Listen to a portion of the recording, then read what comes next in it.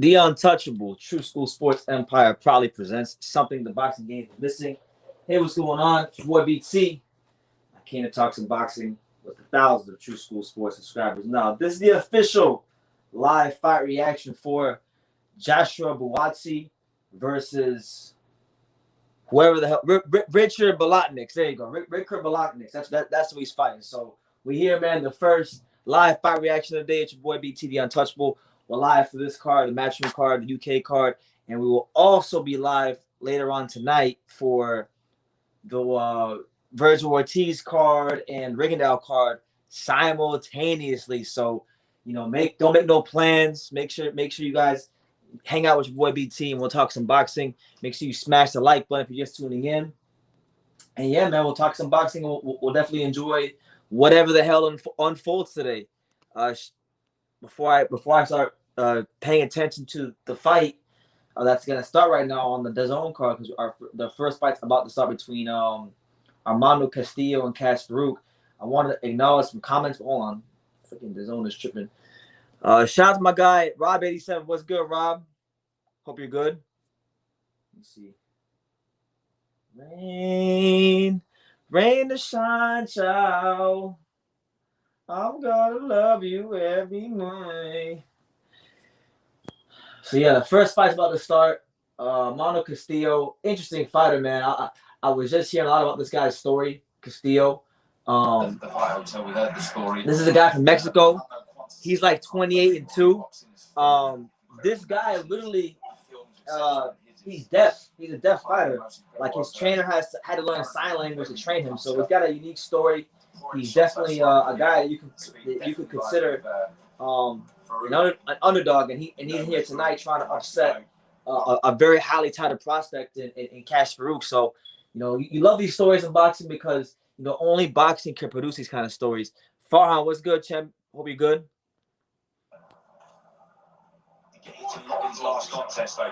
There we go. Finally, the zone situated. So yeah, should be a fun day of boxing. I wanted to give my early prediction for Casemiro versus Rigondeaux because that's a fight that seems to have a lot of people split. And after reviewing the tape, I'm going with the Guillermo Rigondeaux upset. I think Guillermo Rigondeaux, his feet, even though his feet and his legs weren't what they once were, you know, I think there's still enough in those legs, and there's definitely enough on that left hand to get the respect of Casemiro and control the fight. So I'm going with a Rigondeaux stoppage victory. I'm going with a Virgil Ortiz stoppage victory, and I'm going with Maloney Frank was kind of tough, but I haven't really thought too much about that fight. But if I had to pick off rip, I think Maloney, if he fights to his best of his abilities, and I think he will, he'll get a UD. So I'm gonna go with Maloney to finish what he started in that second fight. But right now we got Armando Castillo, 28-2 from Mexico, taking on Cash Farouk, undefeated prospect. You know, Castillo is a fighter from Mexico that he's deaf, he can't hear. His trainer had to learn sign language in order to talk to him. So, you know, this guy is the ultimate underdog. And right now he's trying to press the action against Cash Farouk, and Cash Farouk's doing a good job of slipping most of these punches. Shout out to Jesus. What's good, Jesus? Will I be live all day today? Yeah, pretty much. I mean, after this live is over, I'll probably take like an hour break or 30-minute break to eat, and then I'll be back live right for that Virgil Ortiz card, which I think starts at like 8 o'clock Eastern Standard Time. So yeah, man. I also saw that you know, your boy Canelo, he's back in negotiations with Plant, and they're trying to get a fight done for November. So, you know, it looks like the fight's gonna happen in November. You know, hopefully Canelo Alvarez don't duck no more smoke with Caleb Plant. Yeah, it's your boy BT, the Untouchable, True School Sports Empire. A live fight reaction extravaganza in the afternoon, and an extra live fight reaction extravaganza at night. Gonna be a great day of boxing. And yeah, right now it's the Farouk versus Castillo fight on the undercard. that's the fight that's going on right now. You got Cash Farouk, you know, a guy that's been getting a lot of praise and adulation from Eddie Hearn and the British boxing establishment. He's taking on the very tough and seemingly formidable Amano Castillo. Of communication. So occasionally at the back of the shop, you may see him shaking one of the 4 ropes of the ring. Yeah, right. So far, Farouk's doing a good job of controlling the range. You know, Castillo is throwing a lot of punches, showing a lot of volume, but you see him, he's overshooting these punches, and he hasn't been able to quite find his range yet. So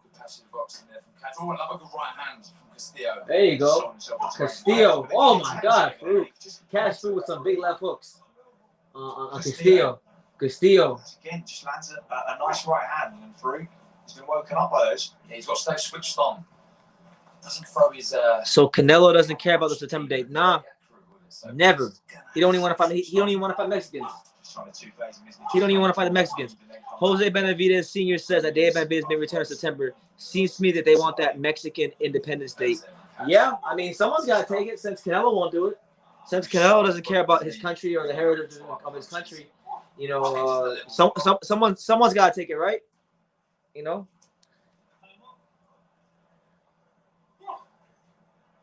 Yeah, a pretty slow pace in this fight going so far. You know, Farouk is just kind of feeling out Castillo from the outside, and Castillo is still trying to get his range in the fight.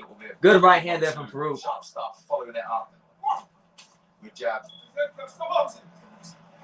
It's leaving his feet too much. Previous fight, especially. Rain to shine, child.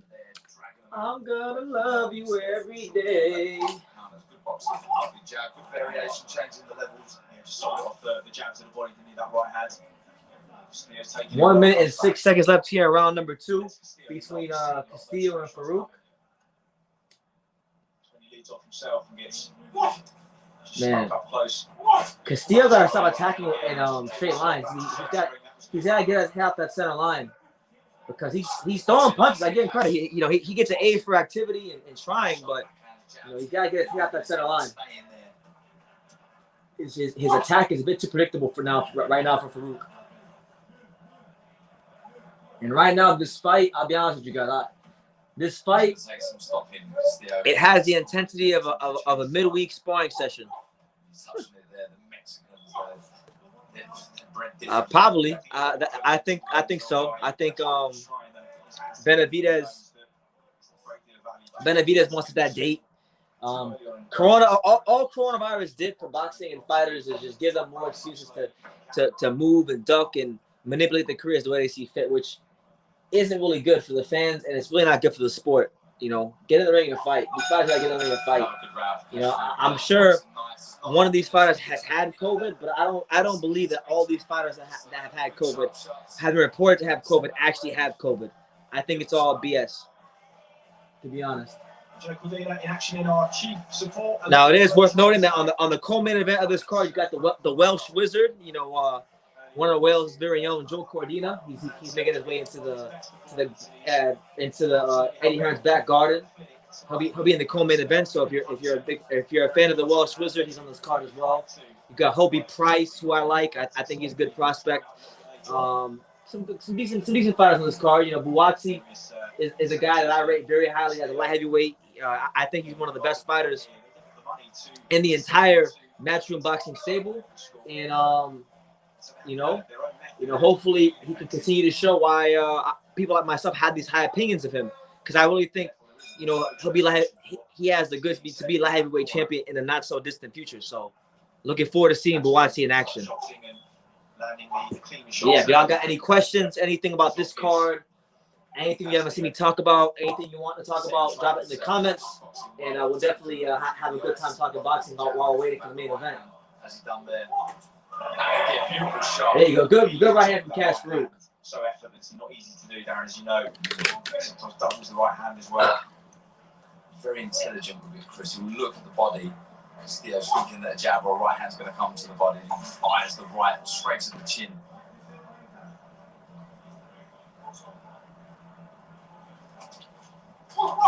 Oh, good right hand from Castillo. There you go. Ooh. There you go, Castillo. Viva Mexico. There you go, Castillo. Let's go, champ. This now this way wants to fight. This way wants to fight. You don't want as you know, Castillo, just off the 2 rounds I've seen him, he's not a guy that looks like he's comfortable or boxes well from the outside. But you know, you get him mid range, you get him on the inside, and he throws some good straight, tight, compact punches. So I want to see more of that from Castillo. There you go, another right hand from Castillo. But it's nonsense, really. You got your feet moving. My thoughts on Joe Cordina. You know, Joe Cordina, good fighter. You know, good footwork. A guy that I would classify as a ring general. You know, a guy that knows how to control the real estate in the ring, and a solid fighter. You know, I don't think he'll be world champion or anything like that, but you know, a guy that I think is worth knowing and worth talking about. It's been a while. I'll be honest. It's been a while since I've seen Joe Cordina fight. Like I know I made like one prospect review video about Joe Cordina, but I haven't really. I've seen him fight here and there, but you know, the couple of performances I've seen from him, I haven't really I haven't been too crazy about Joe Cordina, but he's a good fighter. Good fighter. Jabs, slips and rolls. A lot of energy down as well. Oh, there you go. And Castillo's starting to pile up the points now. He's starting to land the left hand, the right hand. And that's the one thing I like about Castillo so far. You know, not the fastest fighter, he don't hit the hardest, but that volume stays high. He continues throwing punch after punch after punch. And that shows resilience. And what it also shows me is that the punches that Cash Farouk is hitting him with have not yet gotten his respect because he's still coming forward. Castillo hasn't even put a dent in him, has it? That has been one of the question marks over Cash Farouk, Darren. Is he going to punch hard enough as the level go up? We know he can box, we know he can fight. And so far, it looks like he can hold a good shot too. But this division is just... Am I going to any boxing events in Florida? Well, there's one next weekend. The same day as the Pacquiao fight. You know, I was thinking about going to it. So, you know, I can't miss a second of the Pacquiao fight. So I'm gonna probably miss that one. But I'm gonna go. The next show I'm going to here in South Florida is gonna be September 10th in Delray Beach. You know, you're gonna have Lawrence BT Newton. His name is BT. Lawrence Newton. You know, one of the best kept secrets in all boxing. He's returned to the ring, and it's great to see because I truly think he might be the most talented fighter from South Florida. And that's a bold statement when you consider the fact that we got guys like Teofimo Lopez, Xander Zayas, Aaron Aponte, a lot of guys who are making noise in the pros right now. And I think he might just be the most talented one out of all of them. So looking very forward to seeing him in action. You got, you know, Antonio Bang Williams, another talented prospect from South Florida. Joannis Sylvan, you know, another talented prospect who regularly is a sparring partner for Erickson Lubin. Good fighter, strong fighter. A lot of people have a high opinion of him. I'm looking forward to seeing him. That's going to be a very fun week of boxing, you know, and they're going to have it in Delray Beach at the Delray Beach Tennis Center. So I'm gassed. I can't wait for that card. So to answer your question, yes. So we're here in round 4. Armando Castillo versus Cash Farouk, our first fight on the Matchroom Boxing Fight Camp, you know, card. Main event is going to be Joshua Buatsi, obviously, and he takes on Ricards Bolotniks, a guy that's been at European level, been you know, European champion of light heavyweight. So it's a good solid test for Buatsi. Oh, big right hand there from Cash Farouk. You know, you got Joe Cordina in the co-main event. You got Hobie Price, who's 4-0, who I like a lot. I like Hobie Price as a fighter. I'm a fan of Hobie Price. But to be honest with you guys, like this card right here, it's really the appetizer. The big cards are tonight. You know, we got Virgil Ortiz, the welterweight knockout king, taking on his biggest test to date, in Kamaluskas. You know, we got my future baby mama on the card. My future baby mama's commentating on the card. You know, Snisa Estrada. Much love to the lovely and gorgeous Snisa Estrada. She's doing commentary tonight. She's very good at commentating. So looking forward to seeing how she does on that card, commentating. And then you got obviously Casimir Rigondeaux. You know, a very interesting fight in the bantamweight division. And then you got the trilogy that nobody asked for. The trilogy that nobody's asked for, Maloney and Franco. That's tonight as well. So a lot of things going on. You got the son of you got the relatives of 2 legends in boxing. Trey Lippy Morrison, who's the son of Tommy Morrison. He's fighting on the top rank card. You got Nico Ali Walsh making his pro debut He's the grandson of Muhammad Ali. So a lot of things going on in boxing today. A lot to keep up with. And there's going to be a lot of videos on True School Sports after today's over. Shout out to my boy here. He says, has Buatsi fought already? Not even close. There's like 4 or 5 fights before he even fights. So, go get a snack. Take a piss. Do whatever you got to do. Buatsi's not fighting for a little bit of time. You got this fight. You got Hobie Price's fight after this. You got Joe Cordina on this card. There's a good amount of time. It is also worth noting, though. It is worth noting that there were a couple of fights that took place before the DAZN telecast started. You had Zelfa Barrett, who's a prospect. He won his fight, and you had Raymond Ford, who many of us know. Raymond Ford had the fight with the Mexican fighter on the Cholatito Gallo Estrada card, and he got a draw, and he came back and he got back to winning ways. So a couple of Matchroom prospects getting back to winning ways.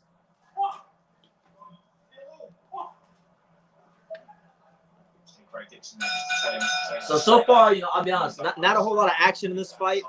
Cash Farouk is landing punches. He's controlling the rounds with his legs. But Amano Castillo, the volume, he's turning the volume up of those punches, but there's not enough power to get the respect of Farouk. And he's coming in straight lines. He's allowing Farouk to counter him.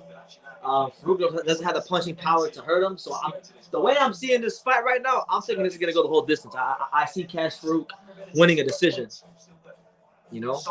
I've seen Cash Farouk fight a couple of times before this.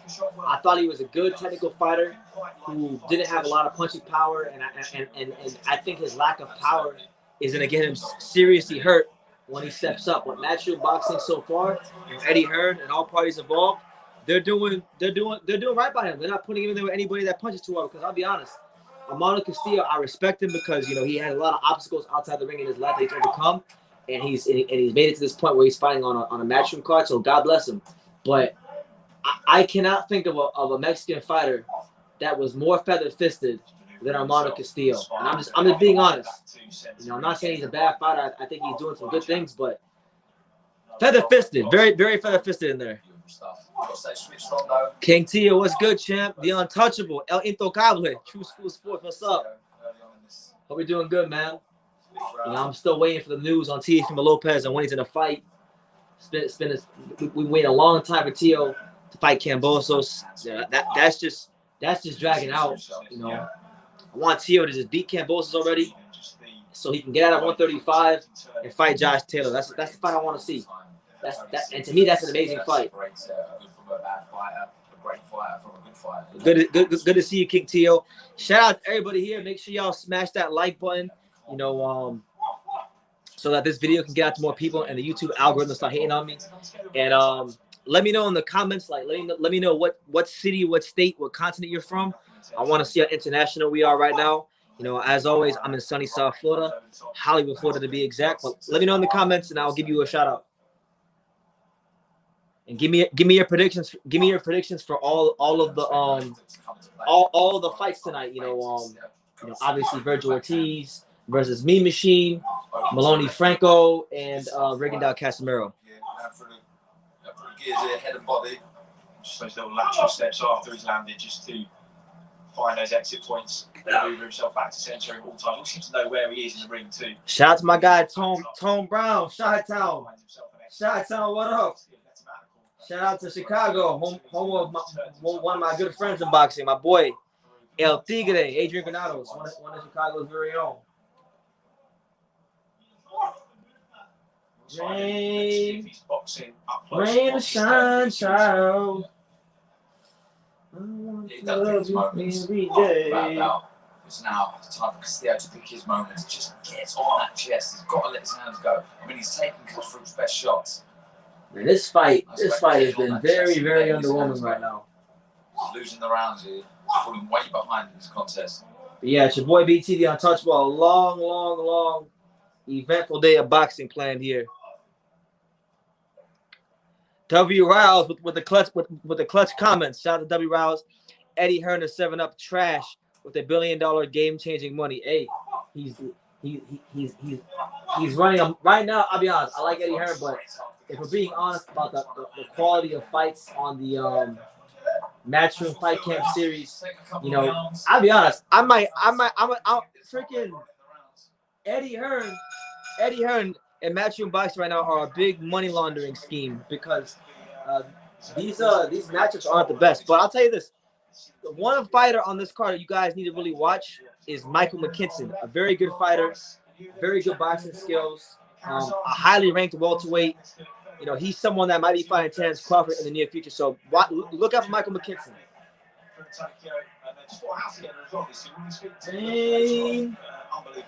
Rain, shine, child. The future's very bright for British boxing. Is it bright for this man? Wide-eyed Ricards Bolotniks knows the value in beating a highly talented British prospect who built his name off a destructive Rio Olympic campaign. He says nobody provides great card. That's not true. Bob Arum, every now and then, Bob Arum puts out a banger. I don't agree with that. And Al Heyman sometimes too. No club shows this week. Rain, shine, we go then. Just stepping around. King Tio's got Ortiz, Casemiro, and Franco, and I've got Ortiz, Rigondeaux, Maloney. So we both on different wavelengths, champ. We'll see how it goes. How do I grade the Virgil Ortiz card? I'll be honest. I checked the card once early in the week, and I don't even remember who's fighting on it. So you might have to tell me who's on the card. Check left two there, Farouk. Oh, I'll check it after the Castillo Farouk fight's over. I'll go and I'll check it, and I'll let you know what I think. But what I can tell you is, you know, we got Sinisa Estrada doing commentary, and that makes the card, you know, at least a C. It makes it at least a C. You know what I'm saying?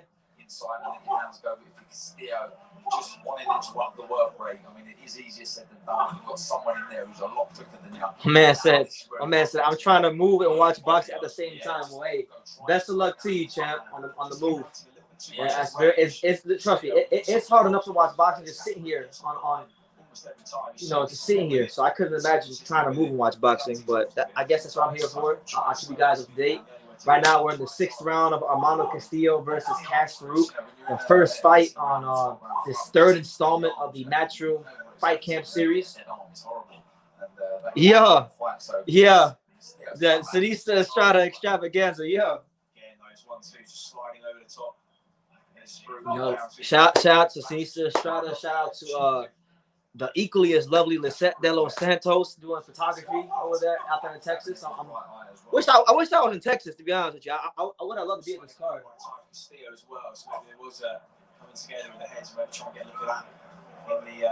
Major Key coming in with the predictions. Major Key, Glenn, he says Ortiz by knockout, Rigondeaux by KO, Maloney by KO. Okay, I've got Ortiz by KO, Rigo by KO, and I've got Maloney by UD. So we're pretty much on the same wavelength. We got different outcomes for the fighters. Hey, it's not the best card, but I'm holding out hope. Look, I'm gonna be optimistic.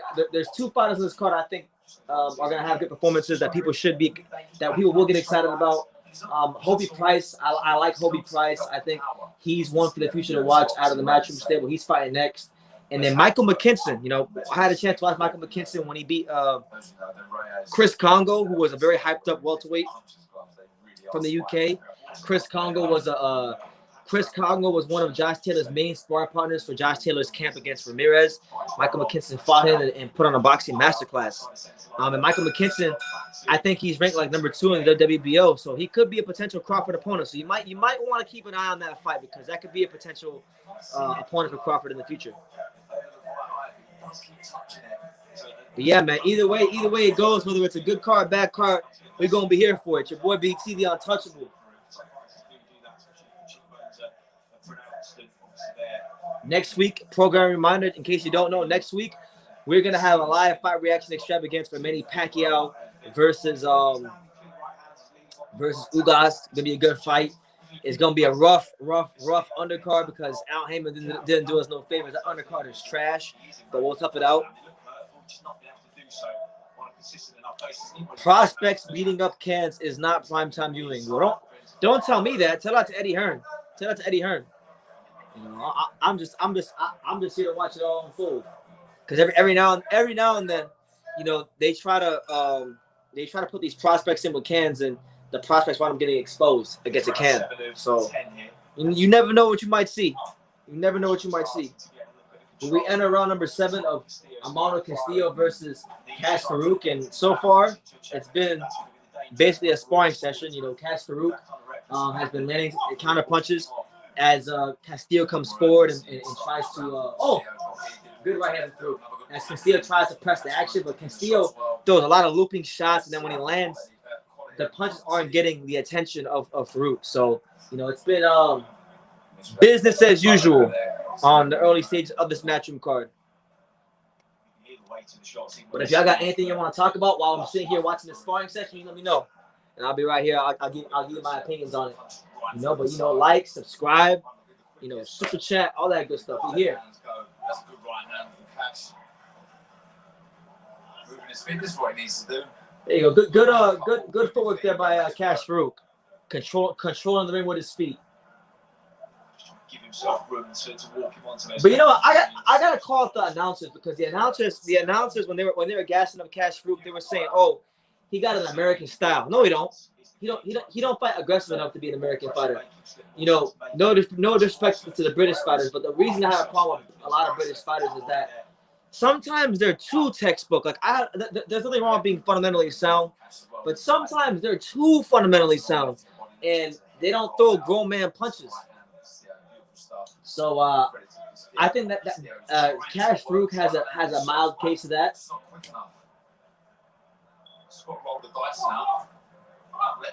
There you go. Good right hand there from Castillo.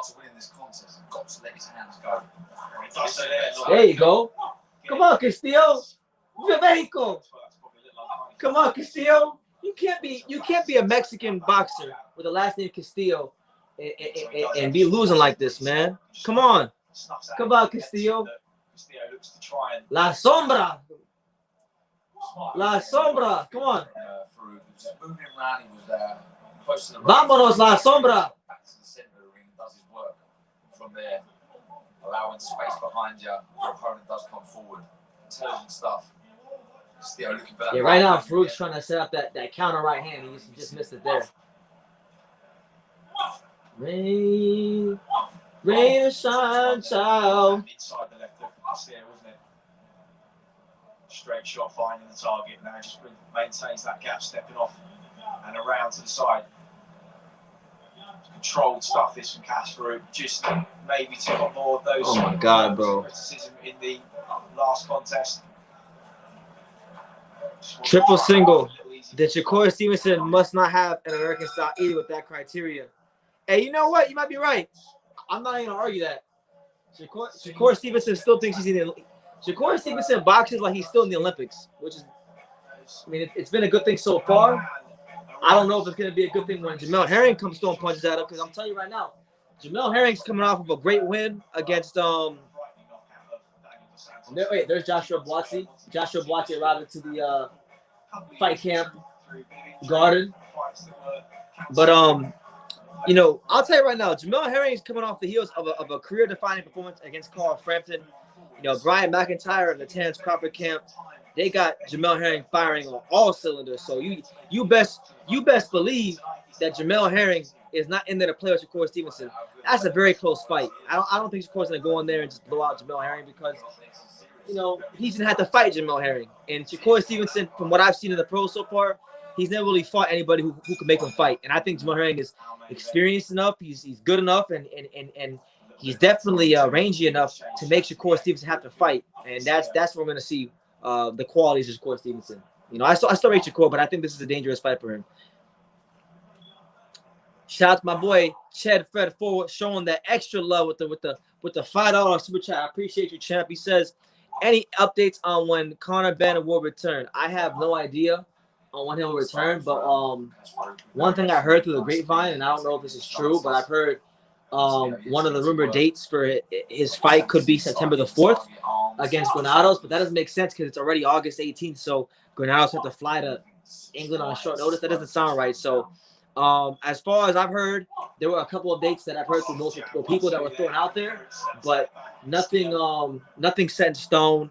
You know, I have no idea. I wish I could give you a definitive answer, but no. You know, I would like to see Conor Ben get in the ring soon because, you know, I was looking forward to that Granados fight. You know, I thought Granados was a live dog in that fight, and apparently Conor Ben did too because he just magically got COVID. Like, I'm sorry, man. Like, I know we're in a pandemic, so to speak, or whatever, but I just don't buy most of these fighters having COVID. I'm sorry. Like, I just don't buy it. I don't. So if I'm being insensitive, excuse me for being insensitive. But yeah, hopefully you can get in the ring soon because I like Conor Ben. It's always a fun occasion. It's always fun watching him fight. But thank you, man. Thank you for the super chat. So we're in the 8th round of Cash Farouk versus Armando Castillo, the first fight on the card.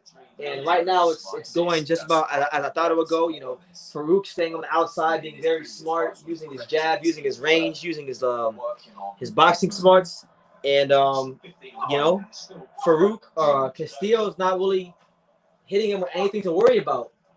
You know, Farouk's not a big puncher himself, and this is probably one of the rare occasions where he's actually the harder puncher in the ring. So that tells you everything you need to know about what's going on with Castillo and what he's bringing to the table.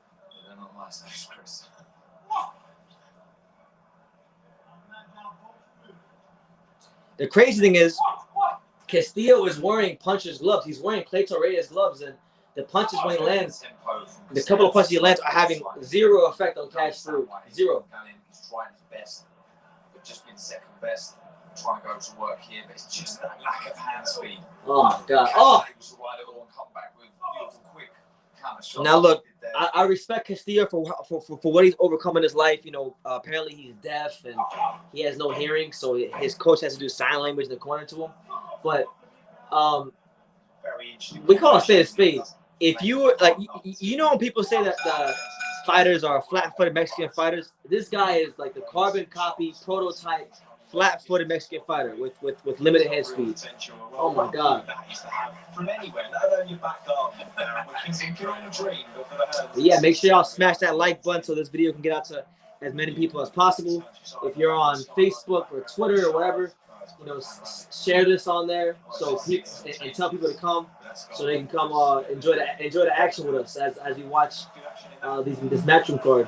Previous round, again now Farouk still just in his rhythms, got the timing and range and measure of his man. Not the most positive start for the card, but you know, it's all an appetizer. It all leads up to tonight. It all leads up to tonight where we get, you know, Virgil Ortiz, you know, the welterweight knockout king, taking on a dangerous fighter, Kavaluskas. And look, I'm gonna tell you this. I've been telling people for a long time that the meme machine, that Kavaluskas is not no bum, and he is to be respected. And if he F's around and beats Virgil Ortiz, everything I said about him will be validated. He wants that big fight with Lee McGregor in Scotland. The defeat here. Shout out to Triple Single. What a great question. He says, what's the rush for Buatsi? He just got with his coach recently, Virgil Hunter, and it's not the light heavyweight. It's not like the light heavyweight. It's not like the light heavyweight division is active. Kovalev is suspended, and Bivol and BB haven't been fought. I think the rush. I don't think it's necessarily a rush. I just think people like myself, we know of Buatsi's abilities, and we see him in a high light, and we think he's a very good fighter. And to the body, right hand to the head. We just feel like he should be in the mix. He's highly ranked in all the sanctioning bodies. He's got all the amateur pedigree. You know, I'm thinking like another fight or two after this fight and another one, he should be ready for a Bivol or BWF. But I'll tell you this. I'm worried for him. I'm very worried for him because Virgil Hunter, unless your last name is Ward, any Virgil Hunter trained fighter is someone you have to worry about. Virgil Hunter can't train anybody that's not Andre Ward.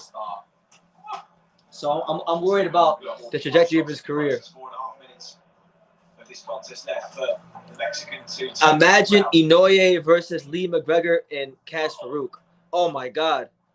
Yeah, man. Inoue would absolutely massacre these guys. I mean, in the case of Lee McGregor, Lee McGregor was sparring my boy Angelo Leo, and Angelo Leo beat the brakes off him in sparring. From what I heard, I heard Angelo Leo was punishing Lee McGregor in sparring.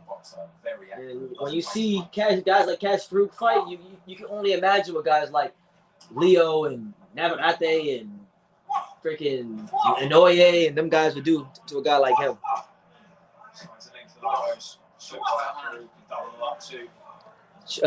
My man Chef Fred says, I feel like Conor. I like Conor. I think he'd be a world champion. But yeah, all this COVID stuff was crazy.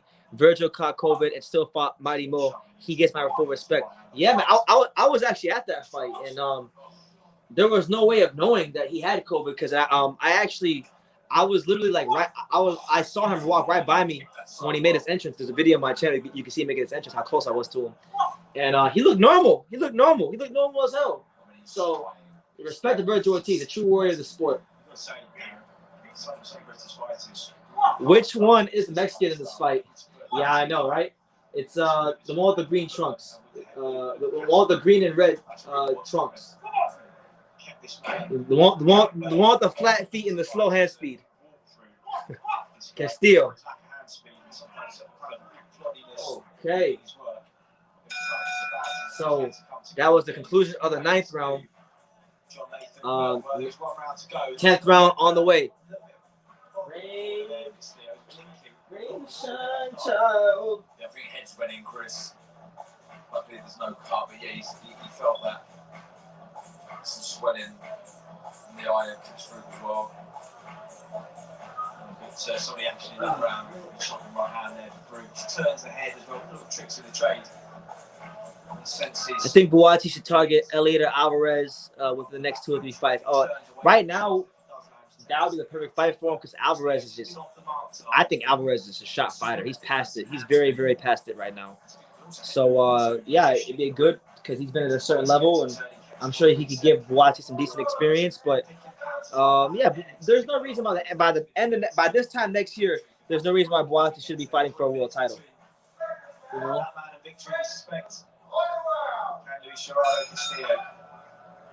For that dramatic finish, it will be the first time in fight camp we myself and Barry. Buatsi fights taxi drivers. Well, yeah, he's gonna fight taxi drivers. He was he medaled. I don't know if he won a gold or a silver, but I know he had a medal in the Olympics.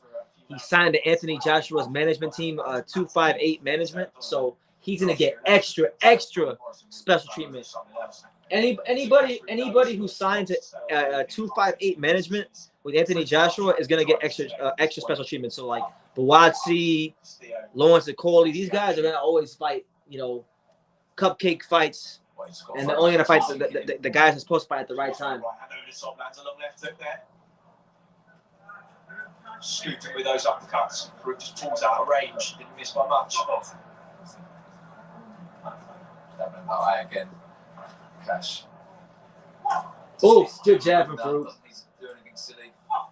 The 10th and final round of our sparring session on DAZN between Cash Farouk and Armando Castillo. Fresher than he did in his last contest, Darren, that's for sure. In a much more economical approach. Conor Benn needs to stop ducking David Avanesyan. It's embarrassing as fuck. The whole world knows that he was going to fight Josh Kelly if Josh won. Why is Conor creating a boogeyman out of Avanesyan? I don't know, man. I don't know. Not as exciting, you need to worry about Adrian Granados, though. Adrian Granados is coming to punch him squarely in his mouth when they fight. But yeah, no, the Avanesyan fight is the fight that should have happened because he was talking all that stuff about let's do a big domestic fight. Let's do a big domestic fight with Josh Kelly. He's like, what did Conor Benn say? He's like, well, they say I'm scared. They say I'm scared. Well, if I was scared, would I box a world champion? Who just won 12 rounds of Sean Porter? They're having a laugh. They're having a right laugh. A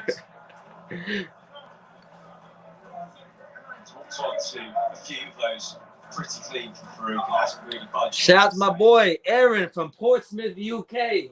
Much love to Aaron. I love Aaron.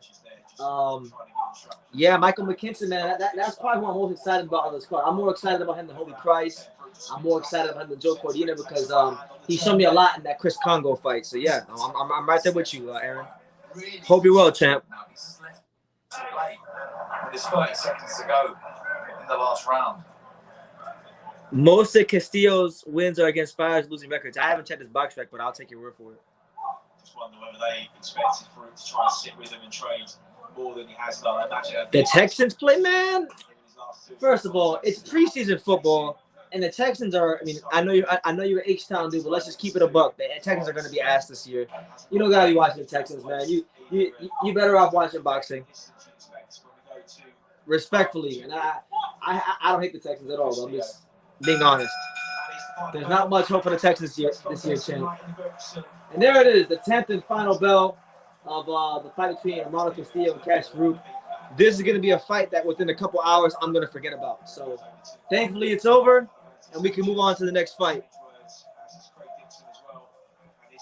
Oh, speaking of sports, though, shout out to the mighty Everton Football Club on winning their first match today in the Premier League. You know, the Premier League season started back up today. You know, my boys, the great Everton Football Club, you know, don't have much hopes from the season, but, you know, they got out to a flying start with a 3-1 victory over Southampton, so that's always good to see. Yeah, watch them go to the Super Bowl. Yeah, it's going to be the Houston the Houston Texans versus my Carolina Panthers in the Super Bowl. But yeah, it's your boy BT, the untouchable True School Sports Empire. This is the Joshua Buatsi versus Ricards Bolotniks live fight reaction extravaganza, the first of 2 today. You know, shout out to David Diamante, who looks like, David Diamante cut his hair. I just realized he's got his hair like in a bun. David Diamante finally cut his hair. Oh my God. Good on him. He must have got some money recently. Shout out David Diamante.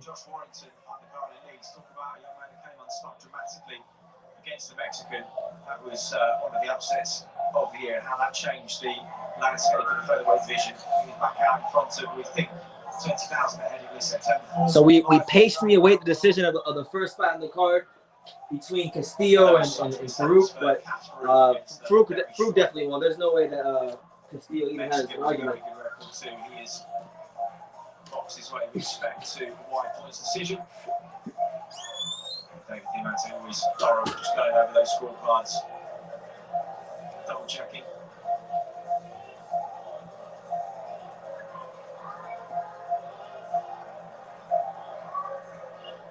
So, fighters come together. Here's David. Ladies and gentlemen, after 10 did Messi boxing here at Matchroom HQ, we go to the judges' score totals. Yes. Brahim Adi and Christoph Fernandez both scored about 100 to 90. Mark Lyson scored this bout 100 to 91. All 3 for your winner by unanimous decision. And the new WBC International Bantamweight Champion, the untouchable. Oh shit! Yo! Cash Farouk calls himself the untouchable. Hey, I want some smoke. He can't be in boxing calling himself the untouchable. Boy, you got a lot of nerve, Cash, calling yourself the untouchable. And you got a loss? You got a loss? Come on, Cash. You can't call yourself the untouchable and have a loss. But yeah, to answer your question, did Messi duck the Premier League to join the Super League? Of course. Messi don't want no smoke. Just so you know, full disclaimer, I'm not I don't like Messi at all, because the only time I ever cared about Lionel Messi was the year that Barcelona played Liverpool in the Champions League, and Liverpool won 4-0 with a depleted team. So I hate Messi. Honestly, to hell with Lionel Messi. So yes, he ducked the Premier League, and he pulled the most punk ass move in soccer history, football history, by joining PSG. Hell yeah.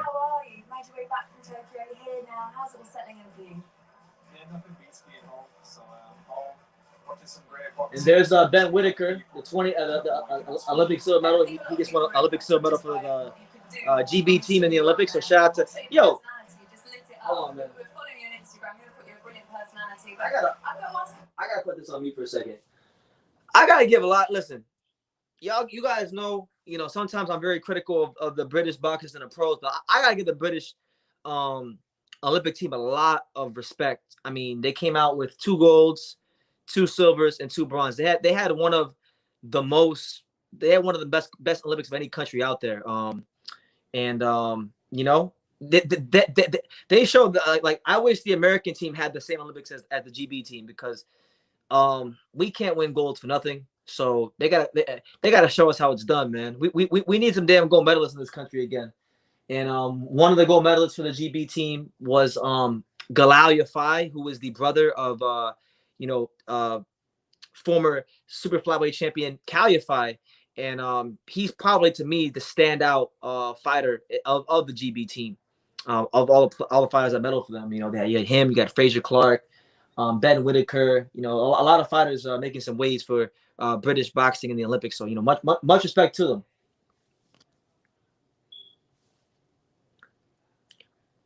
Yeah.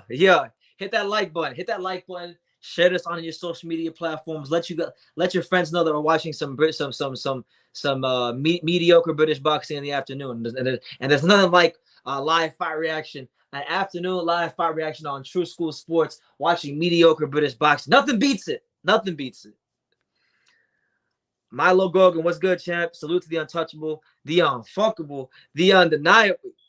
Damn. I don't know what that.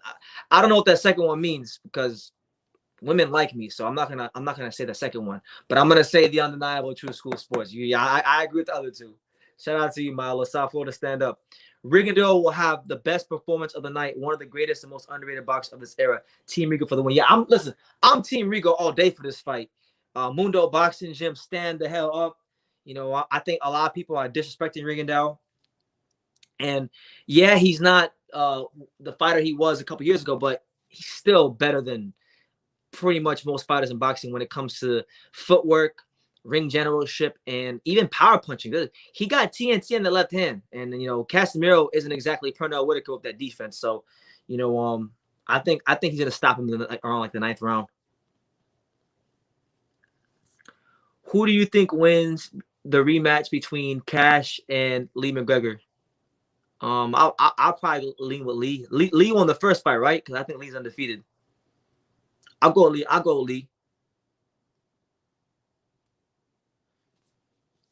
It's all about the Chargers. Vote gang or don't bang. Okay. Shout out to the Chargers. I see the Chargers. Shout out to my main man, Joey Bosa. He's one of South Florida's very own. He's from Fort Lauderdale. I used to watch him play in high school. I know he's in the Chargers, so shout out to the Chargers. Raymond Ford looked good last night. TKO win.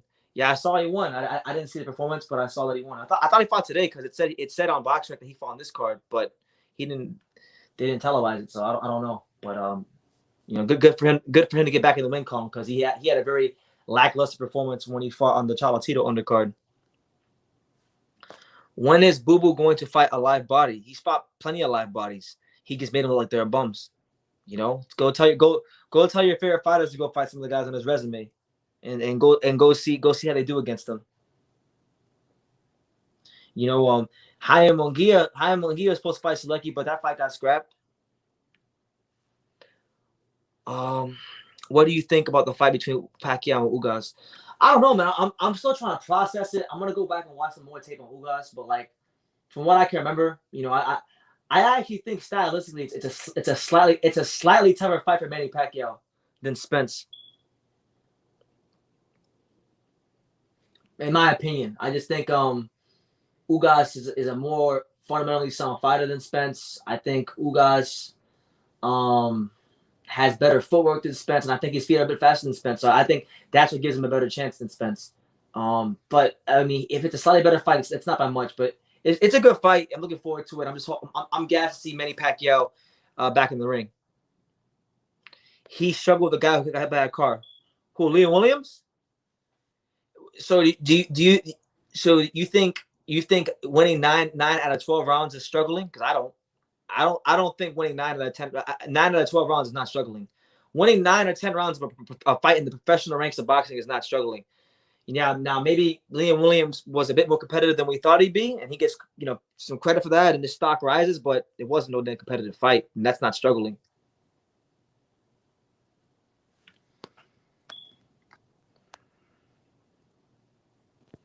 Salute BT. Joshua Buatsi will become champion before Yard and Lyndon Arthur. Also, what's going on with the hometown kid, Harold Calderon? Has he ever fought on TV?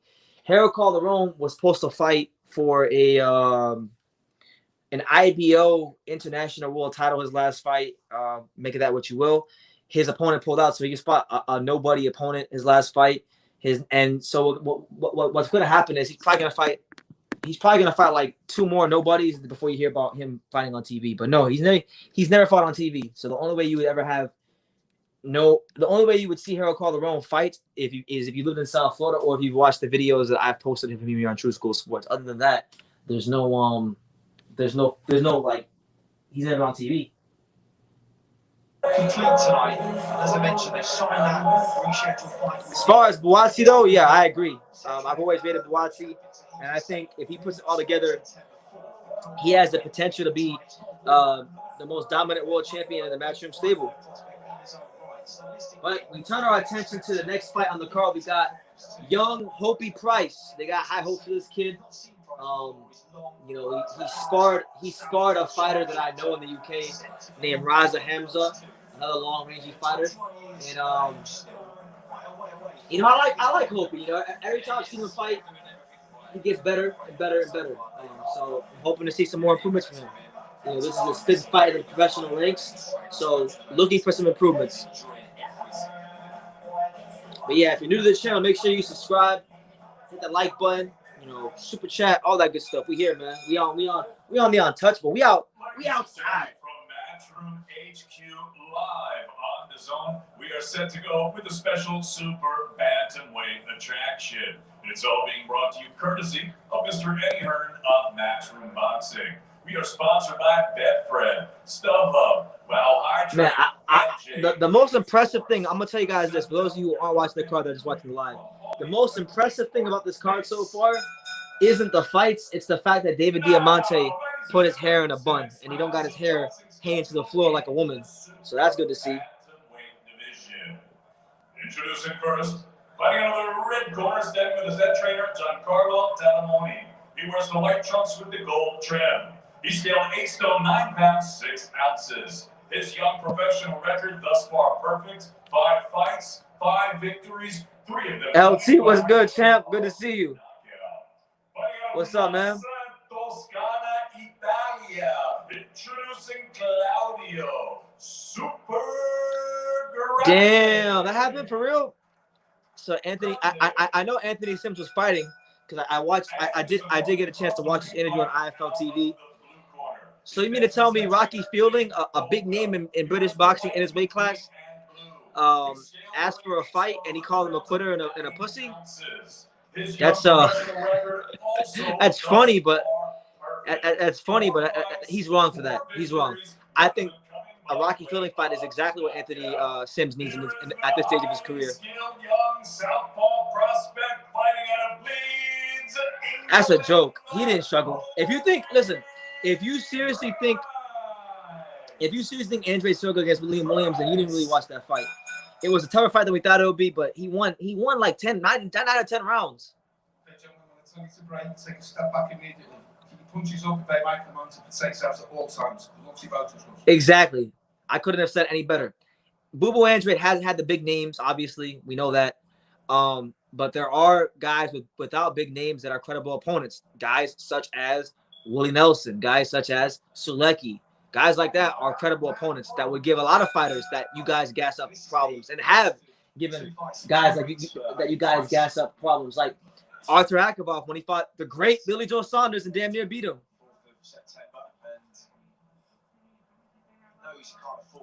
I'm gonna check it out.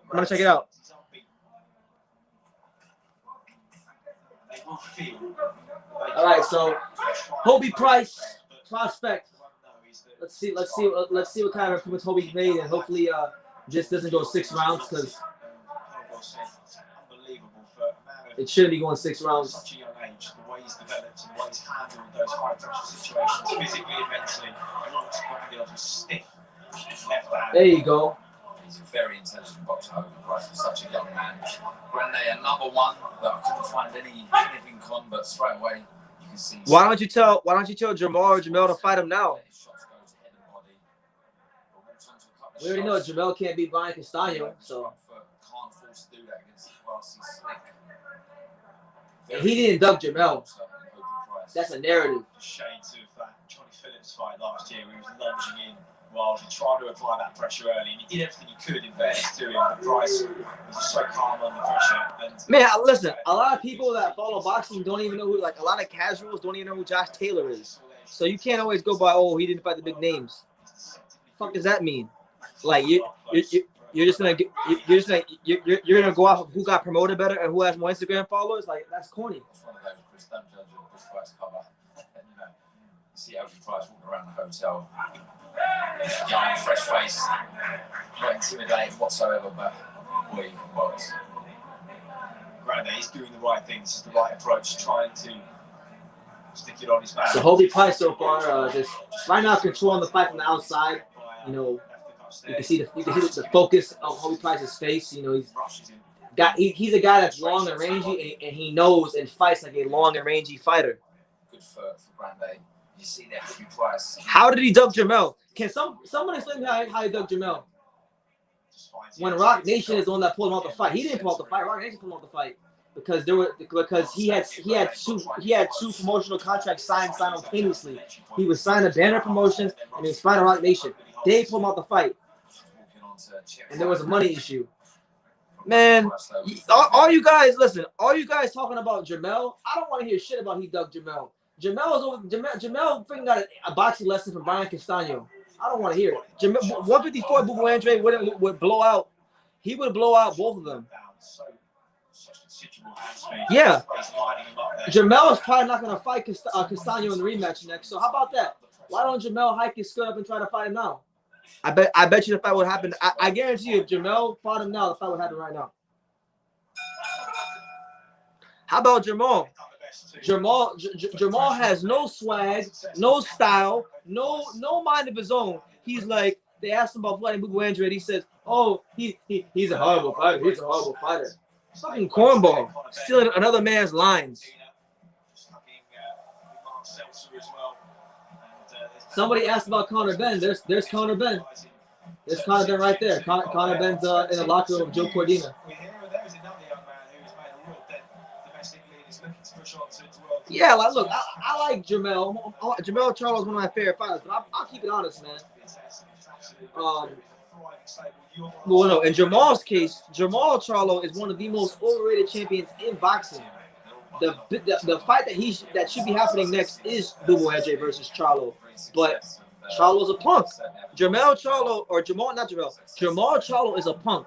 Straight up, he is a punk. He's over here fighting Montiel, and he's fighting freaking Brandon Adams, and he's taking him the distance in his hometown. Losing rounds in some cases. Come on, man. I'm not trying to hear this bullshit about Jamal Charlo this and Jamal Charlo that. Nah, man.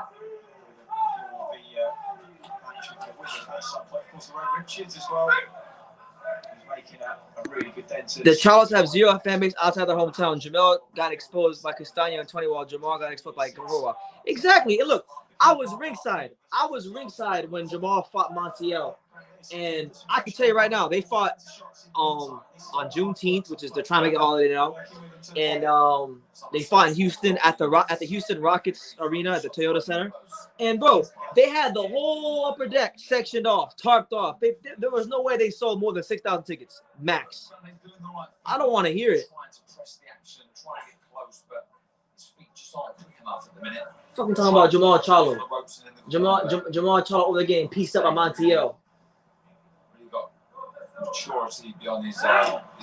And it's ridiculous because Jamal Charlo, he's kissing Canelo's ass so much, so much so to the point where he's even stealing Canelo's lines. He's stealing Canelo's lines, saying he's a horrible fighter. No swag, no style. Only thing he got is a great jab. I'll give him that. He got a magnificent jab. But even his right hand, he got no confidence in his right hand. The minute he steps up, he getting his ass whooped. Bubu has no fans. You're one of his 5 fans. Bubu sells more tickets in his hometown than most fighters in America sell in their hometown. When he fought in Rhode Island, he sold about 10,000 tickets. Sold about 9,000, 10,000 tickets. Most fighters in America can't even sell that in their hometown. So he's got fans. That's just a narrative. That's just a narrative that punk ass pussy boy Canelo fans use because they don't want Canelo Alvarez to get embarrassed. So continue all you want. They're trying to get close, but just haven't got the speed of foot to get in quick enough. But shout out to Rapstar Knowledge. I missed this. I missed Rapstar. Hope you're doing good, champ. Good to see Rapstar in the comments. Shout out to everybody out in the UK. So far, Hobie Price, you know, he's doing a good job boxing on the outside, but hasn't really hit Milo Grande or anything crazy yet. Marking under the right eye. I mean, sharp punches. He's hitting with some sharp punches here and there, but nothing that's really been too eye-popping. Oh, there it is. There's something eye-popping. Great left hand there, Hobie Price. Jesus. Okay, Hobie, we see you, champ. We see you with the gypsy flag on the back. We see you, champ. We see you using the up jab. Measured stuff for Price and just starting to put a little bit of a gap between him and Grande after some early pressure. That's what I'm saying, man. Jamel Charlo's out there. He can't even sell out in Texas, in the state of Texas. And y'all want to sit here and you want to push bullshit narratives against Demetrius Andrade all because you're afraid to see your fair fighters get their ass whooped and get outclassed like everybody else does. Like pretty much almost everybody else does when they fight Demetrius Andrade.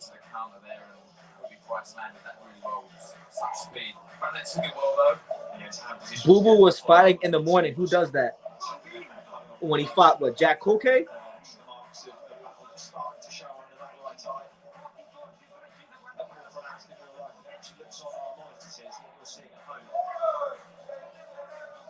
Boxing fans are funny, man.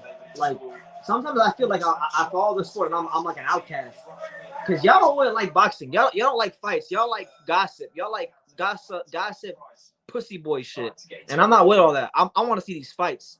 I don't care if like Demetrius Andrade. I love the guy. He's one of my favorite fighters. But if he loses, he loses. Like I don't care. Like I don't care if he loses.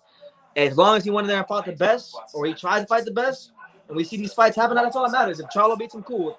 Canelo beats him, cool. But I want to see these fights happen, and you guys don't. And see, look, you don't even got your facts straight. You don't even got your facts straight. You're saying he fought Liam Williams at noon, and I was at that fight. He fought him at nighttime. They fought him at like 10:30 at night. What the fuck are you talking about? What are you talking about? Sick of people talking shit about Demetrius Andrade, and they don't even know how the fucking facts in order. Oh, he fought at noon. He fought at night. Shout out to my man boy Pamaroom. Charlo is still living off of his explosive KO punch heard around the world from 3 or 4 years ago. Time to put the fights in. Yeah, it's time for these fighters to put the work in, to put that pain in, and really separate themselves. Very good opponents in the gym. And yeah, man, Virgil Ortiz is an absolutely amazing fighter. I love Virgil Ortiz. And I'm looking very forward to his fight tonight. Great fighter. Featherweight to the weight above with a box at super bantam. No, I'm not lying. Your punk ass is lying. I'm not the one lying. Your punk ass is lying. Freaking, he fought at night. I was at the fight. I was actually at the fight. So you can't tell me what time he fought. I was there. I was there when he fought Liam Williams. Good work. I would say he's got starts to the body, works to the body, work your way up. Every time he loads up to the front, he just misses. There's a nice short right. Lead uppercut from Hobie Price. This is better. Work to the body, then work your way up. Exactly what I've been saying. Exactly what Grandad needs to do. Can't be hit. 5 p.m. is night. By the time the fight was over, it was nighttime outside. He fought at night. So far, he's been strong-armed and moved around the ring to this point.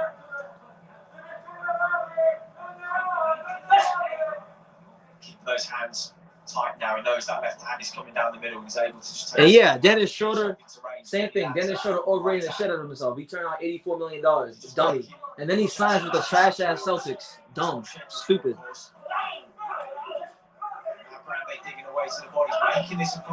I was at my house. Sun was still out. Boo Boo was fighting. Okay. Not that it matters. But even if he did fight in the daytime, what the fuck does it matter?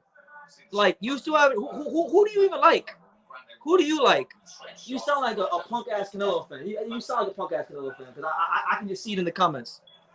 No disrespect to the good Canelo fans that just talk boxing and actually want to see the fights happen, but you sound like a punk ass Canelo fan.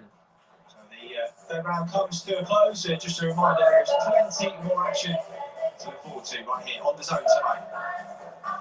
Hobie Price might not pitch in a shutout. Hobie Price boxing his lieutenant off.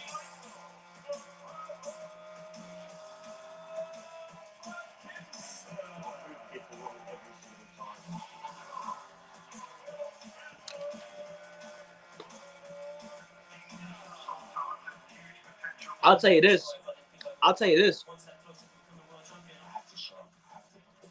Even if he did find the daytime and it was lame, it's not as lame as fighting fucking Avni Yildirim in a football stadium. That was the corniest thing anybody's done this year. So I don't even want to hear about what you gotta say about Andre. He fought Avni Yildirim. Canelo for Avni Yildirim. The sun setting over the London skyline here at Fight Camp. And this fight getting to the business. Yeah, Charlo. I mean, if he is a Charlo dick rider, which I assume he is, like Charlo only got his own swag. Dick riding another man, stealing Canelo's lines, stealing Canelo's swag, saying, "Yeah, you hear what Canelo said? He's a horrible fighter. He's a horrible fighter." Michael McKinson and Joshua Buatsi, Joe Cordina and Joshua Hernandez. It's going to be a great fight. And Joshua Buatsi and Ricards Bolotniks in our headline at 12-3's WBA light heavyweight. By the way, we're in the fourth round Hobie Price's fight, for those of you wondering. That's why Arturo Gotti's for the boxing people's champ. His money gate was never about the titles, but about him and what he always was bringing to the ring. Raised diet. So yeah, and it's the same reason why a guy like Gabe Rosado can have 9 losses and people are going to care about his fight, because he gives people a good show. Nah, there's actually nobody on his resume right now. I mean, let's see. Yeah, out of the 3, his last 3 points were Liam Williams, Sulecki, Makila. Bro, Demetrius Andrade's last 3 opponents are all better and would all defeat Avni Yildirim. Straight up.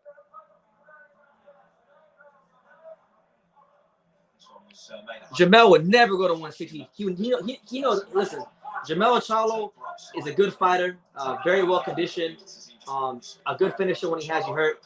But he's a basic fighter. He's basic, you know, basic. A guy like him will get picked apart by Demetrius Andrade. Picked apart, embarrassed.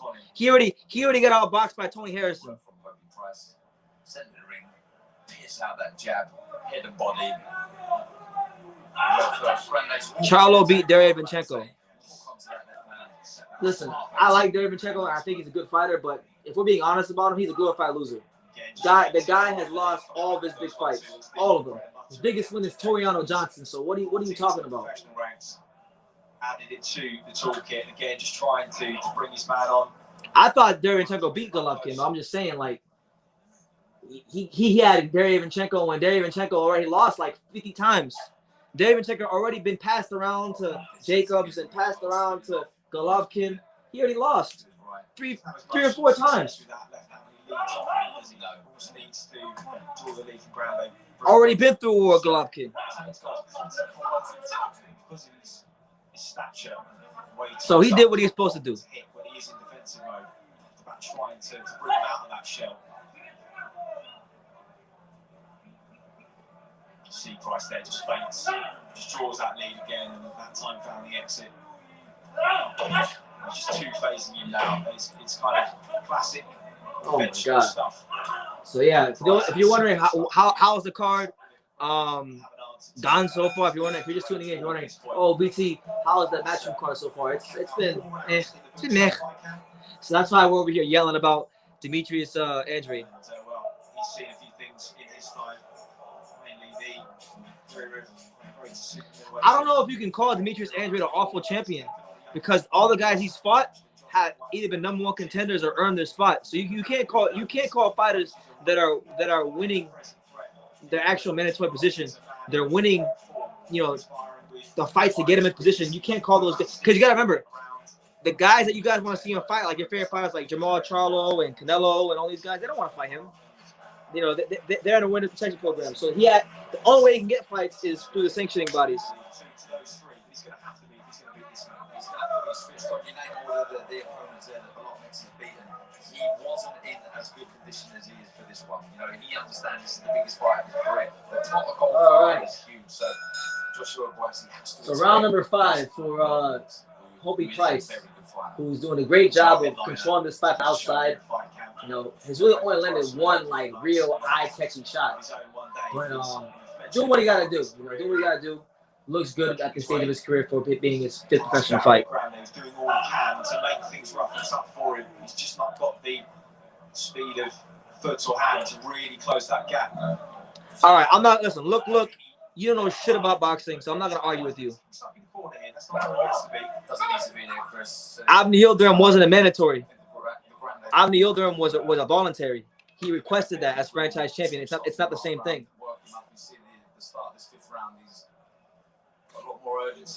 In Avni Yildirim, most of the guys that Bubu Andre fights are coming off wins. So, for example, when people criticize the Luke Keeler fight to no end, right?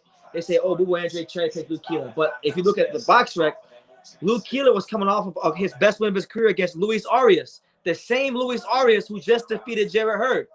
Okay, when Canelo fought Avni Yildirim, Yildirim was inactive. If he had a win, I think he beat that guy. The guy's name was Mock. But he had lost like 2 of his last 3 fights. Come on, man. It's not the same thing. And then Yildirim, you just mentioned Yildirim. Yildirim just fought 2 weeks ago, and he fought Jack Cullen from the UK.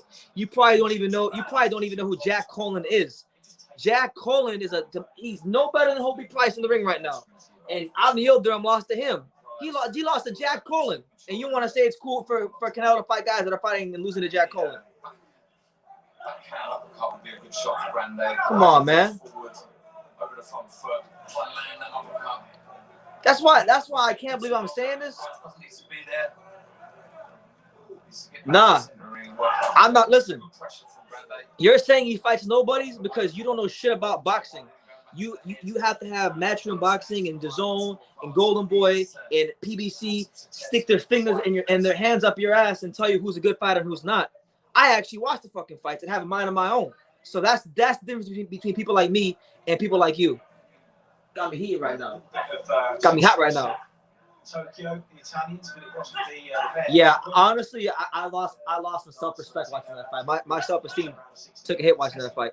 She lost to silver medalist Nesty Potecchio, shared a bronze medalist with Karis Artens, who's here tonight.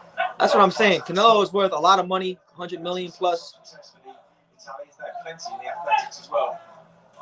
We probably buy that as when they work away.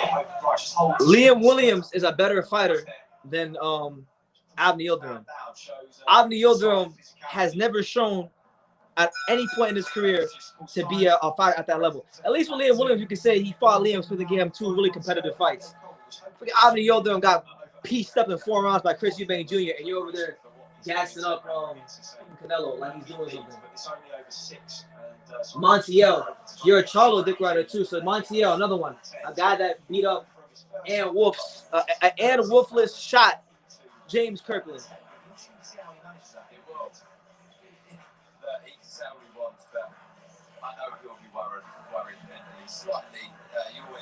His big win is all of them because every fight's playing a major key.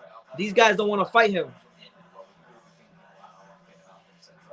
It's very easy to go to any fighter's resume and say that a fighter dug someone.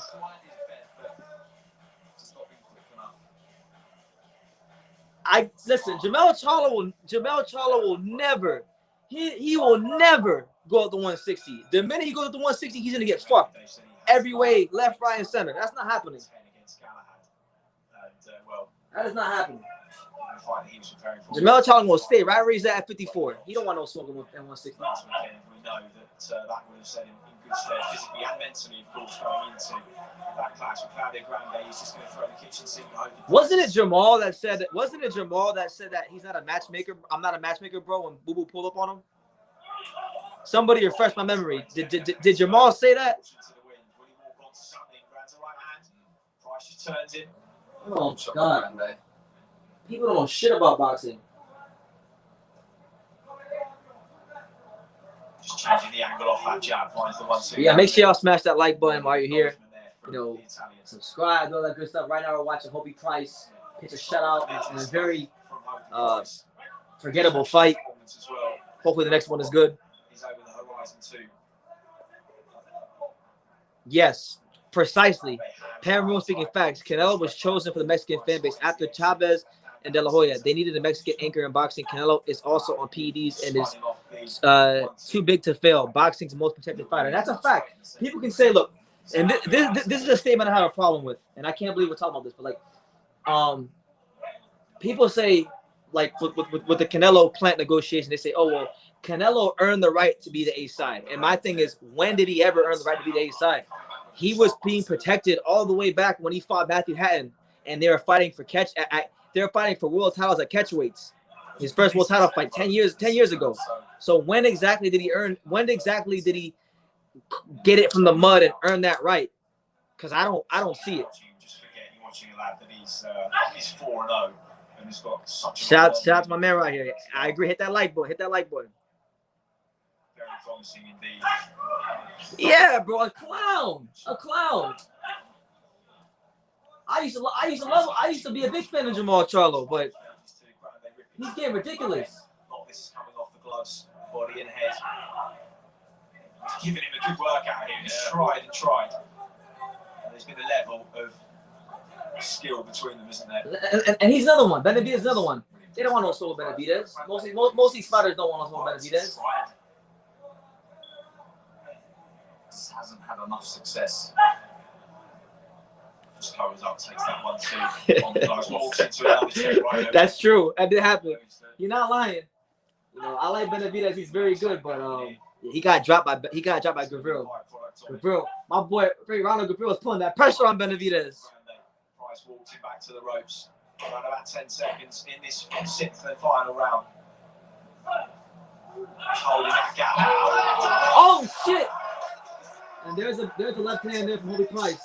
Hobie Price finally dropped his opponent at the bell, and the fight goes the full 6 rounds. So he'll get a decision. Wow. Talking about saved by the bell there, I'm not sure he would have lasted very much longer at all. What a punch that was from Hobie Price. I agree. I actually agree with the statement. Every fighter gets protected at some point. Not like Canelo though. Canelo, I'll be honest. Every fighter does get a little bit of protection when there's money involved. But Canelo, they took that shit to the next level with him. And nah, I'm not a big fan of Boo Boo for fighting Liam Williams. I'm a big fan of Boo Boo because he's one of the best fighters in boxing.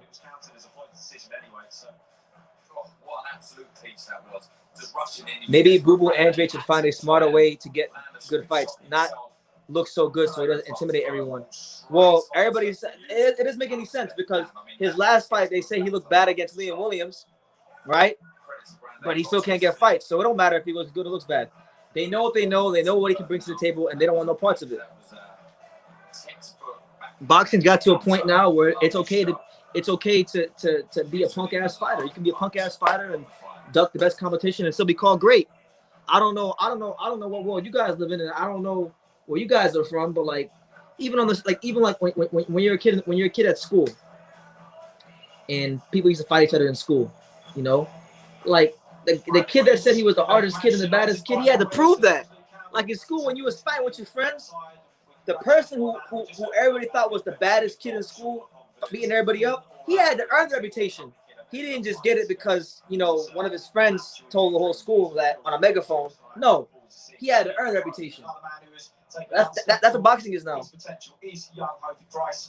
And they'll head over to David Diamante, who's got the scorecards. Ladies and gentlemen, after 6 rounds of action here at Matchroom HQ, we go to referee Mark Bates' scorecard. It reads 58-55 for your winner. He's still undefeated. Canelo, big money. Oscar knew what he was doing when he bought his contract out. Yeah, Oscar's a good businessman. Right in the death there, but he rolls on to 5-0. That fight with Zahid Hussein over 10 rounds in lead on the Josh Warrington undercard. Whether it will be for a Central Area Super Bantamweight title, we're yet to find out. But another punch-perfect performance from Dave Colwell's young charge there, Hobie Price.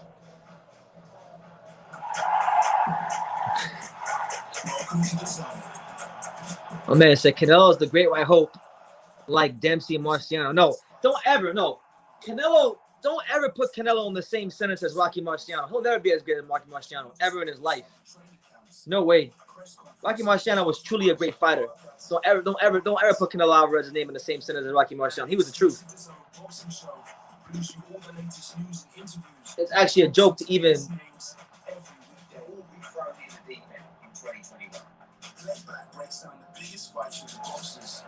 But yeah, it's your boy BT, the Untouchable True School Sports Empire. We here, man. Getting ready for the big fights tonight. Watching these Matchroom Boxing sparring sessions. Seeing if anybody's going to break out and actually deliver a good performance.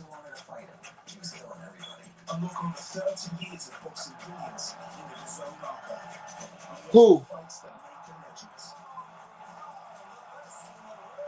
Yeah, or Jack Dempsey. Don't them guys. Like, look, people can have their opinions on them guys like Jack Dempsey and Rocky Marciano, but them guys back then, those was real fighters back then. Like, look at all the great fighters that Marciano beat and defeated. Like, Tough times can even make. Come on, man. Let's not even go there. It was tough, but it made me. Oh, again, Chef Fred, with the $5 super chat once more. He said, Jamel better go to 160. He looked like a skeleton at that Castagna weigh-in. Nobody seemed to notice so. I'll be honest, I wouldn't even notice, to be honest. So that's a great observation. I mean, you know what? I'm gonna go back and I'm gonna go watch that weigh-in. Just because you brought it up. Just because you brought it up, I'm gonna go back and watch that weigh-in. Just so we can see what exactly Jamel Charlo was looking like at that weigh-in. But I bet you he'll try to stay at 160 as much, 154 as much as possible. So he don't gotta fight Demetrius Andre. We don't want those problems. We don't want them problems, bro. Oh yeah, his face was hella sunken in. Oh my god, bro, his face hella sunken in. Yeah. So yeah, okay, he dumped you. He didn't want to fight you in the past. Okay. If you want that fight so badly, go chase him. When Jamel Charlo makes no sense to me. Jamel Charlo makes no sense because he bitched and he moaned when Tony Harris had an injury and he waited for him, and then eventually he gained the rematch. So he's not keeping that same energy for Hugo Andre. Why is it the same? He said Tony Harrison ducked him, but he still fought him. So why can't he do the same for Demetrius Andre? Come on, man. Next up here at Fight I agree. If Canelo fought in the 70s or 80s where they actually make you fight tough fights when you're a prospect, he'd be done. Done. Michael tonight is joining us now in the studio. Mr. Conor Ben, it's great to see you, Conor. We've waited for your fight. We can see you now here. Yeah, I should. I have to. I might. Very soon. How are you? Because you're looking great. Are you enjoying that? Oh, I'm great. I mean, it's great to be here on the fight. Ooh, my man said. He said Virgil might change trends after the schooling he gets later. Ooh. So my man got Kavaluskis. He said Mean Machine gonna get real mean tonight. My man Kavaluskis gonna come with that bang bang that. Grown man punches. I think it'll happen again. So yeah, I'm sure you'll be the first name on the list. But how do you feel coming in here, looking at it in the build-up? Well, it's a bit of mixed emotions. Yeah. I mean, because when I was headlining the first show, I mean, this was it. You were the opening party. I was the start of the party. And listen, as I said, it's just one of them things. There's nothing I can do about it. It's out of my control. But what's for me won't pass me. So I'm sure I'll be fighting here again sometime soon. We do have a bit of an exclusive because people have been waiting to find out when you're going to fight. Yeah, let's see. Conor, they're interviewing Conor Ben right now, so we might find out when he's fighting next. It's going to be on September the 4th. It's going to be at Headingley. It's a massive bill already. Josh Warrington, Lara as well. Katie Taylor's on that bill, and now you're joining it. That's massive. Oh, mate, it's a blessing. It's such a blessing to be able to be on these shows. I mean, Liz, are you ready? Because I'm bringing the heat, and it's going to be an entertaining one, that's for sure. I know the crowd's going to get me going. And, you see what I do in lockdown with no one there. Yeah. So when the 20,000, how many thousands? Oh, shit, yeah. Yo, Conor Ben's fighting Adrian Granados on September 4th. That's the fight. So Chef Fred, those the thing that that you were talking about for Conor Benn, the fight with Granados is still on for the 4th. So save the date. Adrian Granados, Conor Benn, September the 4th. Going to be hopefully for those who don't know, you know, Conor Benn is a friend of the channel. I love Conor Benn, but not Conor Benn. I like Conor Benn. No, Granados. Granados is a friend of the channel, so I'm definitely going to support my boy. We'll see what happens, man. We'll see how it goes. Because if I don't do that, you know, you're never as bad as they say when you lose, and you're never as good as they are when they say when you win. So at the end of the day, I've just got to focus on doing me. And at the end of the day, one thing we all know throughout my career. Why does this lame boo-boo fight once a year? So much for building a fan base. Did it ever occur to you that the guys that actually make the fights in boxing don't want to put their guys in the ring with him because even if they beat him, they're gonna look bad? I'm not gonna listen. I'm not gonna put no names out there, but I've talked to multiple managers in boxing who have fighters that you guys want to see fight Demetrius Andrade, and they told me I don't want to put my guys in with Demetrius Andrade because that will devalue my fighter's brand and his name, and I can't make no money with my fighter. So I've had managers tell me they don't want no smoke. I'm not saying this because I think I know what I'm talking about. I'm saying it because I know, because I taught people in boxing. Come on, man.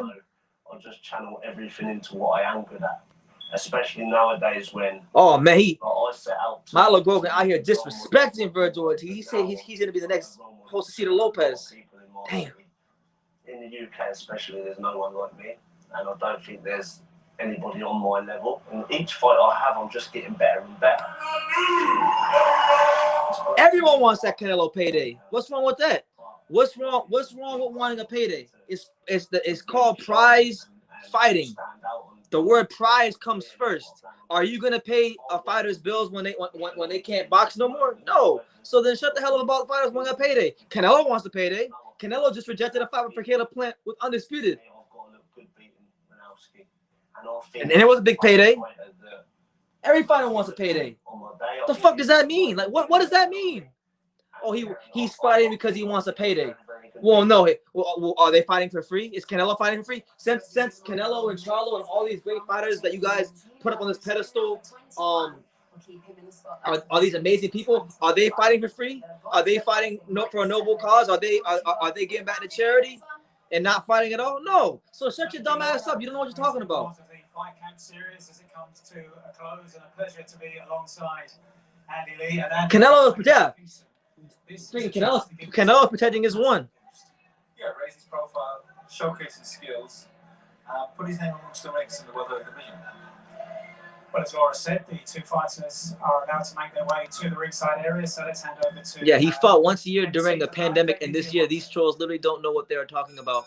In the last 4 years, he's been very active. Yeah.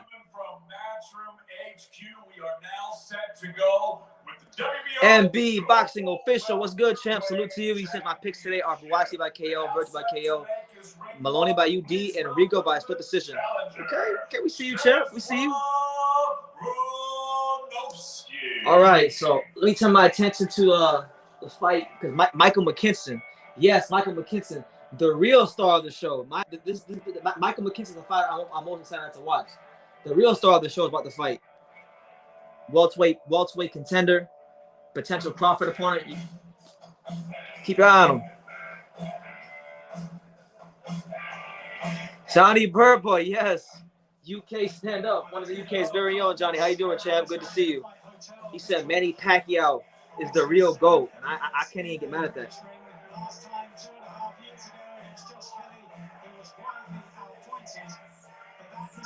All right, you know what? Look. You know what? Get your punk ass out of here, man. You don't know shit about boxing. I'm getting you out of here. I'm out of here. I'm getting you out of here. Don't know nothing about boxing. Or you coming at me sideways. Talking about you're not fighting nobody. You're not fighting nobody. How about that? Yeah. Peter, Virgil Sr., and Big G Roberts will be the corner. Yeah, I met Virgil Sr. Me and Virgil Sr. were arguing in the MGM Grand because he was trying to tell me that Jose Ramirez and Josh Taylor was a close fight. Fuck out of here. It was no close fight. Jose Ramirez got blown out. Uh-oh. Michael McKinson. Okay.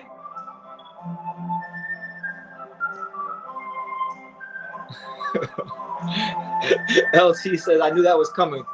Well, me blocking him? Yeah, man. He talking shit, bro. He don't want nothing about boxing.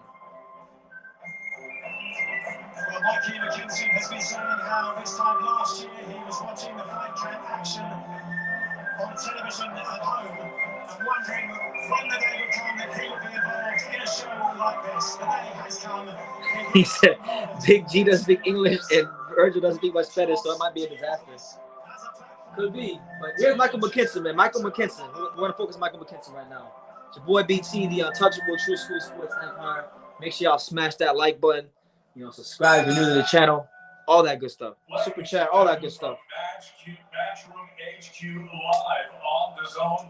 We are set to go with a special welterweight attraction. And it's all being brought to you courtesy of Mr. Eddie Hearn of Matchroom Boxing. We are sponsored by Betfred, StubHub, Wow Hydrate, and JD. That's right. Wow, shout out to Wow Hydrate, the freaking sponsor of everything in the UK.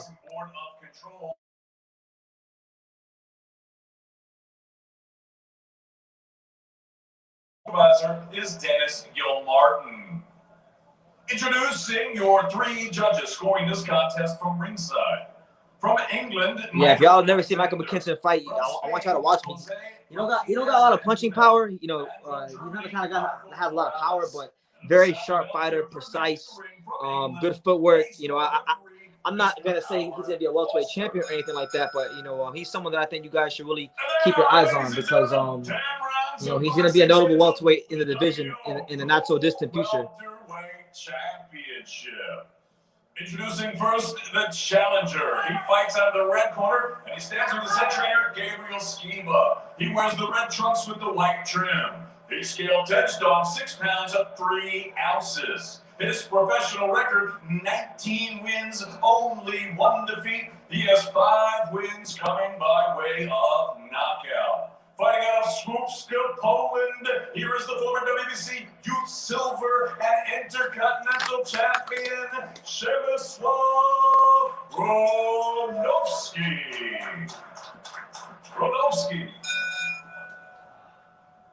And his opponent across the ring fighting out of the blue corner. He is the defending titleist. He stands with his father and head trainer, Michael Ballengall. He wears the white trunks with the black and gold trim.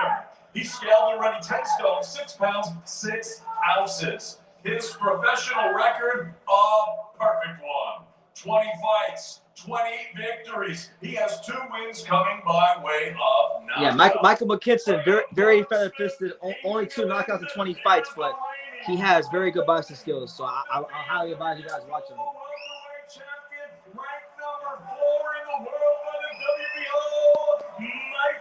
I can't wait to watch him fight September 4th either. I think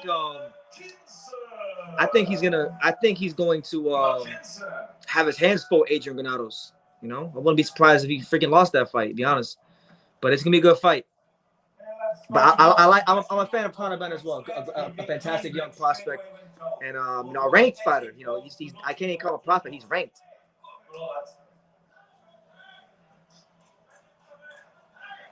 And look, Virgil Ortiz, depending on how he does against Mean Machine, you know, if he knocks Mean Machine out like cold, and it's like in the first 7 rounds, he should fight Crawford next. Like, he need to fight Crawford because Crawford can't get no fights. So I don't see what the problem is with Virgil and Crawford fighting next if he looks good against Mean Machine. Anyway, Michael McKinson, you know, Portsmouth's very own, highly ranked fighter in the WBO in the welterweight division. You know, could be a guy that Terrence Carr finds out fights later on. Certainly, according to some, Clever southpaw fighter. Michael McKinson's coming off that good win, the biggest win of his career against the formerly unbeaten and very highly rated Chris Congo. You know, Chris Congo was an undefeated welterweight, just like he was, I believe. And Chris Congo was one of Josh Taylor's main sparring partners for the Ramirez camp. So a good fighter. Keep him guessing. Kinson will always look to take that little step back and drop back onto his left leg in order to left hand.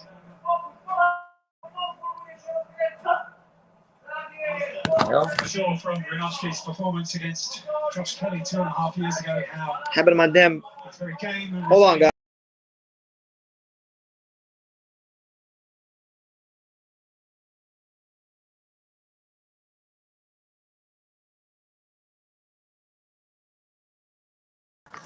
There we go. He's having a lot of time trying to figure out the style and the stance of McKinson at the moment. Because against Kelly, he was quite aggressive and he's certainly having a look here. There we go. Good left hook from McKinson.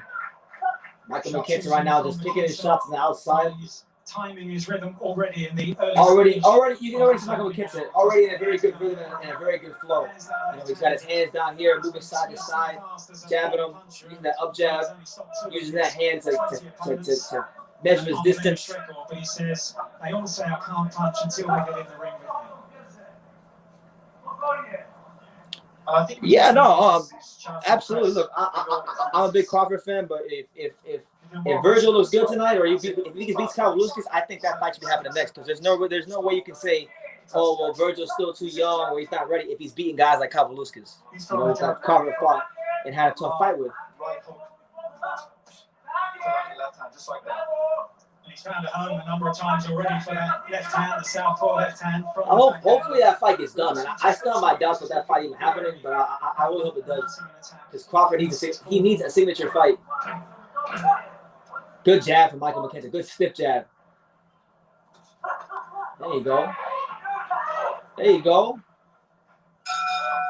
All right, so a decent first round from McKinson. You know, if you're looking for power, if you're looking for that kind of stuff from him, you're not gonna get it. But you know, he makes up for it with a good understanding of distance, timing, speed, rhythm, movement.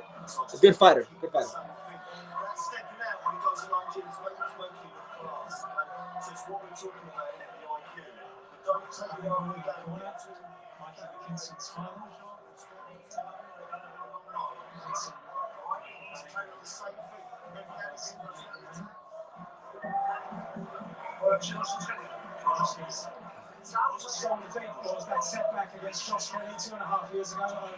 Yeah, this Polish guy, he's fought Josh Kelly back when Kelly was a prospect. So, you know, it's a good little measuring stick for McKinson. You can see he can measure his performance against very lackluster in that opening round, although McKinson not allowing him to get off. Second touch, round 2. BT, you can't criticize Benavidez for being dropped. That's why he had a rematch. He is a good fighter. I ain't clowning and boo-boo, so don't bite my head, please. No. Look, I like Benavidez, and he was obviously a younger fighter. Like when that happened, he was a younger fighter at that stage of his career. So, you know, and he more than made up for it in the rematch. So I'm not holding it against him at all. Gavril is one of those guys that he's better than people give him credit for. Like if you ask most people in boxing, like how good is Ronald Gavril, they probably say he's not that good, but you know, Gavril is better than people give him credit for. And people who go to the gyms that spar him will tell you that same thing. So yeah, no, Benavidez, hopefully he can get active soon in the fight. Because I was really looking forward to his fight against Uskatigi, but you know, everyone's decided to get COVID and eye injuries now, so stay in boxing. Michael McKinson, second round, doing a good job of keeping Wanowski at the end of that jab. Who's completely on top in this early stage. Yeah, right now Michael McKinson got his foot, winning the battle, foot positioning early and often. You know, got that lead foot leverage, throwing really hard, sharp jabs that pierce the guard. Oh, he knocked Wanowski off balance. Wanowski was off balance as well as being clipped, but a good shot from McKinson. And again, a reminder that there is a bit of sting behind those punches, and as he moves up in levels, he will have to gain the respect of opponents with those shots. And another clipping right hook from McKinson. Solid good job of McKinson. McKinson doing a good job of keeping Wanowski at bay. Because even the jabs that aren't landing from McKinson, you know, they're keeping them hands at home. You know, and Wanowski, he's not a fighter with a lot of head movement. His head stays right there on the line. You know, he used the high guard sometimes. So, you know, that jab is serving its purpose. And as I was saying, When he's not punching, he's feinting quite effectively. That's keeping Ronowski in his shell as well. Good jab over there. That jab of Ronowski from McKinson. There you go again. Another jab from McKinson.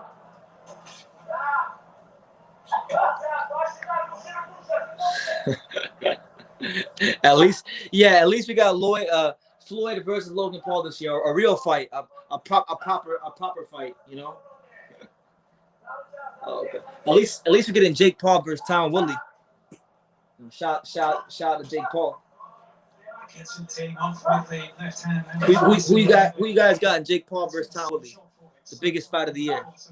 First 2 rounds behind great work from the right hand jab, which has been setting up. True School Sports almost on 37,000 subs. Come on, I see you in the building. Yeah, man, we coming. You know, it's not going as fast as I want because whenever I talk bad about Canelo, my subs go down. But who cares? I'll get there at some point.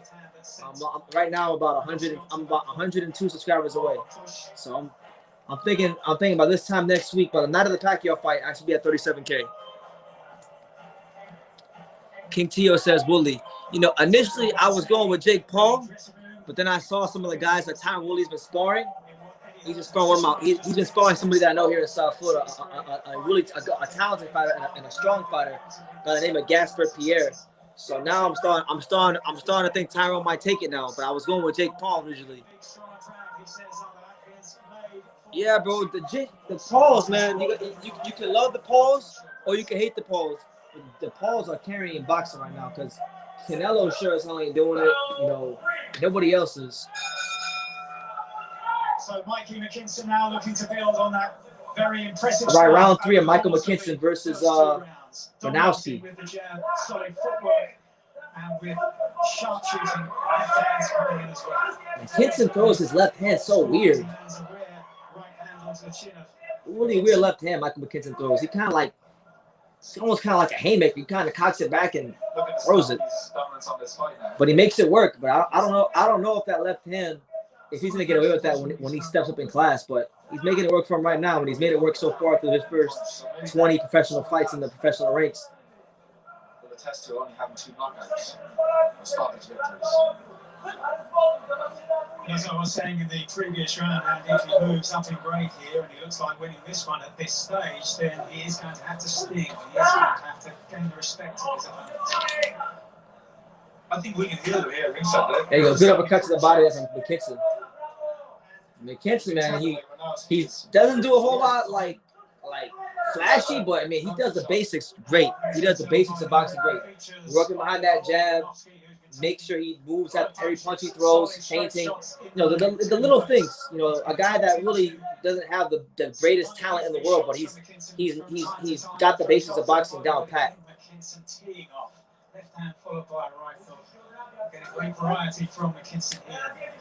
Tyron Woodley is better than the part-time boxer that Canelo Alvarez they draw early in his pro career in Mexico. Woo! Facts. I agree. We'll see how it goes. I'm looking forward to seeing what Tyron Woodley does. But I just think he has to come to terms with the southpaw style, this awkward style of McKinson. And McKinson reading what Ronowski's doing. I don't know. I'm kind of going for him now because he's been sparring with one of my friends, so I'm kind of going for him.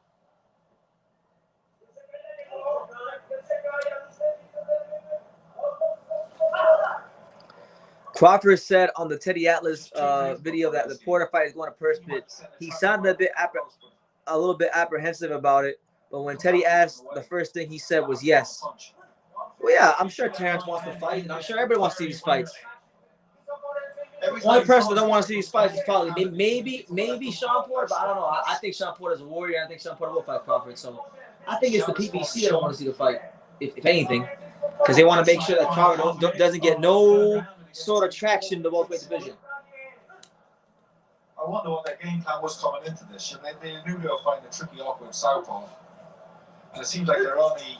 Yeah, so far, Ronowski don't got no game plan, not really doing much. McKinson's just, he's basically on a picnic right now. Just picking his shots on the outside, doing what he wants to do, when he wants to do it, and however he wants to do it.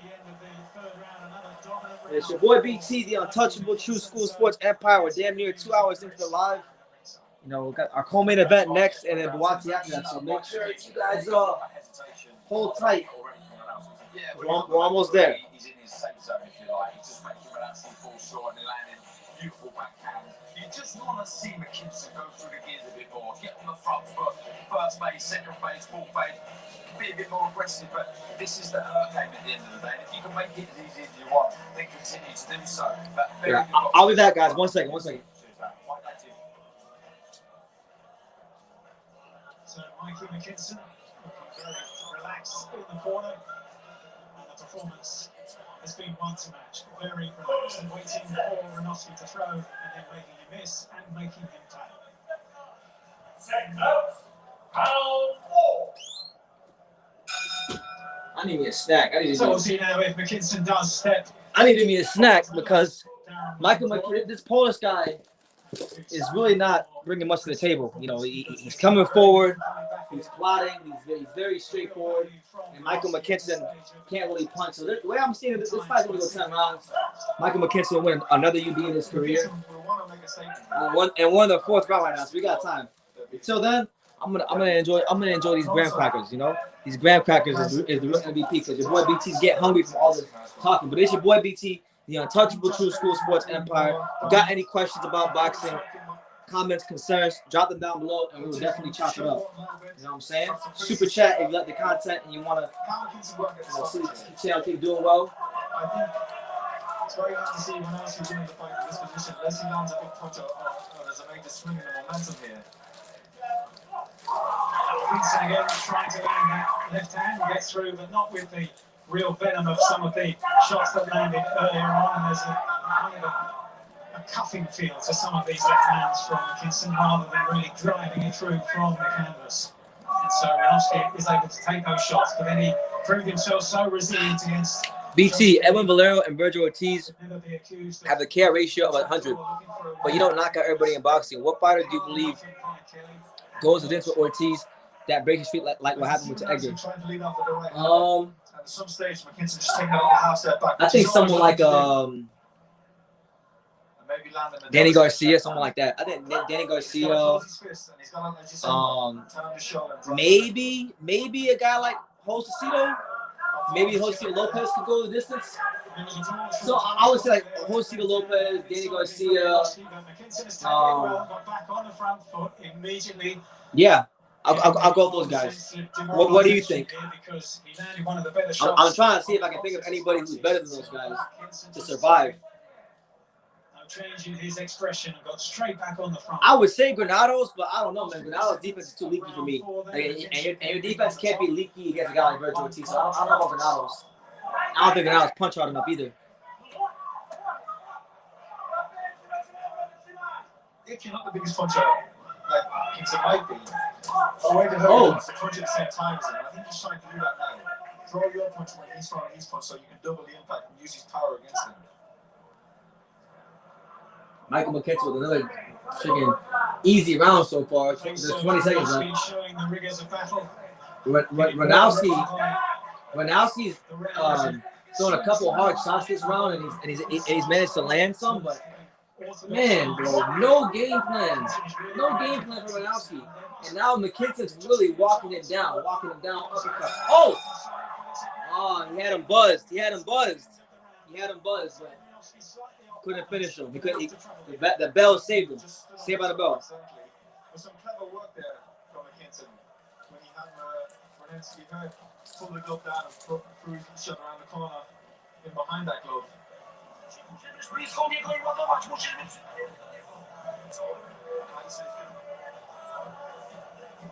So yeah, good. And it's just a variety. Another block, and then he sits in the top and throws straight left. To be honest, I'm quite disappointed with Ranowski. Talking about having a great camp before this fight. A slick boxer. I'm trying to think of who would be. Oh, I know who would go the distance with him. I know one guy for a fact that would go this. I know a guy for a fact that would go the distance with him. Shenard Bunch, who just fought Janelson Figueroa and got robbed. He would 100% go the distance with Virgil. Rashidi Ellis is another one. Them two right there. Shadar Bunch, Rashidi Ellis. We'll go to this to Virgil Ortiz.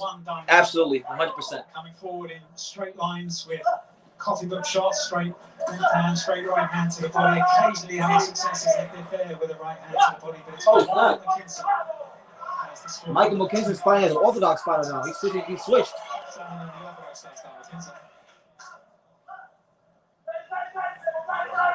He is a right-handed southpaw. Leads generally. Back to the southpaw attention, Michael McKinson. So Michael McKinson has buzzed this guy a couple of times. He had him hurt towards the end of that round with the Bell Stadium. So I want to see Michael McKinson, what he'll do if he can hurt him early in this round. Hurt him early. Because look, it's great that he has boxing skills and all that, and he needs that, but he has to get some sort of, he has to start showing in his fights more power and am I a chinny fighter? No, I don't think so. I don't think I'm a chinny fighter. Why do you ask? I'm a chinny fighter. As Darren said between rounds, it would be nice to see McKinson go for the gears now. It's not so much the work he does with his hands, it's the work he does when he's not punching, the feints, the movements. Take his tempo up a little bit. Yeah, pushing through that left hand and a warning from referee Howard Foster. Nice. Good defense from Michael. Good defense from Michael McKinson. Now, Ruanowski started to open up a bit more. And now that he's opening up a bit more, I think there's going to be counter-punch opportunities from McKinson to land something and really hurt him. Sharp jab from McKinson.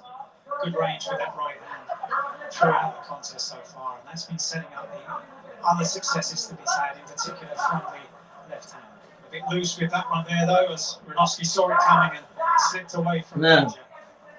Joe Cordina and Buatsi better have good performances because this is one of the worst cards of all time. Oh my God, bro.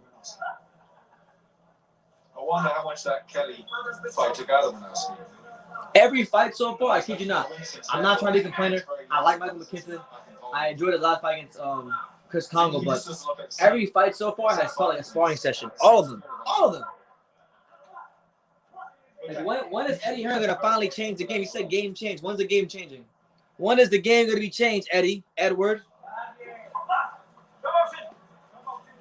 McKinson saying he was waiting for the opportunity to showcase his talent all over again. He got the chance against Chris Congo and stepped up in March of this year.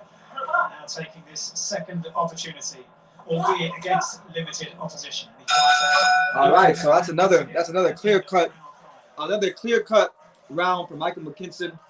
Michael McKinson pitching the shutout. Ruanowski, the only way I can see him doing anything in this fight is he's got to have the confidence. He's got to get some confidence to open up. Like, open up and just swing for the fences. Like, you lose every round. Dempsey Lions, what's up? Dempsey Lions all day, every day. You want some? Come get some. What's going on, Josh? Long time. Hope you're doing well, man. I don't know where you're at these days. I don't know what gym you're at these days. I don't know if you're at. I know you're not at Fifth Street, but wherever you're at, I hope you're doing good, man. Hope everything's good with you and your family and the fighters you're training. And yeah, God bless. Good to see you.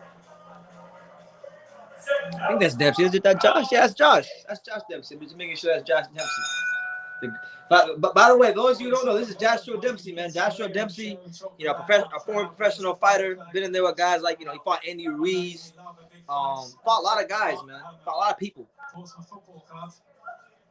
This is a chance to really demonstrate. He said he's doing amazing. That's good to hear. That's good to hear, man. What gym are you at these days, Josh? Are you at I'm sure you're still in Miami if you're still training. I'm sure you're in Miami. Swinging away from the center of the ring. Missing with the right hook at the end of. All right, round 6 of Michael McKinson versus Ruanowski. McKinson's just boxing him easily. No problems. This has just been an easy fight for him so far. Just at times when he moves forward, McKinson, he does leave. But I would like to see Michael McKinson put together, taking a couple of opportunities, a combination, like a 3 or 4 punch combination, and try to see if he could hurt Ruanowski, because he's already established that Ruanowski doesn't want to throw punches. Buatsi got his hands glued to his head. He's not confident in committing. He said he's still okay. Cool. Which gym? I don't think he's going to. You at Normandy Gym, or you at South Beach Boxing? Where you at? Where you at over there? When he's being made to miss, he's then being made to suffer for it as well.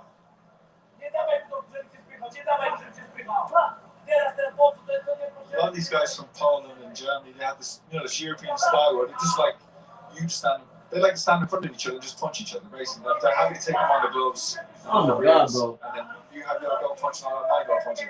But when that distance is taken away from them, as McKinson has done so often, it's like they're lost at sea. Yeah, Michael McKinson, man, good fighter.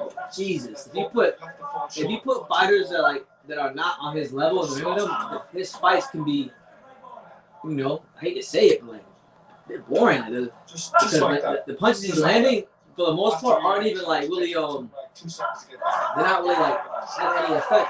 And look, there's Buatsi. Buatsi committed to some offense, and he landed a punch. I don't understand why he doesn't try to commit, like just throw a little jab and just throw a right hand. Do they not teach jabs in Poland? Come on, champ. Bouncing up his toes, trying to get some kind of momentum into. Shout out to all 90. Listen, if you're here right now for this live, I appreciate you. Really, this card is going to be very forgettable. But by the time this card is over, I'm going to have forgot about it. Good job, Michael McKinson. He is rolling the dice a little bit, McKinson, in order to get a stoppage. Yeah, I can see he's slipping to his left to come back with left uppercut. There you go. Good uppercut from Michael McKinson. There you go. Doing so, he's leaving himself exposed for a left hook from Buatsi. And he did that a couple of times against Chris Congo. All right, so Michael McKinson with another round. It's a 6-0 shutout. Eddie Hearn, man. I love Eddie Hearn, but come on, man. This ain't your best work. 2016 in the Rio Olympics, Joe Cordina.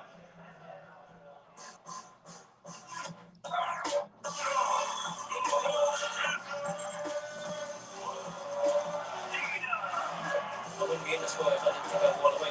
I'm on that path. One step closer to becoming world champion. So talented, huge potential. We expect him to achieve so much, and now it's time to do it.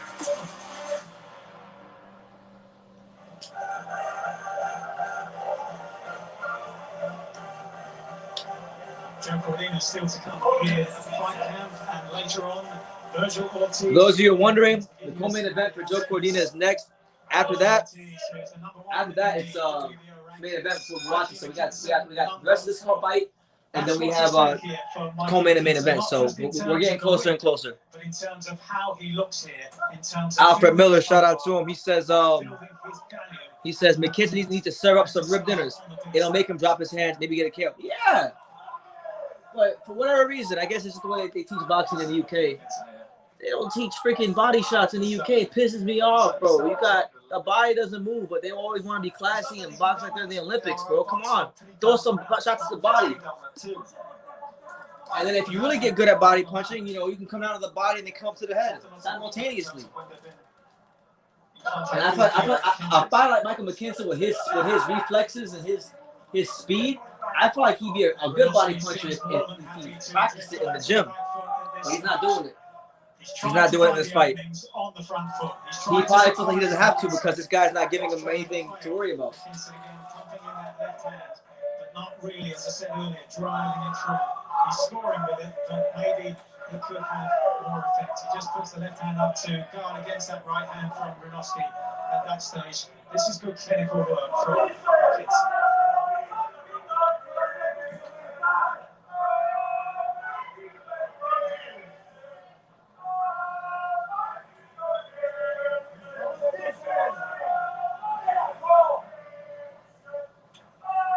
Oh!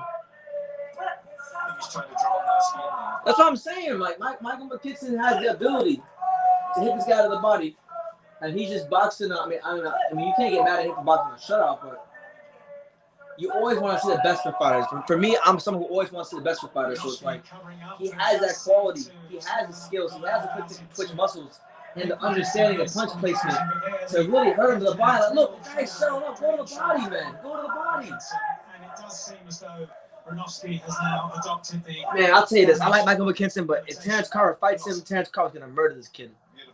He don't have it. He don't have enough. He's good. I mean, he'll get the fight. Just like that. Just keep going now. JD Blanca says Egis Kavaluskas is going to make Virgil Ortiz do the stanky leg. Oof. Oof. Crazy. Looking forward to it, man. That's the fight I'm looking forward to. One of the fights I'm looking forward to. Really. Good to see you, JD, by the way. This has been one of the more dominant rounds in a fight in which Mikey McKinson has been on top throughout. It's around 7 or 10. I know he has to be economical with his energy in terms of pacing it right, but just pick it up a little bit more. Not that I'm criticizing him at all. It's been a very dominant display and a very skillful display. But we all want to see a stoppage.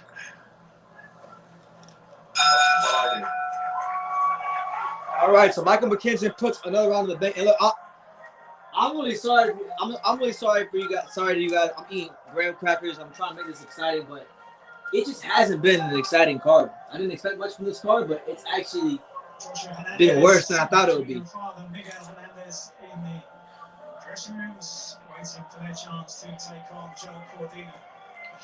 The Welsh Wizard is up next. Joe Cordina is up next. It's your boy BT, the untouchable True School Sports Empire. We here.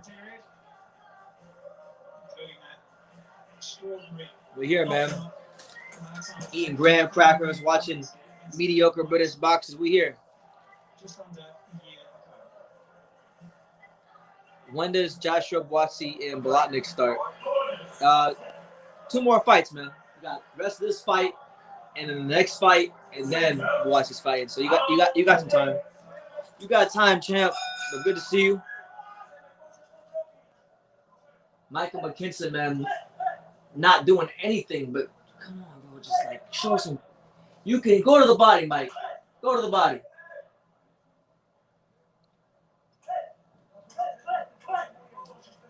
Tonight with an Olympic flavour running through the show with Joe Cordina and Joshua Buatsi, teammates on the GB squad at the Rio Olympics 5 years ago here, Ben Wisner and others.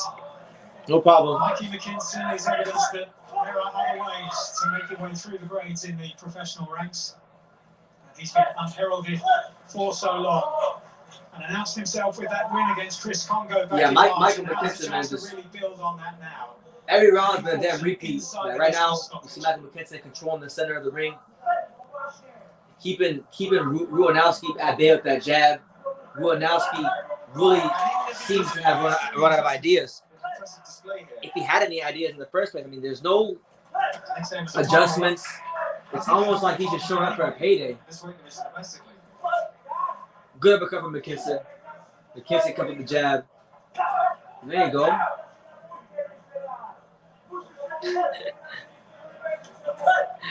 Julio Cesar Martinez says this dude sucks. Yeah, he was a lot better in his last fight when he had a better opponent.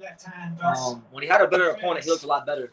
But they put him in there with this Polish dude who's got no skills, and now it's making Michael McKinson look bad because Michael McKinson doesn't have power. But his last fight, he was sensational. Oh my God. Yeah, well, on the evidence what we saw previously. I'm sorry, that European Kavaluskas is a PBC B+. He's chinny. He looked like ice cream. Virgil gonna make him look like a hooker. Anytime he's throwing a shot, he might have to fall short. We'll see, man. I mean, I'm picking Virgil. I think Virgil will get him out of there. But, I think it'll be a good fight. Tried to counter with the right hand there. So the kids still gotta be switched on. Last 50 seconds of round 8, and again McKinson on top throughout. Like, look. Michael McKinson threw a jab. He threw like a shooting uppercut. That was the perfect time. When he threw the uppercut and he stepped in, go to the body.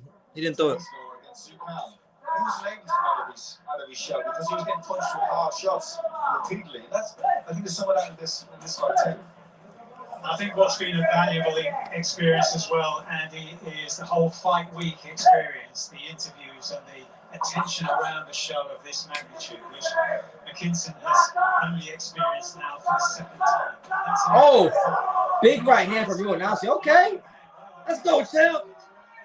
Come on, Ronowski. Make Michael McKinson have to fight. Can't afford to get complacent. No, he still needs to be switched on. Actually, still yeah, big physically strong man.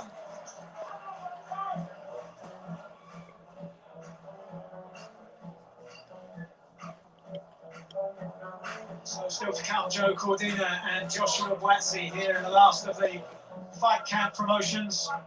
Two men who are edging ever closer to world title opportunities 5 years after they represented Britain at the Olympic Games in Rio.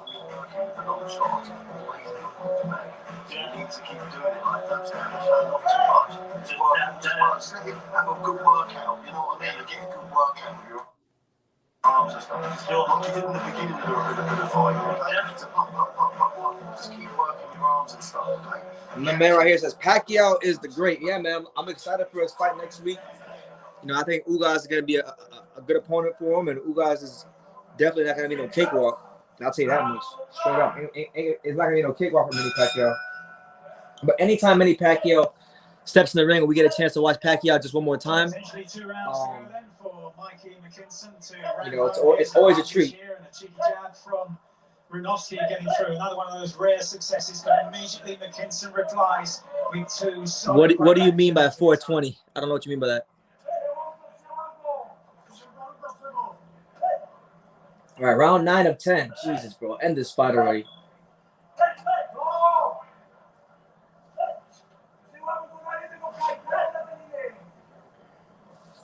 For those watching Michael McKinson, what do you think about him? What do you think of Michael McKinson? I like him, but, man, he looked a lot better his last fight. His last fight against Congo, he looked way better. Way better. This fight's not close, but I want to see that extra bit of quality from McKinson. And I haven't seen it. I mean, he's winning, but I want the extra bit of quality. Shout out to everybody here. Make sure y'all smash that like button, subscribe if you're new to the channel. Super chat if you love to. We here, man. We're just watching boxing, chilling out before we get ready for That was a huge night in the career of Mikey McKinson because Chris Congo on that night. burn him if you got him. Nah, man. I don't smoke weed. I smoke cigars from time to time, but that's about it. I don't have no cigars on me. But if I had one right now, I probably would. To be honest with you. I don't know how many more minutes of Buatsi starts. All I can tell you is there's this fight, and then there's the next fight, and then he fights. So that's what it is. Please do not keep asking me. I don't know. I'm just telling you how many more fights there are. Please, I don't know. Yeah, I've just been watching the left hand of McKinson. Oftentimes when he jabs or when he's on his toes, he will drift out of position. And then when he looks to throw it, it's not actually in the right position to generate power. They better keep this dude far away from Terrence Crawford. Terrence Crawford will kill this dude. Runovsky's tried to exploit that gap with the right hand over the top. I just started smoking cigars, so I don't know. I really don't know. I don't know anything about cigars. Like the only cigars I've had, the first cigar I had was in February on my birthday, and it's this cheap brand. It's like a light cigar. It's called Brick House. That's the only cigar I've ever had. So I'm still learning about cigars. I'm gonna take a break from smoking a cigar for a while because I only want to smoke a cigar when I accomplish things in life. So I gotta get some things accomplished, and then I'll smoke a cigar. But like, what do you think? What's a good cigar? What's a good cigar for beginners? Because I mean, the Brick House ones are cool, but I want to try another one. What do you think is a good one for beginners?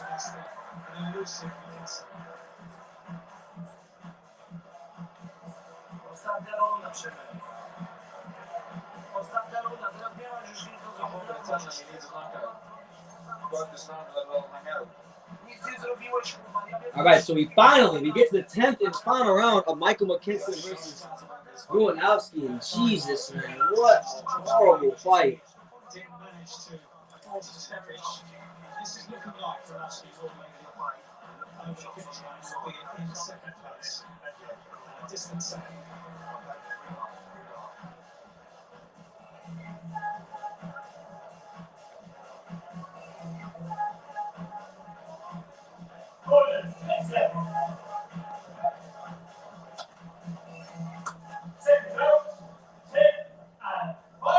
Finally. Finally.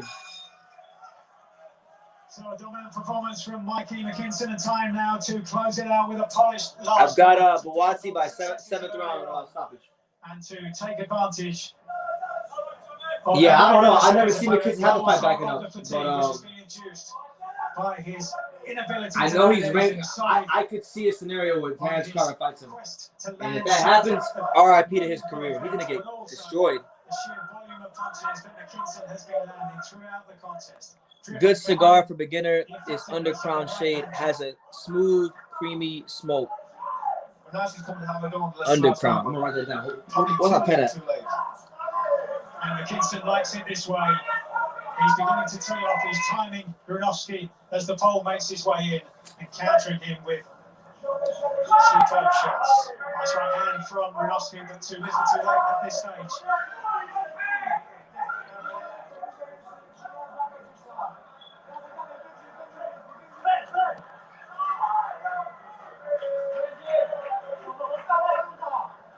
All right.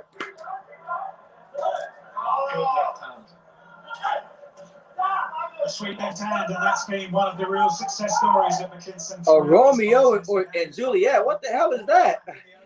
See, I don't know those cigar brands like that. I just know the one that I had because I haven't really studied cigars like that. But sometimes more often about launching his own. Shit. Let me write that. I'm writing that one down too. A Romeo and Juliet. Romeo. He's just mesmerized for this unconventional style of McKinson. When you have someone like that who's just a textbook, we'll give it a try. We will give it a try. Boxer, like when I was with somebody like McKinson is the complete nightmare for them. Someone who doesn't do anything that you expect them to do. Good defense from McKinson. There you go. That's probably one of his best strengths, McKinson, is the fact that he can defend in the pocket. Again with two hopeful shots, and McKinson now inside the last minute. Alfred says that he would rough him up. Oh my God. Alfred said he wanted to fight Michael McKinson.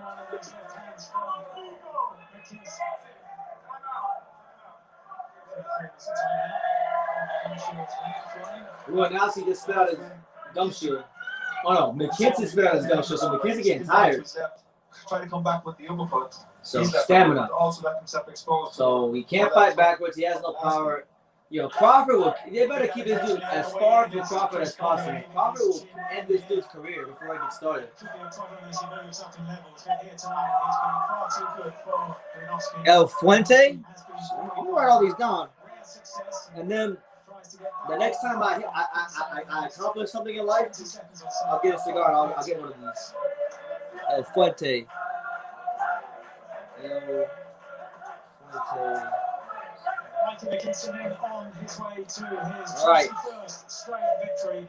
Only two of them inside the distance, but he's been so dominant here right from the first bell. And making all right, so Michael McKinson goes the full 10 rounds, and he's on his way to he's well on his way to his 21st victory in his pro career. Shutout performance, a good fight for him, but still a lot to be desired, to be honest.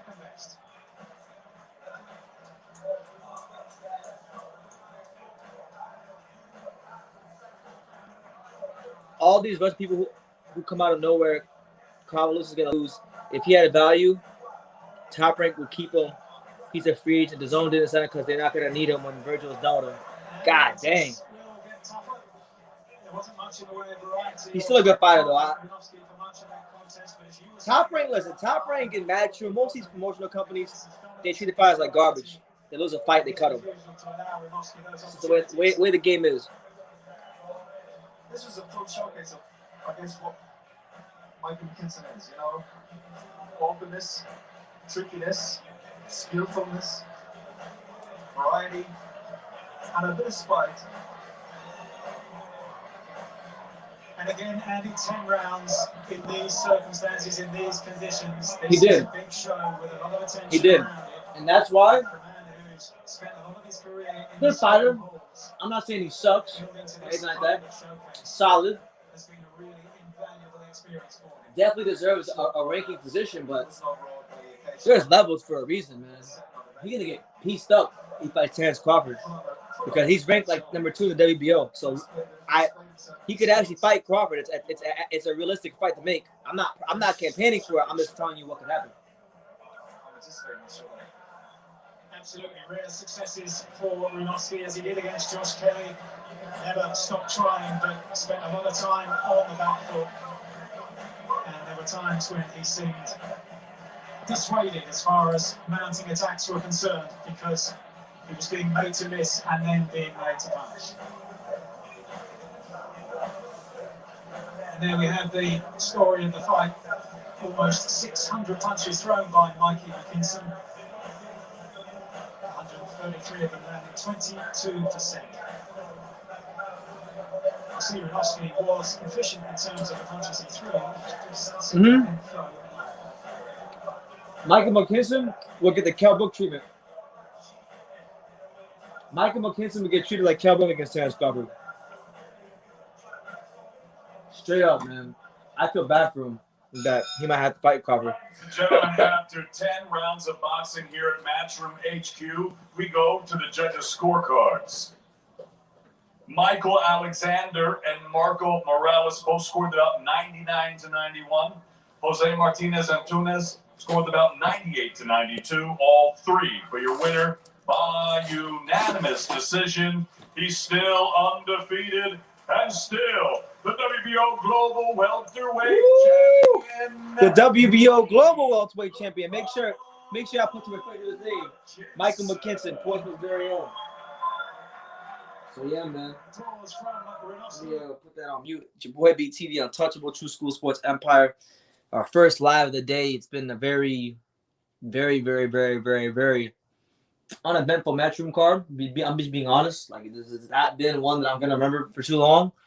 But we're here, and if y'all got anything you want to talk about, you know, your boy BT is here. Make sure y'all smash that like button, subscribe, freaking super chat, all that good stuff. We here. We keep it real in the field. So now we move on to the meat and potatoes of the card. The meat and potatoes of the card. The co-main event next, you got the Welsh Wizard, Joe Cordina, and then after that you have Joshua Buatsi taking on Ricards Bolotniks. So, yeah, man. What time is it right now? Anyway, what freaking time is it? It's 4:31. So we're making some good time. We'll be just so you guys know, programming a reminder for those of you that are here. I will be live again later on tonight, around like 8:10, 8:15 Eastern Standard Time. For the Virgil Ortiz card, I'll be covering that card, and I'll be trying to follow the Casemiro card as well. So, a lot of boxing on. I'm really gonna be doing a lot of mental gymnastics trying to follow all this. You know, I'm not gonna try to follow the Maloney card because you know, I'm not. It doesn't really intrigue me. But I'll be following the Ortiz card, and I'll be following the Casemiro Rigondeaux card. So, you know, make sure you guys come back for that live as well, because it's gonna be a fun one. You know, I'm expecting the complete opposite of what we're experiencing right now on Matchroom.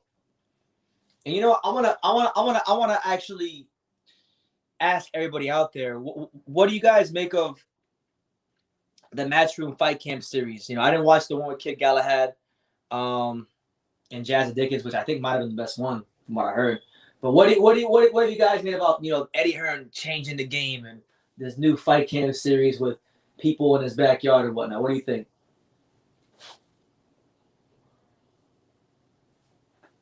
Rain or sunshine.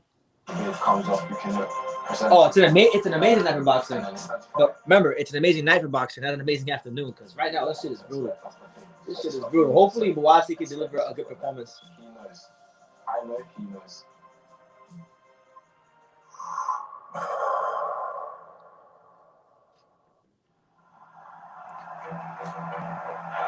People call me a phenomenal. Ooh. But here they call me El Presidente. They were a relatively ordinary club who suddenly has an absolutely extraordinary president. Ronnie se hace querer porque es una persona auténtica. Están todos ricos. But yeah, man, it's your boy BT. patiently waiting for the co-main event. Right, the least big problem is scoring goals, and plus they are by one of the greatest goal scorers of all time.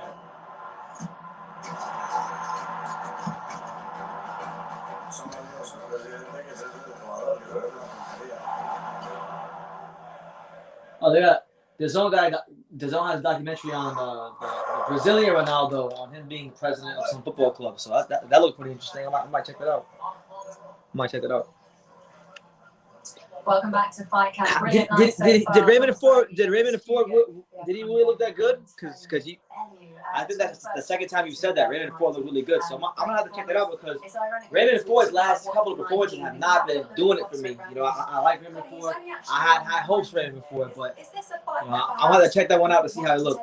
I mean, who fancies a tricky circle? I mean, the one thing about McKinson is he does what needs to be done, but he doesn't have a fan-friendly style. He's never in an entertaining fight, but he gets the. So the British welterweight rankings, these are the British welterweight rankings according to DAZN. British welterweight rankings: number 1, Conor Benn; number 2, number 1, Kell Brook; number 2, Conor Benn; number 3, Michael McKinson; number 4, Esau, whatever that guy's name is. I didn't see number 5, but you know. Oh, and number 5 was Josh Kelly. So interesting crop of welterweights in the British domestic scene. There's Conor Benn. The guy you can hear back there is Conor Benn. I want to test myself up at that upper echelon. I'd say I'm there. So we'll see. But again, the big domestics, what the public wants. They need to make himself more relevant, get his name out there, get a world title. We'll bring it both back home. We'll have a dust up here. That's it, Tony, isn't it? Because the irony of it is, to get these big fights and to make a big name for yourself, you almost just got to get that one big fight to begin with. So how, I mean, like Conor said, is it all just about making noise? It is, Laura, and I know it's not everybody's approach to open your mouth sometimes, but listen, if it's what works, and it does work, it's proven over the years, you've just got to do it. You've got to open your mouth, because closed mouths don't get fed. It's as simple as that. So, Tony Bell, you said closed mouths don't get fed. You're damn right, Tony. He is obviously a very good fighter. He's now 21-0. He just needs that breakout fight. I think for someone like Conor, if McKinson wins a world title, that's a fight Conor's going to take, because, you know, it's a world championship at stake and he's not going to kill other styles. But right now, my man Styles Christ says, BT, Pac-Man is killing black welterweight fighters. Is Crawford next? Well, and that's the most important thing at this stage of his career. I would love the Crawford fight, and if that fight happens, I'm actually picking Crawford.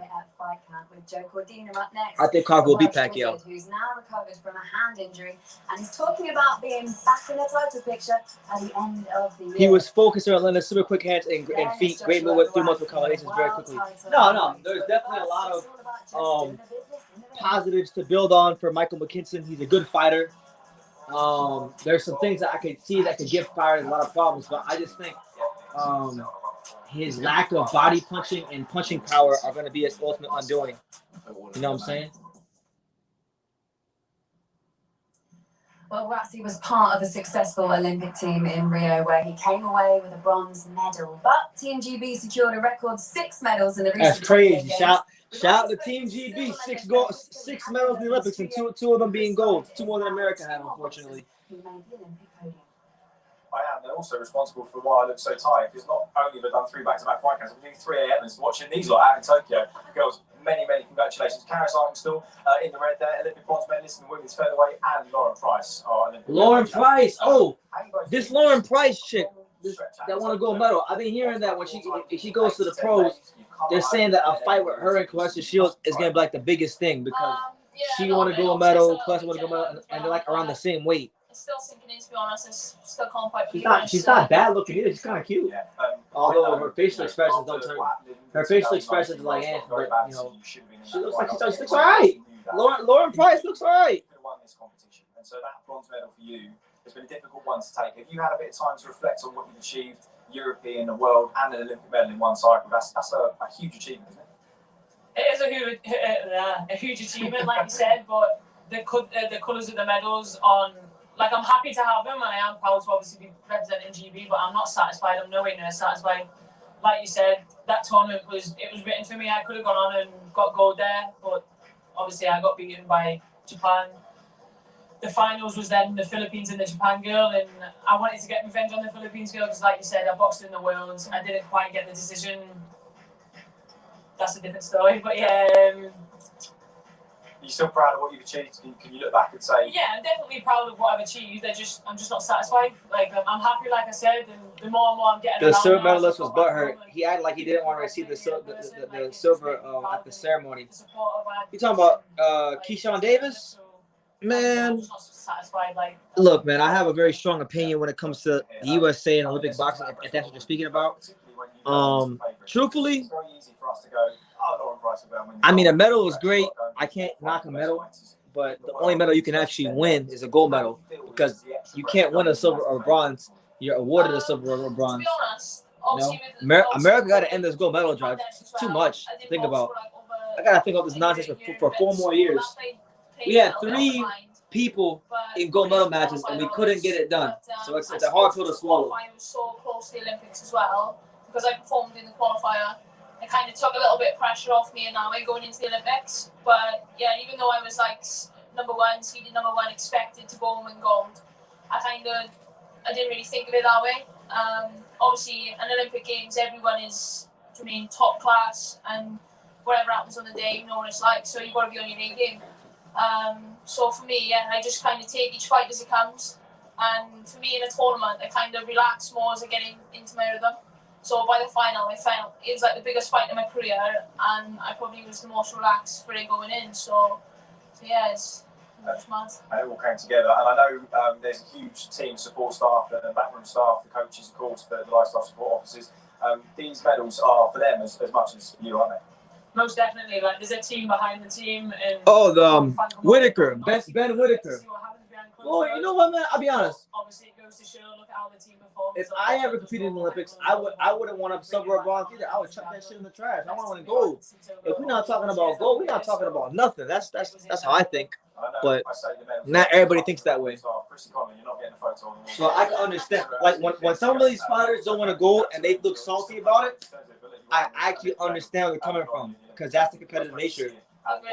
A silver or a bronze is cool, but it's just so anticlimactic because when you're in your country or whatever, you're not training to win a silver or bronze. You want that gold. Anything short of that is like, yeah, I don't even want it. So I understand where he's coming from. Get right back in the title picture at super featherweight with victory number 13. Yeah, absolutely. There you go. Alfred understands. I think that it's good that he wasn't happy about silver. You're not going to be great if you willingly accept losing. And you know, that's what I was saying about on Facebook. I made a Facebook post recently, and I said that the Team USA really shouldn't be celebrated too much because none of them won gold. We didn't win gold. So what are we celebrating? And people got mad at me because they said I was being disrespectful to the fighters, but I'm not. We haven't won a gold medal in men's boxing in almost 20 years. It'll be 20 years by the next Olympics. So we shouldn't be celebrating freaking silver. Oh, well, BT, you got to understand, this is one of the best medal counts we had in boxing in a long time. We won 3 silver medals and a bronze. And I'm like, yeah, and that's specifically the problem. All right, now our chief support. Our chief support. Let's go, champ. Yeah. The untouchable True School Sports Empire. We here, man. Kid Joshua Hernandez.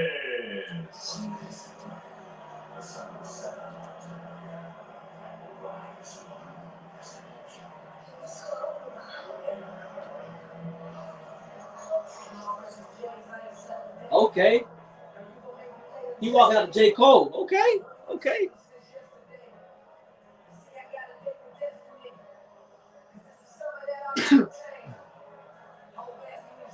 Jesus, man.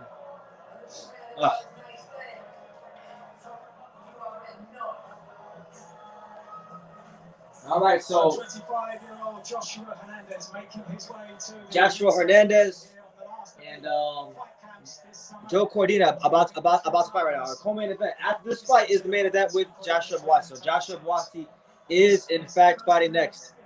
Outside the United States, a man with a strong amateur record from his background in Chicago. All right, Chicago fighting from Chicago. Okay, shout out to Chicago. Close-knit family duo, Father Miguel. And now, set to make his ring war. I gotta give David Diamante credit. He cleaned up nicely today. David Diamante doesn't have his hair touching the floor like normal. Shout out to him.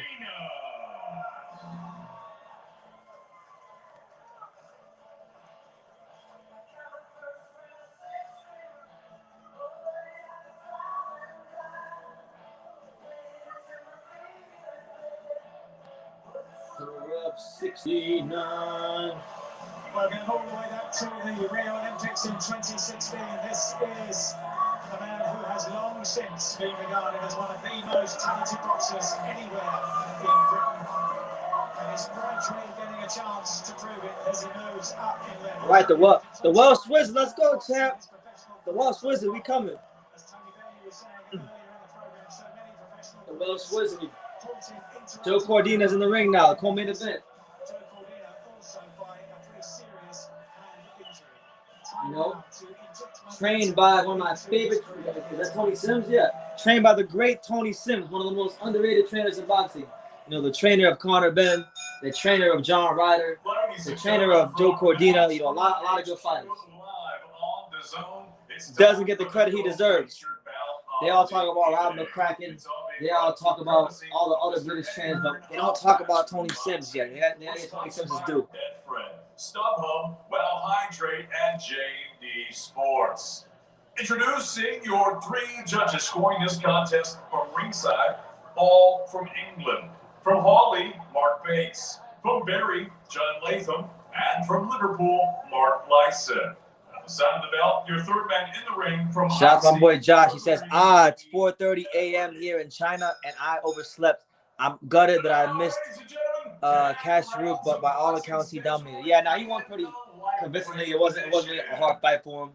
Introducing first, I might venture to say he might have even got a shutout, and if he didn't get a shutout, he won 9 rounds. That was that dominant of a performance from him. But I would have loved to see him stop the guy. His professional record, 10 victories against 3 defeats. He has 8 wins coming by way of a knockout. Shout out to you in China. Puerto Rico, and fights out of Chicago, Illinois, USA. Here is the Windy City Kid, Joshua Hernandez.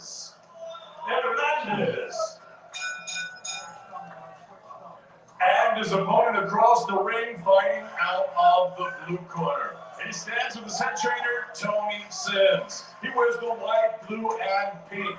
He scaled 9 stone, 8 pounds even. This 2016 Olympian now boasts a perfect professional record. 12 fights, 12 victories. Okay, Joe. 7 of them coming We see you, Joe.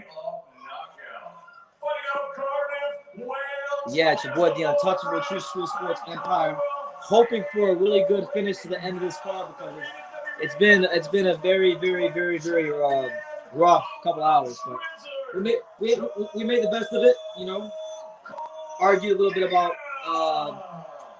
middleweights not fighting each other.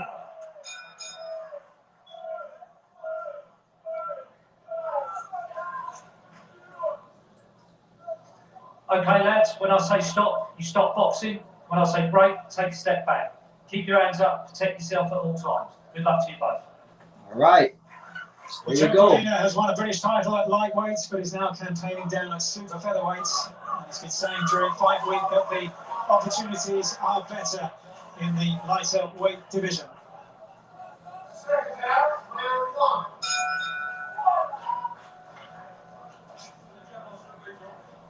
And a chance here for Cordina to inject that momentum into his career. 12 fights unbeaten across that 4 years. All right, so the Welsh Wizard Joe Cordina trying to extend his unbeaten record in the pros, taking out Joshua Hernandez from Chicago. And they're going to upset the apple cart. Oh my God, sharp right hand from Cordina. Oh my God, okay. We got a fighter that can throw some grown man punches. Here he goes. Joe Cordina not wasting no time placing that right hand. That steak knife sharp right hand. Right down the pipe. That's what I'm talking about. Joe Cordina bouncing around the ring. Oh my God! Yo! Joe Cordina just ironed him out with a right hand. Hernandez on the canvas. And that's it. That's it. A first round knockout for Joe Cordina in 55 seconds. That's the best I've ever seen him look. Oh my Lord. Oh baby, for heaven's sake. Jesus. Joe Cordina hit him with that. Wow, wow, wow. Oh.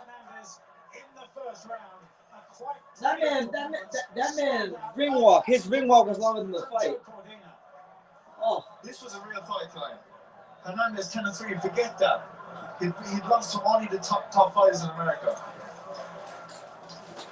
Came out, was so sharp from the start. Tony Sims, best trainer in British boxing. Let's go. What a knockout.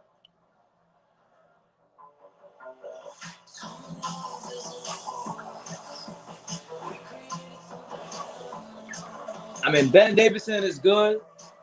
Bob McCracken is good, but I like Tony Sims. That's my favorite trainer in British boxing. You know, all of his fighters come prepared. They all come prepared. They all come to hurt you. And most of the time, if you give them a chance to, they do. So, and I had a chance to meet Tony when I was in Vegas. Nice guy. But yeah, if you get tuning in, Joe Cordina just injected some much needed life into the card.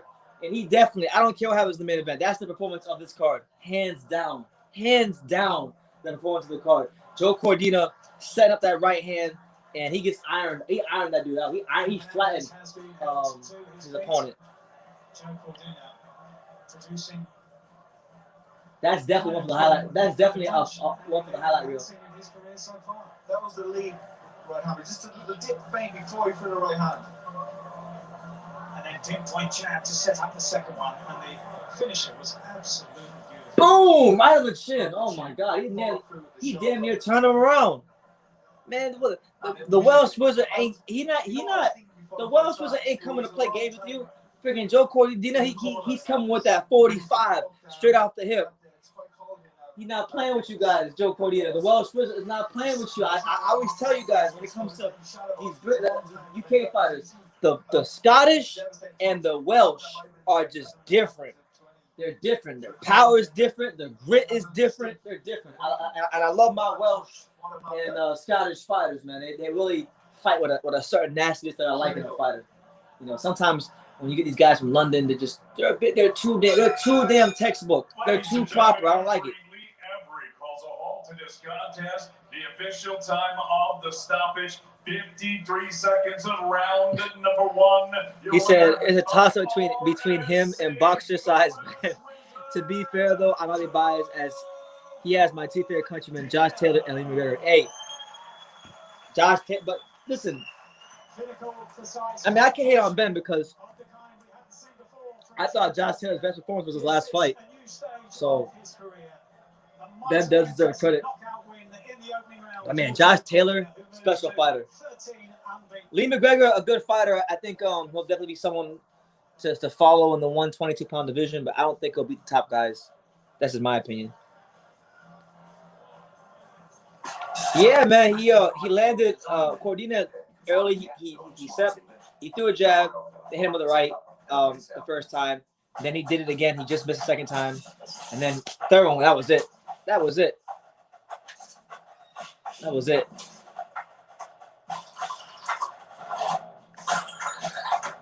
I like that though. Boxer size Ben. Boxer size Ben. Yeah. Make sure y'all smash that like button. Subscribe if you're new to the channel. It's your boy BT. Intocable. True School Sports. Getting ready for the big fights tonight. So we just chilling, enjoying afternoon of British boxing. As always. Because what could be better than this was the moment that Anthony Joshua became a major star. I was ashamed of that. Come on, let's fight. What are you doing? And this is the passion of Dylan White. I thought there was going to be riots in the crowd. I really did. In the space of 6 years, they've gone from being a raw novice to going in with one of the greatest heavyweights of all time. I do agree that Crawford got dropped by some Euro guy. Kavaluskas. Talk about Kavaluskas. Mean Machine.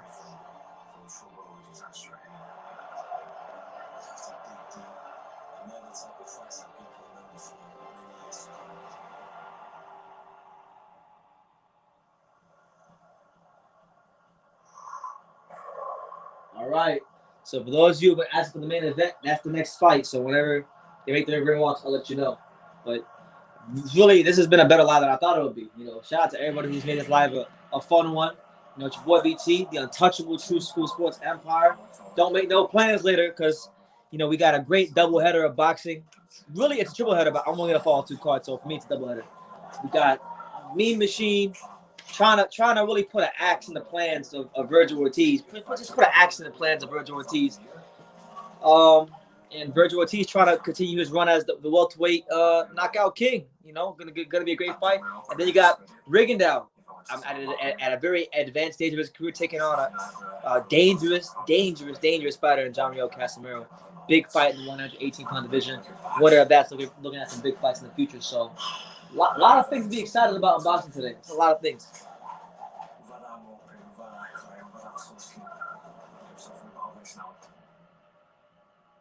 Oh, Nelson Lara versus Joshua Buatsi 2, September 4th. Okay. Joe Cordina, who's just put on a fabulous display, a first-round stoppage in clinical fashion. All right, so here's Joe Cordina with Eddie here. Let's listen.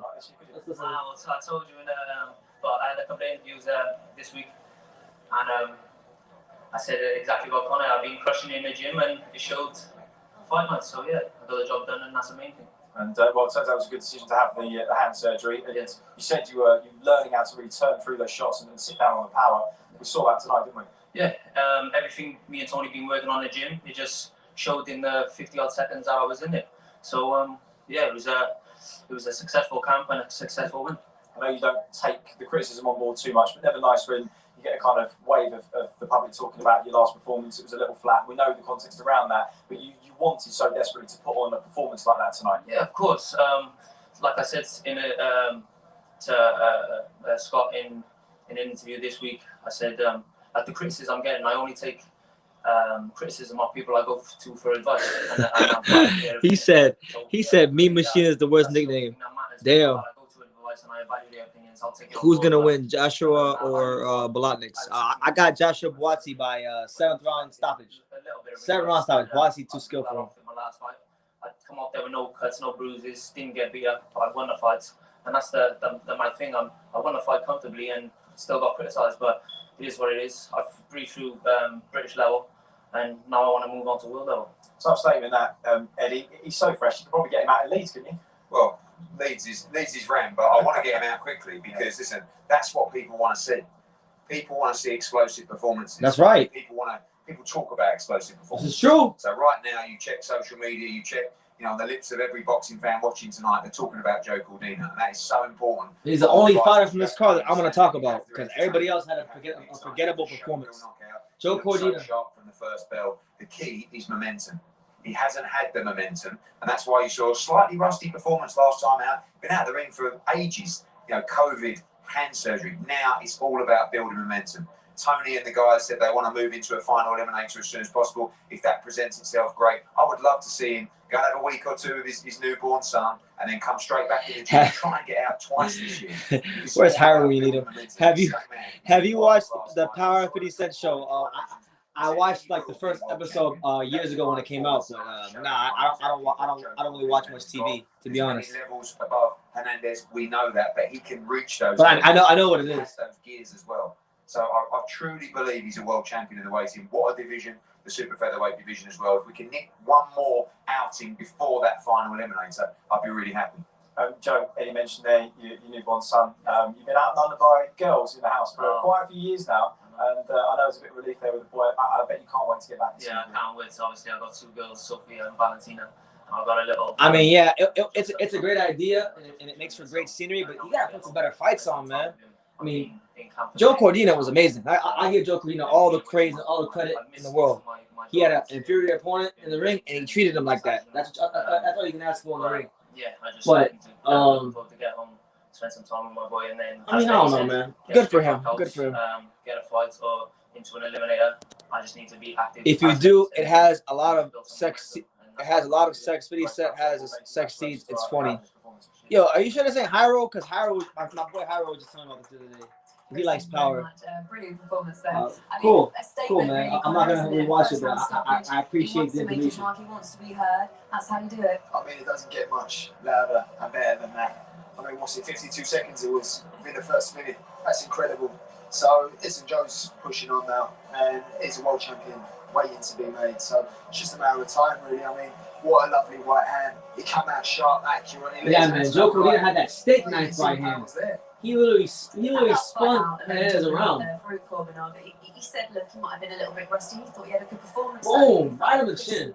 Just you couldn't ask for a better right hand from a fighter than what Joe Cordina just knocked this guy out with. Such a big impact on fighters today, and people don't take that into regard. But at the end of the day, he's unbeaten. That was an unbelievable performance tonight. I've watched that boy before. He went in with a guy called Chris Colbert, who's an interim world champion at the minute and is a really good fighter, and he took everything Colbert hit him with. You know, he's gone in there tonight and just dismantled and took him up on one big right hand, and everybody labels him as not a big puncher, but he doesn't need to be a big puncher. He's accurate. That was bang on the button tonight, and that's what done the damage, the accuracy. Connor, how far off do you think he is from world level? That is true. I mean, that's when you know you have next level money.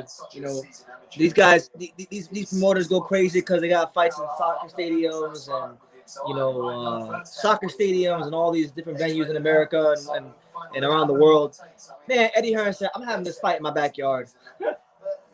That's some rich people. That's some rich boy shit. I love to go there one day just to see what it's like. I like to see the Matchroom headquarters one day just to see what it's like. What do you guys think? You guys think I should go to the Matchroom headquarters one day if I get the chance?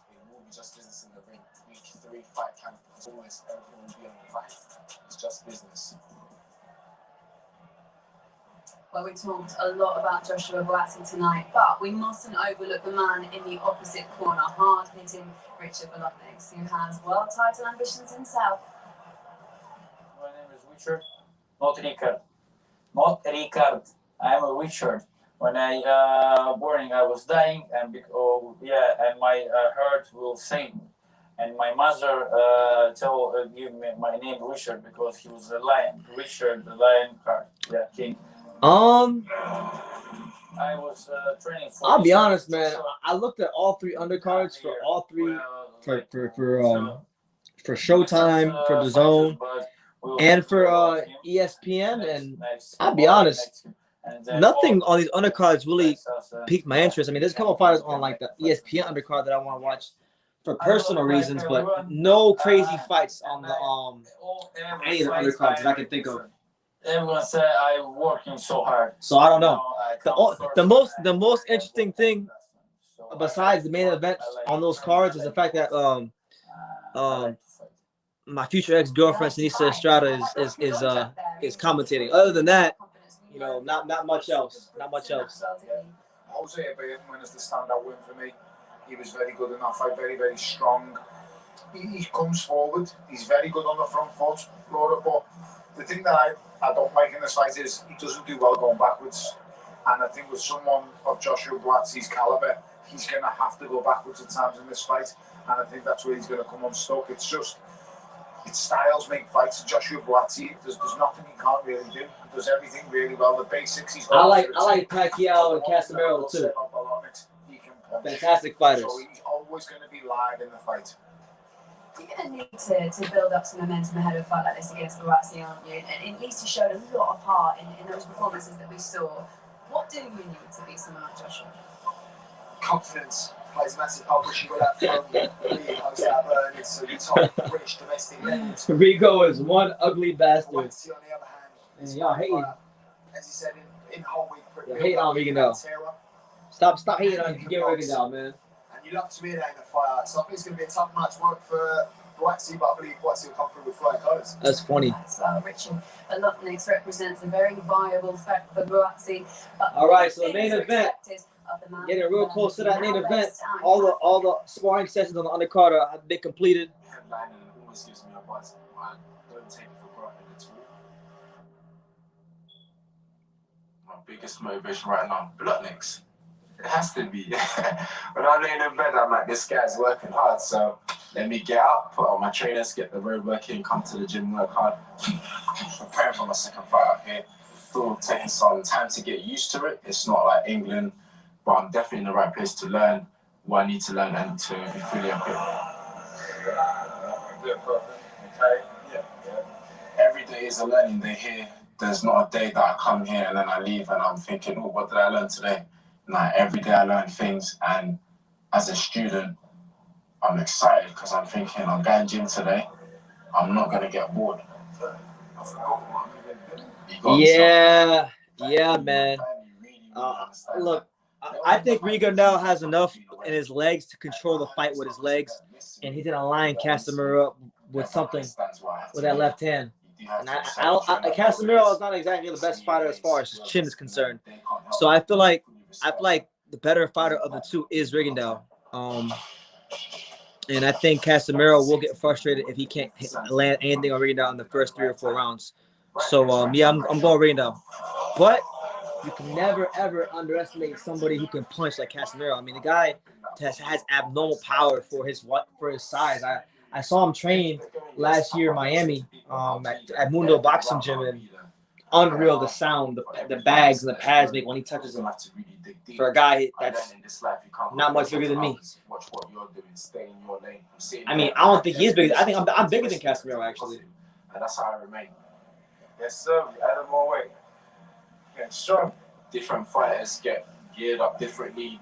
Yes, we work hard physically in the gym, but mentally, how I molded and how I get into the mindset of what I have to do is from my faith. In that changing room, there's nothing you can tell me that's gonna lift me up more than, scriptures from the Bible. My faith is everything. If that stops, boxing stops. So is that real for me? Yeah. Bolotniks, what I know about him. There you go. While speaking the truth, he said, main thing keep me going in boxing is my faith, my relationship with Jesus Christ. So he got a fan in me. He got a fan in me, bro. God bless Joshua Buatsi, one of the most promising talents in the light heavyweight division. That's the mindset. I said it a long time ago. I said, if I had to make a bet about any, if you said BT, in Eddie Hearn's entire stable of fighters that aren't currently world champions, you got to pick one of these fighters to be a dominant world champion. If they don't win a world title and make at least 2 title defenses, you get shot and you're gonna die. Who would you pick? And who would you bet your life on? Of the guys in Eddie Hearn's stable, of the guys in Eddie Hearn's stable who aren't world champions, and I said in that video, I said that guy is Joshua Buatsi. I really rate him. I really do rate Joshua Buatsi. I believe Buatsi's levels above this. I believe Buatsi will go on to win a world title. I believe this is a test he'll pass with flying colours. Don't get me wrong, there may be sticky moments, but there is at this level. There's always vulnerability at this level because you can punch, people can take punches, but it's just a matter of getting them rounds in, because when he does fight for a world title, it's going to be difficult.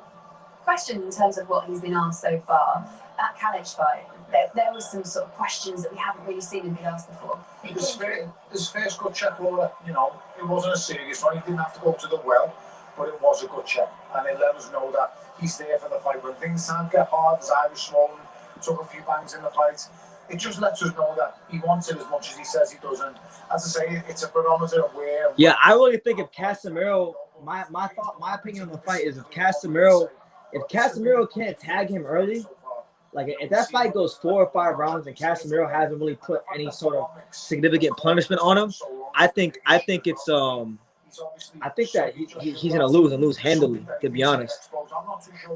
I went back and I rewatched the fights with Solis, bring it down, and there were some shots that Solis landed in that fight. That was the last fight.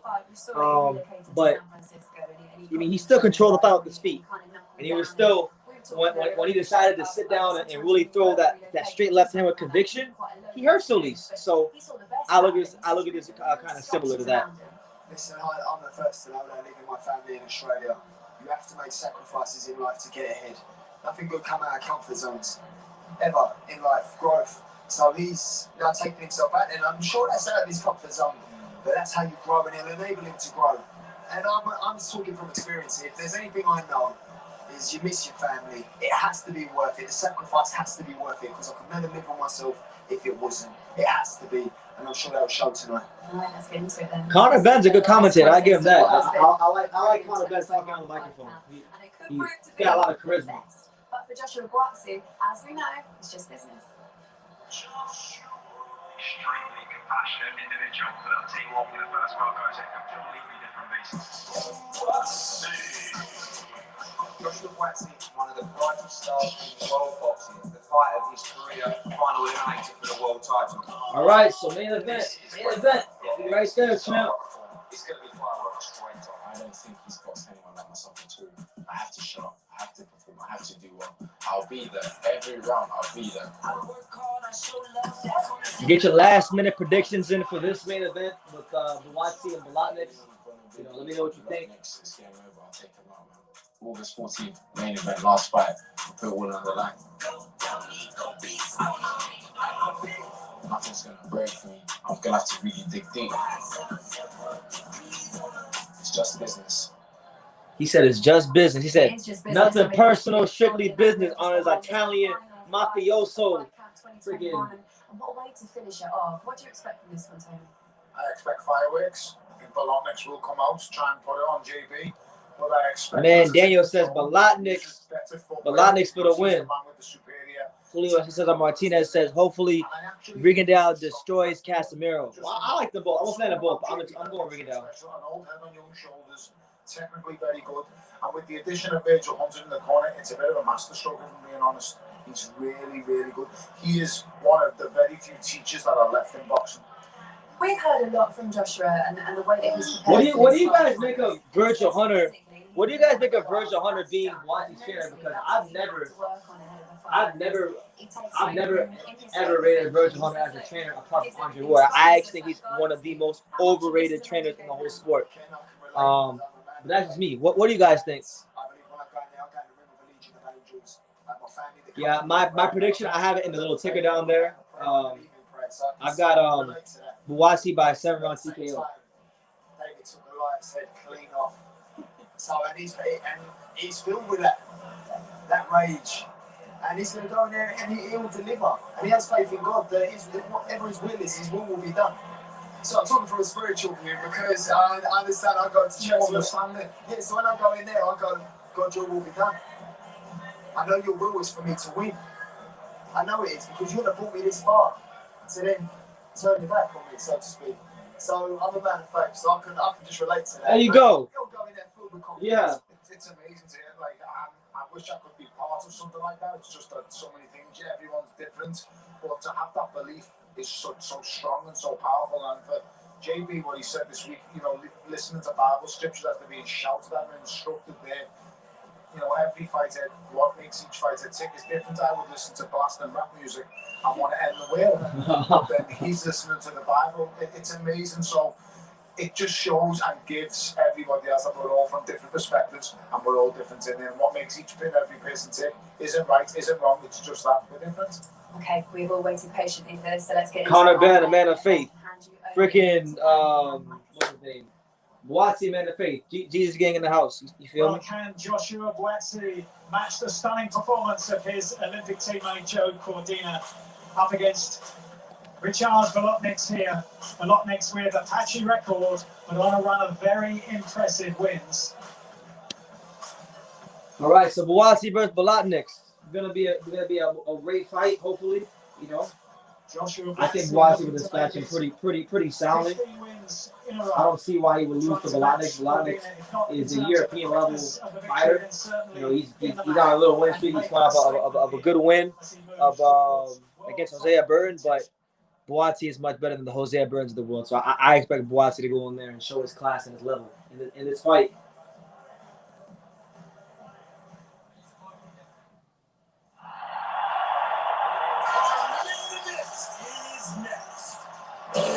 Didn't Conor Ben get a beard transplant? He might have. I think he did. But before the bell rings, make sure you grab the undisputed hard seltzer.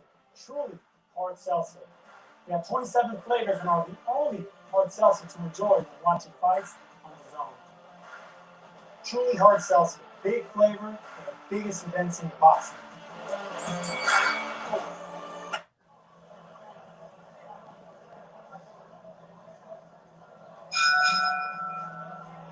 Ladies and gentlemen, Here we go. from Matchroom HQ live on DAZN, it's time for the main event of the evening. That's right. Set to make this ring walk. Please welcome Richard, the Lion Bolotniks.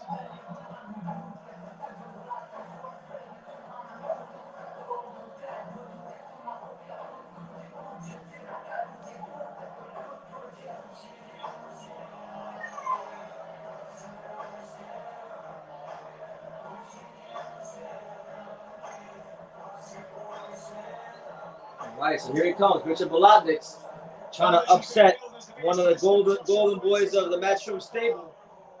You know, European light heavyweight champion. He's fresh off a win against Hosea Burton, and he really believes he can beat Joshua Buatsi. So hopefully, for his sake, he puts out the best performance of his boxing career, because that's what he's gonna need to defeat someone like Joshua Buatsi. Talks about how Latvians are made for boxing, big, strong, and proud, and he's certainly shown all of those. Make sure to hit that like button, subscribe if you're new to the channel. You know, super chat if you feel led to. Be here, man. Make sure you join us later on for the live. Oh no, their production's amazing for the fight camps. Freaking Matchroom Boxing, Eddie Hearn, they're taking it to that next level with the production.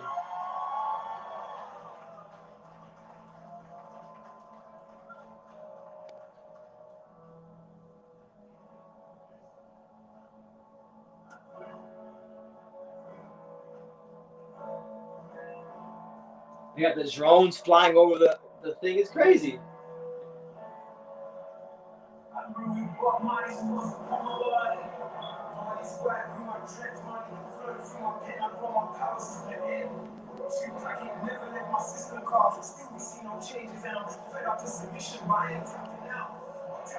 Yeah, it's your boy BT. We here, man. Joshua Buatsi, right now he's making his way to the ring, getting ready to take that next step in his journey in boxing towards light heavyweight greatness. You know what I'm saying? As he takes his first steps down the ramp, will this be a stride forward in his career? Like Joe Cordina, looking for momentum after 5 years in the professional ranks. This the biggest test against Ricards Bolotniks. And Buatsi ranked. Yeah. That is crazy. That is pretty crazy how his house is just right in the background. To be boxing for the ultimate honor.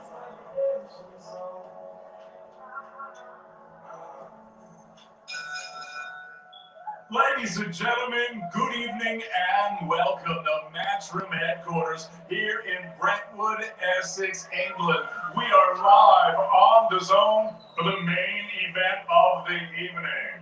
12 rounds of boxing scheduled for the WBA Light Heavyweight World Title Eliminator. It's all being brought to you courtesy of Mr. Eddie Hearn of Matchroom Boxing. We're sponsored by Betfred, StubHub, Wow Hydrate, and JD Sports. I said 7. I'm hoping it's 4. I'll be honest. I hope it's 4. So this card can be over, but I'm going to say 7. The president, Gilberto Jesus Mendoza. The supervisor is Jesper Jensen. Introducing your 3 judges scoring this world title eliminator from ringside. From Bulgaria, Yordan Ezekiev. From England, Steve Gray. And from Russia, Yuri Kopsev. And at the sound of the bell, your 3rd man in the ring from England, A-star referee, the great Howard Foster. And now, ladies and gentlemen, from the 4 corners of the world, to the 4 corners of the ring. Of this ring, right here. The fight starts now. Brentwood, Essex, England. This is it. The time has come. The fight starts now. That's like the next. Let's get ready to rumble. It hasn't quite caught on yet, but it'll catch on. Okay. Well, Michael Buffer's not doing it no more. It'll catch on. He wears the blue trunks with the white trim. He scaled 12 stone, 6 pounds, 6 ounces. His professional record, 18 victories, 5 defeats, 1 draw, and 8 wins coming by way of knockout. He fights out of Riga, Latvia. Here is the reigning WBO European Light Heavyweight Champion, ranked number 3 in the world by the WBA, future, the Lion Bolotniks. The Lion.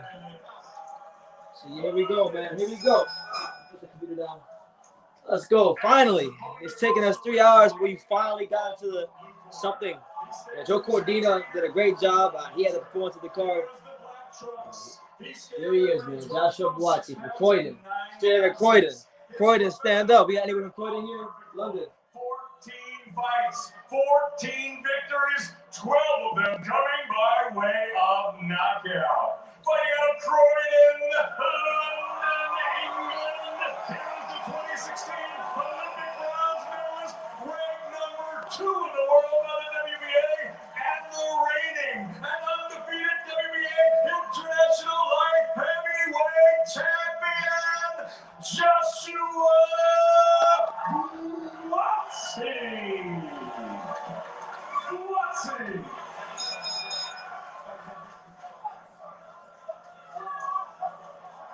Fellas, got you both in the dressing room. You both know what I expect. Keep it clean, break straight. He said Latvian will win 100%. So we'll see, man. If Bolotniks can pull it off, great win for him. He's in the best performance of his career to beat Buatsi. I'm going with Buatsi. During their career, some of them I remember there's nothing more than a line in boxing, but sometimes they are remembered for much more significant reasons. Which will it be tonight? Seconds out, round 1. So the first round, and always a sizzle at ringside when Joshua Buatsi makes his way to the ring. Brilliant punching power that we've seen. All right, so round 1 of Buatsi versus Bolotniks. Buatsi in the black trunks, Bolotniks in the blue trunks. Boy BT is the untouchable True School Sports Empire. This link is Buatsi, Bolotniks, live fight reaction Extravaganza. Okay. Bolotniks. That's the witness. Looking for the base runners first. Tonight, good right hand to the start there by Joshua Buatsi. Buatsi. So far, just already getting some lethal leverage with that jab and that lead left hand. Possible techniques back. Bolotniks trying to work his way on the inside. There you go. Good body shot there from Bolotniks. One thing about Buatsi is always impressed with his balance. He's always in position. Good jab from Buatsi. And there's one thing that Bolotniks doesn't really have. It's good balance. There you go. Another jab from As Buatsi. I said before, boxing is in the hands, it's also in the feet. Good jab to the body. And we're seeing in these early stages, but the left-hand jab of Joshua Buatsi could be... Oh! Good right hand from Bolotniks. Okay. Motioning to say that he's taken that and he didn't hurt, but Bolotniks gets through with that sneaky right hand. And that was a success for him. Also against Jose Abdullah. Good jab though again from Buatsi. No doubt, LT. I'll definitely I'll definitely let you know about that. You know, I'm not gonna be going to no fights the rest of this year, but I'll definitely give you an overview on that one of these lives. Just remind me at the end of the year. There is a bit of jeopardy. He's been landing solid shots himself, but also Bolotniks. There you go. Another jab from Buatsi. Significantly, Buatsi. when they exchange jabs, Bolotniks has been having success. The greater speed of Buatsi at this stage is not to the fore. Bit of jab there from Buatsi. Dominating and piercing that sometimes high held guard. There you go. Real good jab from Buatsi. And now Buatsi's showing him the right hand a little bit now too. Looks quite comfortable, There you go. An up jab from Buatsi. Okay, we see you, champ. We see you. His facial expression hasn't changed. And he doesn't have to turn either.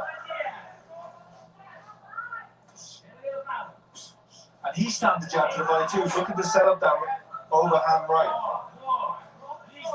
Buatsi has to be careful not to be unpredictable with his jab. And not to throw from too low of a hand position. Get his shoulder up when he throws it. There you go. Bolotniks already knowing here he's going to have to work for his openings, and he's going to have to be... Yeah, Buatsi not giving Bolotniks anything. So Bolotniks had some positive moments in that round, but like, you know, Buatsi did a good job of establishing his range, his jab, and Bolotniks did that one good right hand, and then a couple jabs here and there, but that was a clear Buatsi round. So that's what it is, man. But you guys give me your scorecard down below. Make sure hit that like button. Subscribe if you're new. If you're new to the channel, make sure you subscribe because we're gonna be live later on again. I'm gonna take like an hour or two break, and then we'll be live again for like another 3 or 4 hours. So there is some craft in that corner. There's some know-how in that corner. There was that right hand. LT says, I can't imagine all the corruption you have covering the sport. I can't say it all on camera, but man, sometimes it gets annoying to think about. But it's still a great sport, and there still are legitimate fights that do happen. It's not all corrupt, you know. It's like anything else in life. Not everything's corrupt. Slow to rise from his Nothing's 100% corrupt. taking up stance in the center of the ring. All right, so round 2 of Buatsi versus Bolotniks. Let's see how Bolotniks adjusts in the second round to Buatsi. A good body shot from Buatsi. On the inside, the variety of Buatsi there seemed to just bewilder Bolotniks just for a moment on the inside.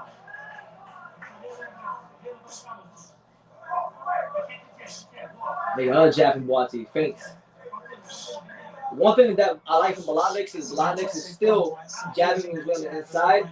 He's not becoming stagnant. His upper body doesn't look stiff. So these things are good signs for Bolotniks. There's a lot more to him than I first thought in researching for these fights. Mixing up his jab well. Little feints. There you go. Good right hand there from Buatsi. Shoulder staying behind his shoulder, keeping his right hand in position right in front of his chin. There you go. Buatsi putting that stick on him. Hand over the jab. There you go. That Buatsi jab is landing. It's scoring and it's landing. How much he rehydrated since the weigh-in yesterday, because he looks huge. I like that. You see Buatsi, you flick it out there and then step in. Flick and step. Good variation to the jab there from Buatsi. Into the second half of round 2, Buatsi still looking to work behind that left-hand jab and being made to work for the openings. Oh, body shots. Real good. There you go. Some body shots. A British fighter who can throw body shots.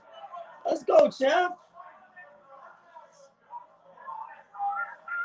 Now the timing with the left hand from Buatsi is impressive, and I thought Bolotniks looked as though he was hurt today. Man, Buatsi's so talented, man. Like every time I watch him fight, the more I like him. I know he still got that stuff to the elite level, but I just love everything about him. The way he comes together, the way he goes from one punch to the next.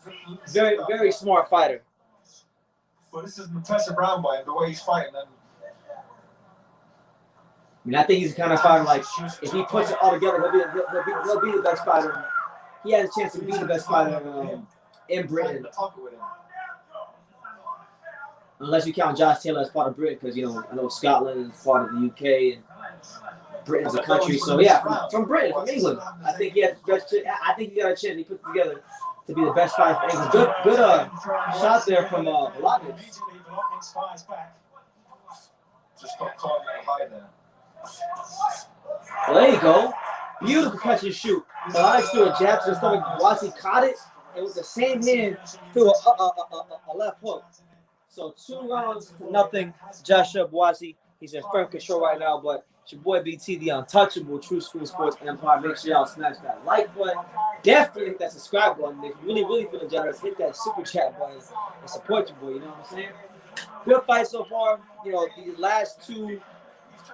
These last, I mean, so he didn't fight very good, and Buatsi looked like he's doing pretty good so far himself. That's what's doing it, okay? Start doubling it up when you want to bring something off from it, okay? Oh! It's counter jab. The jab is really working. It's beautiful. Okay? Stay focused. Y'all ready to go? Y'all deep breath for me.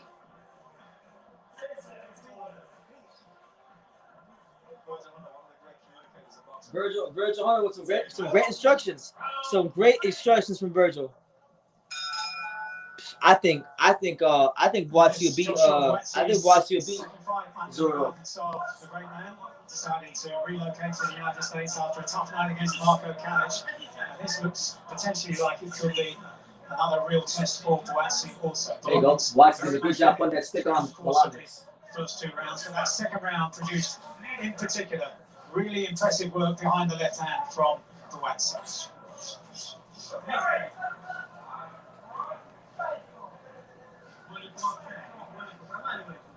Oh!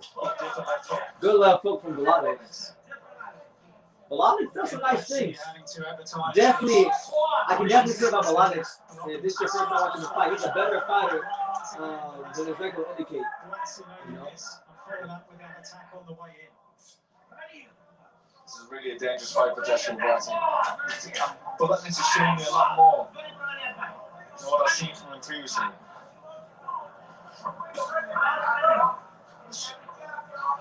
There you go. Good stuff about Bolotniks. The jab is on the inside. And some of these jabs don't land, but these if he continues doing that'll set up his big power punches later on, and that's what you want. There you go. Buatsi gets back on his jab. Oh, right hand from Buatsi, and then he blocks it with the same hand. Beautiful. Oh, good right hand to the stomach there by Buatsi.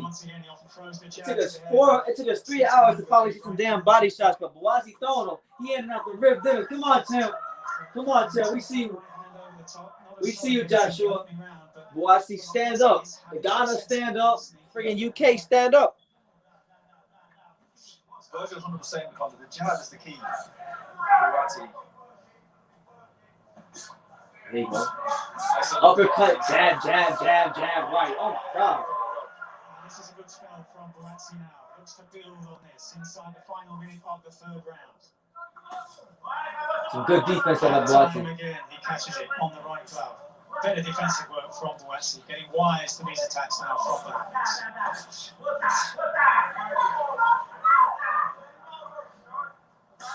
There you go. Good jab by Buatsi again.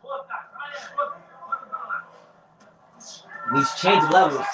He'll be jabbing. He'll touch him with the opposite hand, slip to the opposite side, and then throw a jab. Like he's doing things off the jab to set up, and it's these little things, these little nuanced things that make him a very hard fighter to land cleanly against.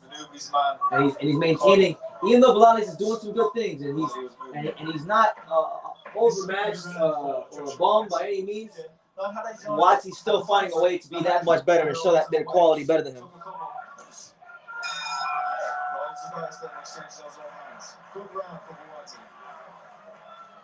Oh damn, that's messed up, man. I wish you could super chat me, man. Well, if you got PayPal or you got PayPal me if you want. I don't know if they have PayPal in China, but I think they would. But PayPal's in the ticker. It's right there in the ticker in the bottom. The thing is scrolling. Sometimes you can get lazy with it, Buatsi, but it's been a good positive start from him. But yeah, so far a positive start, a very, very, very, very positive start from Joshua Buatsi, and just in firm control of the fight. Showing more and more every time I watch a fight why I rate him so highly and why I think that he's going to give the light heavyweight division hell when he gets to that top level. From the punch placement to how he sets up the jab to the body shots. He's a fighter who's improving and getting better every fight, and he was already very good to begin with. So that's a scary thing to think about. Well, Bolotniks boasted that he had the heart of a lion, and he's proving very difficult to shift here so far into round number 4 of the schedule 12 for Buatsi. There you go. Looking to build towards a world title fight. Looking back through recent history, it took Joe Calzaghe 4 years to get to. Oh my God! A double left hook, straight right. Oh my God, Joshua Buatsi, stop playing with him, champ. Stop playing with him, Buatsi. Stop playing with him, Joshua. Oh my God. Joshua Buatsi's not playing with Bolotniks, and you can't play Bolotniks. Bolotniks is coming to take your head off, so you can't play Bolotniks. Early on in this round. When this round is over, I need to see that combination again. That shit was crazy. In the work of Bolotniks coming back at this stage.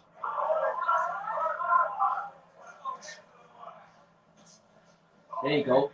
Buatsi. He's comfortable right now. He's comfortable. He's just chilling right now. Just chilling. Still an attempt by Bolotniks with that overhand right. But this time again, Buatsi saw it coming and just shifted the shoulder. Man, like the way he parries, he'll parry straight, he'll parry like that. I mean, his defense is very, very tight. And I actually think like Joshua Buatsi's defense is actually underrated. Nobody talks about his defense. Even the British commentators don't talk about his defense. The way he parries punches. He'll parry here, he'll roll the shot. But he's not a guy that's a shoulder roll fighter, but he can roll the punch. This has been a measured performance. So 1 minute and 13 seconds left here in the fourth round. It's your boy BT, the untouchable. True School Sports Empire. We're here. No serious behind that left hand. There has been a sign of danger every now and again from Bolotniks. Buatsi getting on top. There you go, rib dinners. Some rib dinners. We see you. We see you, Buatsi, with the rib dinners. Took some more high as well from Bolotniks. And now Buatsi's really starting to sit down his punch. He's throwing the grown man punches, the overhand rights. Half a minute of round 4. And this clinical approach of Buatsi behind single punches. He's almost pot-shotting at times here now, getting on top more and more as the minutes of this round go by. And because he's keeping his left shoulder a bit higher, he's keeping it more turned towards Bolotniks. He's not getting caught with that right hand over the top. 10 seconds. Making his own adjustments as the fight wears on. Impressive from jab, hook, straight to the body, left hook to the head. Oh my God! Stop playing with him. Oh. Bolotniks bounces back to his corner, but there's no question that he was under pressure. No question he was hurt. Really good stuff, quality stuff, exciting stuff to finish the round from Buatsi. You see these combinations, man. Just picking out the jab, holding his man, and it turns into a left hook. This was earlier in the round. It's kind of the start of the demise of Bolotniks for this round anyway. Yeah, you were almost dead on the money, Alfred. I said a 7.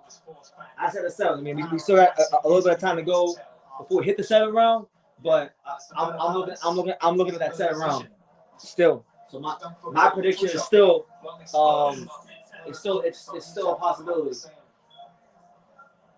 The same power doesn't have the same foundation.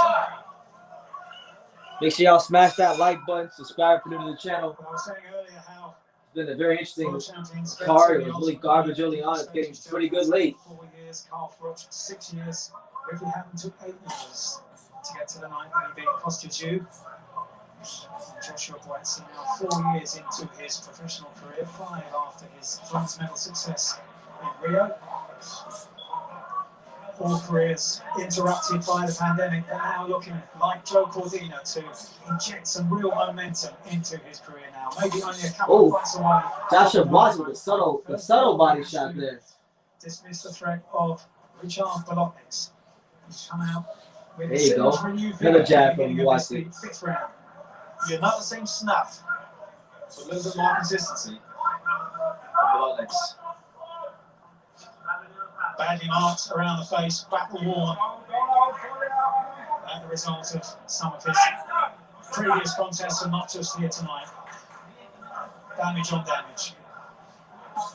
There you go. Buatsi just touching him, opening up angles for himself with that lead left hand. His head is always in a static high position, Buatsi. Again, success with that familiar combination of Buatsi's flicking at the jab. What do you guys think, Sapal? Let me know in the comments down below. What do you guys think of Buatsi's performance thus far against Bolotniks? There you go. I think he might be trying to set Bolotniks up now, just by slowing the tempo down a bit. There you go. Good uppercut from Bolotniks. It looks like there's nothing in these punches from Bolotniks. Taken well by Buatsi. If slightly jetty. Good shoulder jab from Buatsi. We're in the 5th round, for those of you wondering. My prediction is that it was Buatsi getting out in the 7th. Hey, a good body shot again from Buatsi. And surely these body shots gotta be taking a toll and slowly breaking down Bolotniks because he's letting a lot of them. as competitive as Bolotniks is, Buatsi is looking in complete control here and looks to be just starting to go through the gears. Coming up on the inside but landing some brilliant body shots himself. 30 seconds left here in round 5. Buatsi's still in fair control. And now he's walking Bolotniks down. He's walking straight to him. Looking for those big shots to put him away. Impressive wins included in that unbeaten streak. Good right hand there from Bolotniks. Oh, an uppercut from Bolotniks. Okay, so Bolotniks is still in the fight.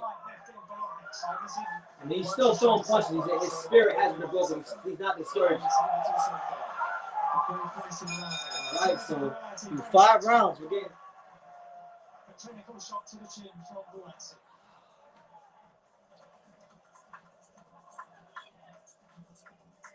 We'll always rely on Joshua Buatsi to bring a fight night to life, and he's done that again here this evening. Yeah, so far, if you wonder, it's a shutout. Right now, it's a straight shutout.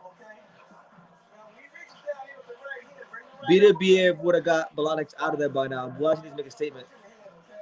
I think Buatsi could beat Biev at this stage of his career. To be honest. Yeah, you're probably right. I think Artur would have stopped him too, but that don't mean he'll beat Buatsi.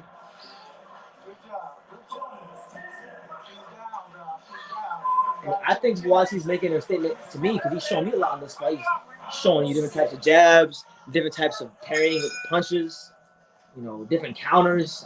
To me, Joshua Buatsi is making a statement. But I get what you're saying. He's got to finish the fight and show the extra bit of quality and make a statement in that way. And in this stage has Buatsi. Hyro, let's go, champ. The real champ is here. He says it's not about always being the strongest or fastest. The best fighters are the ones who know how to counter in the ring. Punches nothing but questions, and the person who has all the answers. That's who wins the fight, and that's true. That's exactly true. Yeah. Oh, Buatsi with the uppercut. Bolotniks takes it well though, skips away out of danger, resets and then throws an attack of his own. But as Andy was saying, that's Buatsi just trying to set the Latvian up. Buatsi's being patient right now. He's being patient. He's setting him up right now. Talking about fight management, Mike. I think he's fully in control of this fight now. And Bolotniks is still throwing combinations, so Bolotniks has not been broken. Buatsi is going to have to still show the extra bit of quality to flatten and stop Bolotniks. Latvia will not go away quietly. He's immediately walking Bolotniks back to the corner or back to the ropes. So he's in the center. Lovely jabbing him. And I can see he's just starting to dress him up. He's dressing him up to take him out.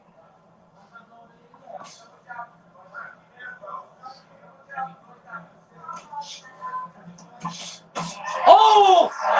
Oh! Joshua Buatsi with the left hook. Oh my God. Bolotniks is down. He's up. 1 minute and 10 seconds. Can Buatsi close the show? Left hook from Buatsi. Right hook. Left hook. Right hook. And he's almost gone. He's almost out of there. He's almost out of there. Oh my God. Buatsi is tattooing him. How the hell is he even still standing? 48 seconds left here, round 6. How the hell? Buatsi might have just punched himself out. Jesus. But that's a Bolotniks, a guy that's tough. Extremely tough, very courageous. He is a finisher, Buatsi. We shouldn't let this man off the hook. So I don't think it's right. It was torn of that overhook. And it was the left overhook that saw this, which caused the first knockdown. Buatsi going to the body again, trying to draw down the hands of Bolotniks. Oh! Beautiful body shot. Oh my God. Obviously, there's like a 3-punch combination that dude. So we go to the 7th round. The round that I think I picked Buatsi to stop Bolotniks in this round. So let's see if I can get my prediction dead accurate. I'm gonna get it accurate, but let's see if I can get it dead accurate. Uppercut. More of a hook. But he reached out with the right hand, nothing really on it. He just came back with the left hook. And beautifully timed as Bolotniks was throwing exactly the same punch, but Buatsi got there first. Better timing, greater speed. And I can see It's been an absolutely beautiful performance from Joshua Buatsi. And just he knows how to manage a fight. That's his best quality. His best quality is his ability to manage a fight. Yeah, I would say that about Buatsi. I felt like the referee could have stepped in there at any moment. And there'd be no arguments. I'm surprised they didn't weigh that fight off because British referees are known for like premature stoppages. This evening at the last of the fight camp bills, can Joshua Buatsi really all right, so the 7th round. Get him out of the now, Buatsi. With an inside the distance finish. We're into the second half of the contest. Oh, yeah, Bolotniks is in that fight, so he's doing the combinations. We see you. Latvia, stand up. Buatsi just has to kind of regroup now. He was spending a lot of energy trying to get. Damn, I think he punched himself out. So it's out there. So just take his time. He's just gonna be economical this first half of his round. And set it back up again. And Buatsi was breathing heavily as he sat down on his stool. No. Bolotniks does credit. You know, he's lost every round, but he's still making this fight entertaining and definitely worth watching. With that, good jab again by Bolotniks. Started round well. I don't think he's fully recovered yet, but has started this round well. There you go, good. Good body work from Bolotniks. Well, Bolotniks has had the best of the first minute of this 7th round. That's a credit to his game. That's a credit to his courage in trying to find his way back into this contest. There you go, a good up jab from Buatsi, and that got Bolotniks' attention. He stepped right back. So impressive. And so important so far in this contest for him. 1 minute and 35 seconds left. Now Buatsi just stick behind that jab if you're Buatsi. Trying to set up the right hand there, did Buatsi, didn't quite time it for Joshua. And for Bolotniks, this is a chance, possibly, to get some momentum. Now it looks like Buatsi's taking this round off a little bit. Because he threw so many punches during the last round, you know, he probably punched himself out. You know, so now this is about managing his energy.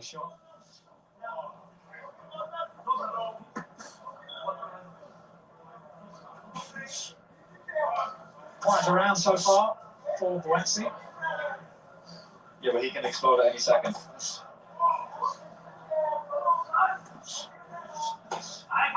Hey, good body shot there from Bolotniks. Another one. Oh, good body shot again, Buatsi. You hear? Yeah. Oh, referee. What's going on? Are they gonna take a point? No. That's not low. Push it out. The points are going to come up, okay? You understand? Okay? Say that.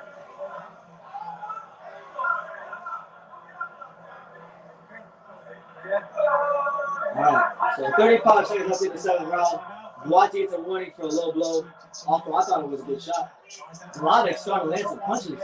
Just shaved the chin, the clean shaven chin of Buatsi. Good left hook from Buatsi. Rotating from a jab. Throws that punch so well. Bolotniks thought he had a bell there. Oh, snap. For just a moment, with 20 seconds still to go in the round. Even the corner of Bolotniks called time.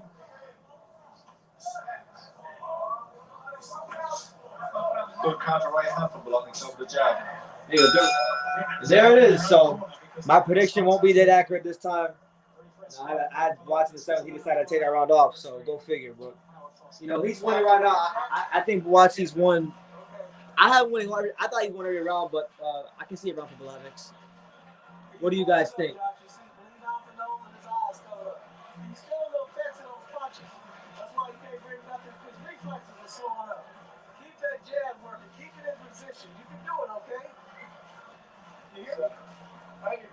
Okay, breathe deep. Come on. This is what you make up your mind. Rain the sunshine. I'm not tired. I'm not tired. I'm relaxed. I'm a box. Program reminder, I've said it 10,000 times, I'll say it 10,000 the first time.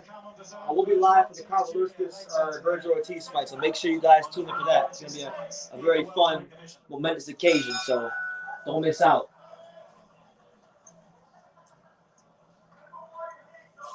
So into round 8 we go then, and this is the furthest that Joshua Buatsi has travelled in his professional career. 2 wins in the 7th round previously in his career. 12 of his 14 fights up to now have finished inside the distance, and Bolotniks is proving difficult to budge. So, yeah, Bolotniks is a hard guy to put away.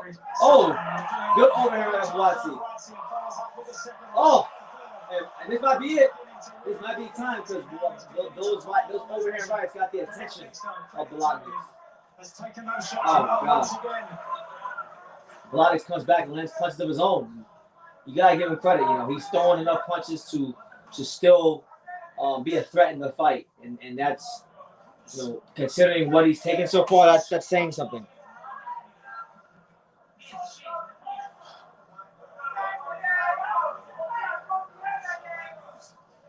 There you go, jab again by Buatsi.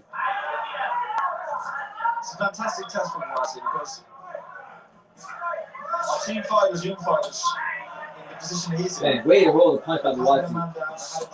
Oh! Bolotniks with a ridiculous one, too. But he's still standing.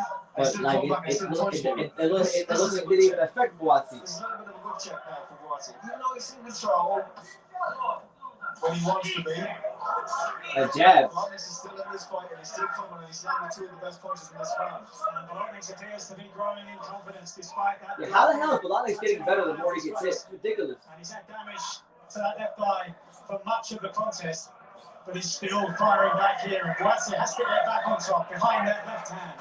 And this again comes down to a test of his ability to manage a fight. And again, Bolotniks complaining about a touch that's low.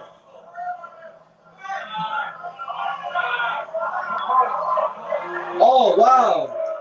So Howard Foster has deducted a point from Joshua Buatsi for a low blow. Foster decides enough is enough, and a point is deducted from the score of Joshua Buatsi.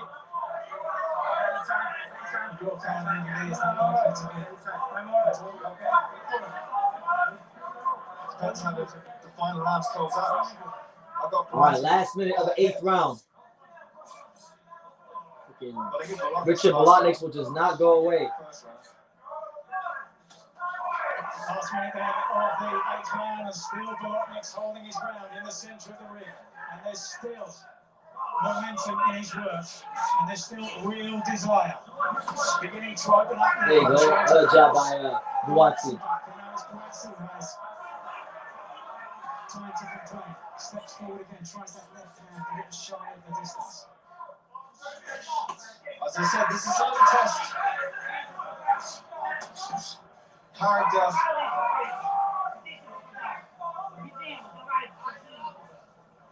These last 2 rounds have been a real test for Buatsi. There you go, good body shot from Bolotniks. Okay. He's got through with the left hand underneath that right elbow. Last few seconds then of the round.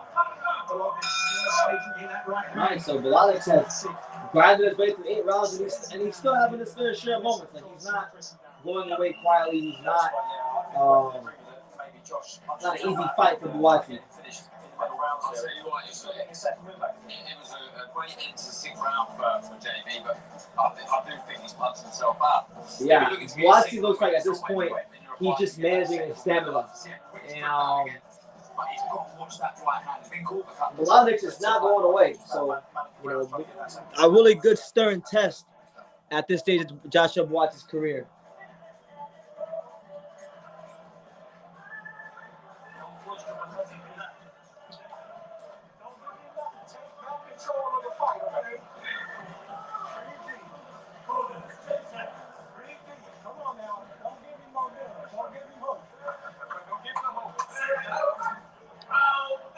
All right, round number 9. Well, 2 fights ago, Joshua Buatsi came through against the Croat Marko Kalic and experienced some difficult times in that fight, but came through very impressively to win in the 7th round. But this is a different test altogether. And Bolotniks very much there in these 7th and 8th rounds. And according to Darren Barker, Buatsi having almost punched himself out in the 6th round. And Lee has is pretty close on his unofficial scorecard. He's given Bolotniks 3 rounds. So he only has Buatsi by 2 points, which is very troublesome because you never know what the judges are seeing. You never know what the judges are seeing. I think Bolotniks won about 2 rounds. He gave him 3. I gave him 2. Oh, good counter left hook by Buatsi. It's a heartbreaking thing when you've landed your best punch, when you've had a man down, and it's 2 or 3 rounds later and he's still coming out your phone box and all hand rights.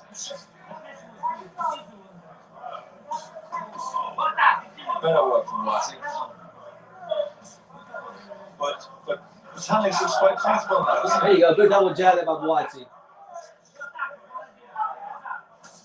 It's almost as if the Latvian has become numbed to the power.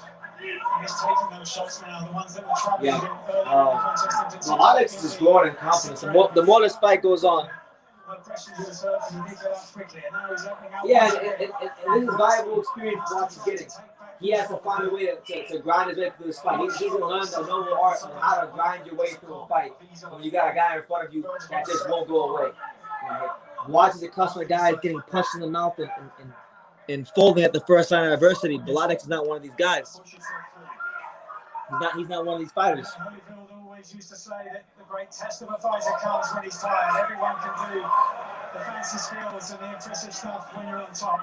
But it's at times like this now that fighters are really asked a serious question. And Joshua Buatsi now is being asked that question, and he's getting on the front foot. I think he's felt something in there. He's landed some good body shots in this last 20 seconds on this. I think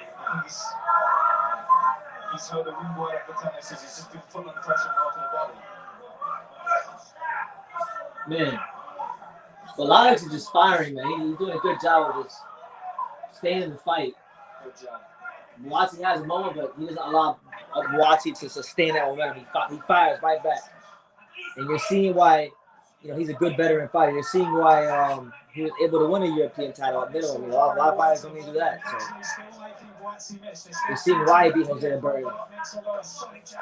There you go. Good body shots from Buatsi. And they haven't quite broken down. Oh, left hook again from Buatsi. And then the right hand. And he just won't.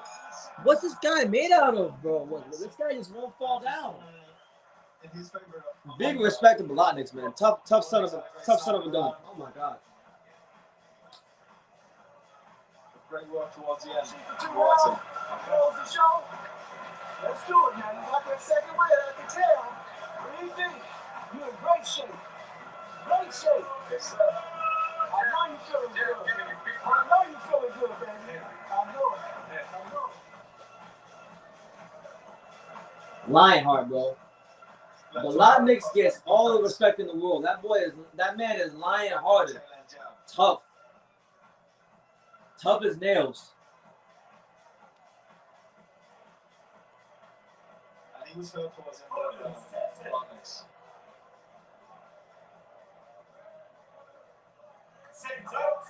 Round 10.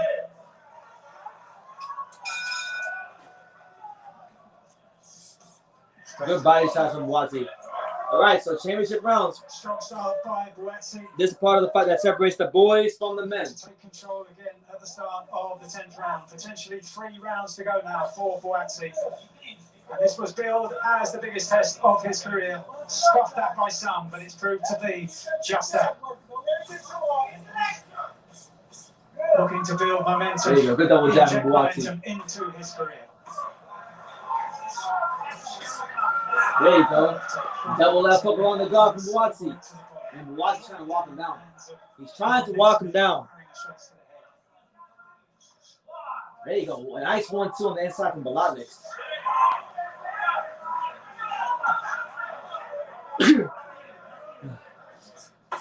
There you go. Rib dinner from Joshua Buatsi. And then an uppercut up there, followed by overhand right.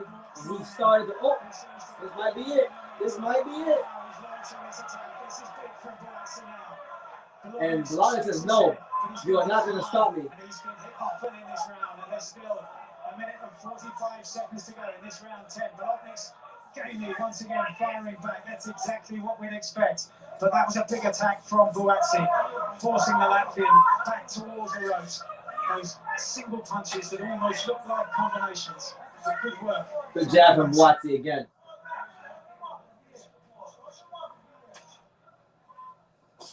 Oh, nice uppercut from Buatsi. But this dude just does not go down. Oh, what the hell? I know Buatsi's not for the fisted. He's got some good power. And he's landing these shots, but Bolotniks just will not. He will not fold. Oh, right hand around the guard. Yo. Varying the line of attack. But Bolotniks still firing back. This is more methodical from Buatsi. Oh, body shot followed by the hook to the head from Buatsi. Bolotniks. Oh, with the right hand.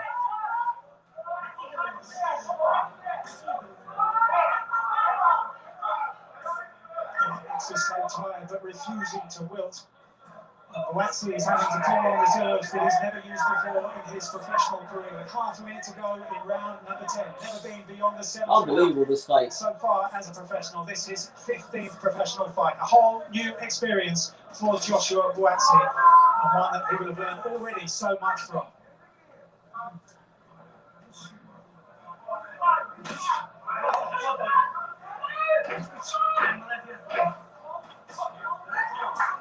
There you go. Good jab again by Buatsi. Right hand by Buatsi. There you go. I don't know how the hell we're in the 11th round. I'll never understand it. I'll never understand this fight.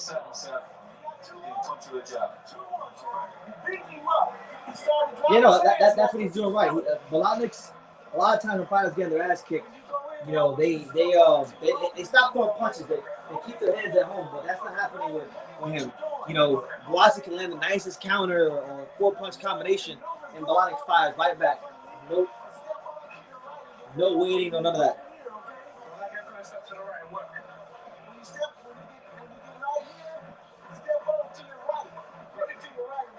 So yeah, it's your boy BT, the Untouchable True School Sports Empire. Make sure y'all smash that like button. Subscribe if you're new to the channel. Just enjoy the main event. You know, heading to the 11th round. I don't know how, but we're going to the 11th round. The urgings of a man in the corner who's been involved in so many big nights. And Buatsi starts with a shot to the body. Brilliant left hook to the body. Some of his work to the body tonight has been so impressive. Even if the eye-catching shots have all been to the head, including that knockdown with the left hook in the 6th round. Tries to find room for the uppercut at the beginning of this, the 11th round. A whole new territory for Joshua Buatsi in his professional career.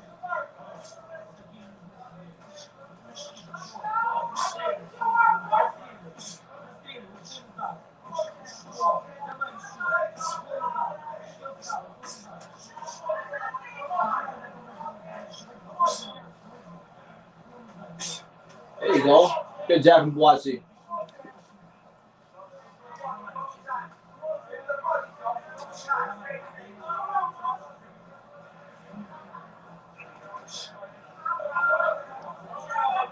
Nah, it's a good fight. It's a hell of a fight.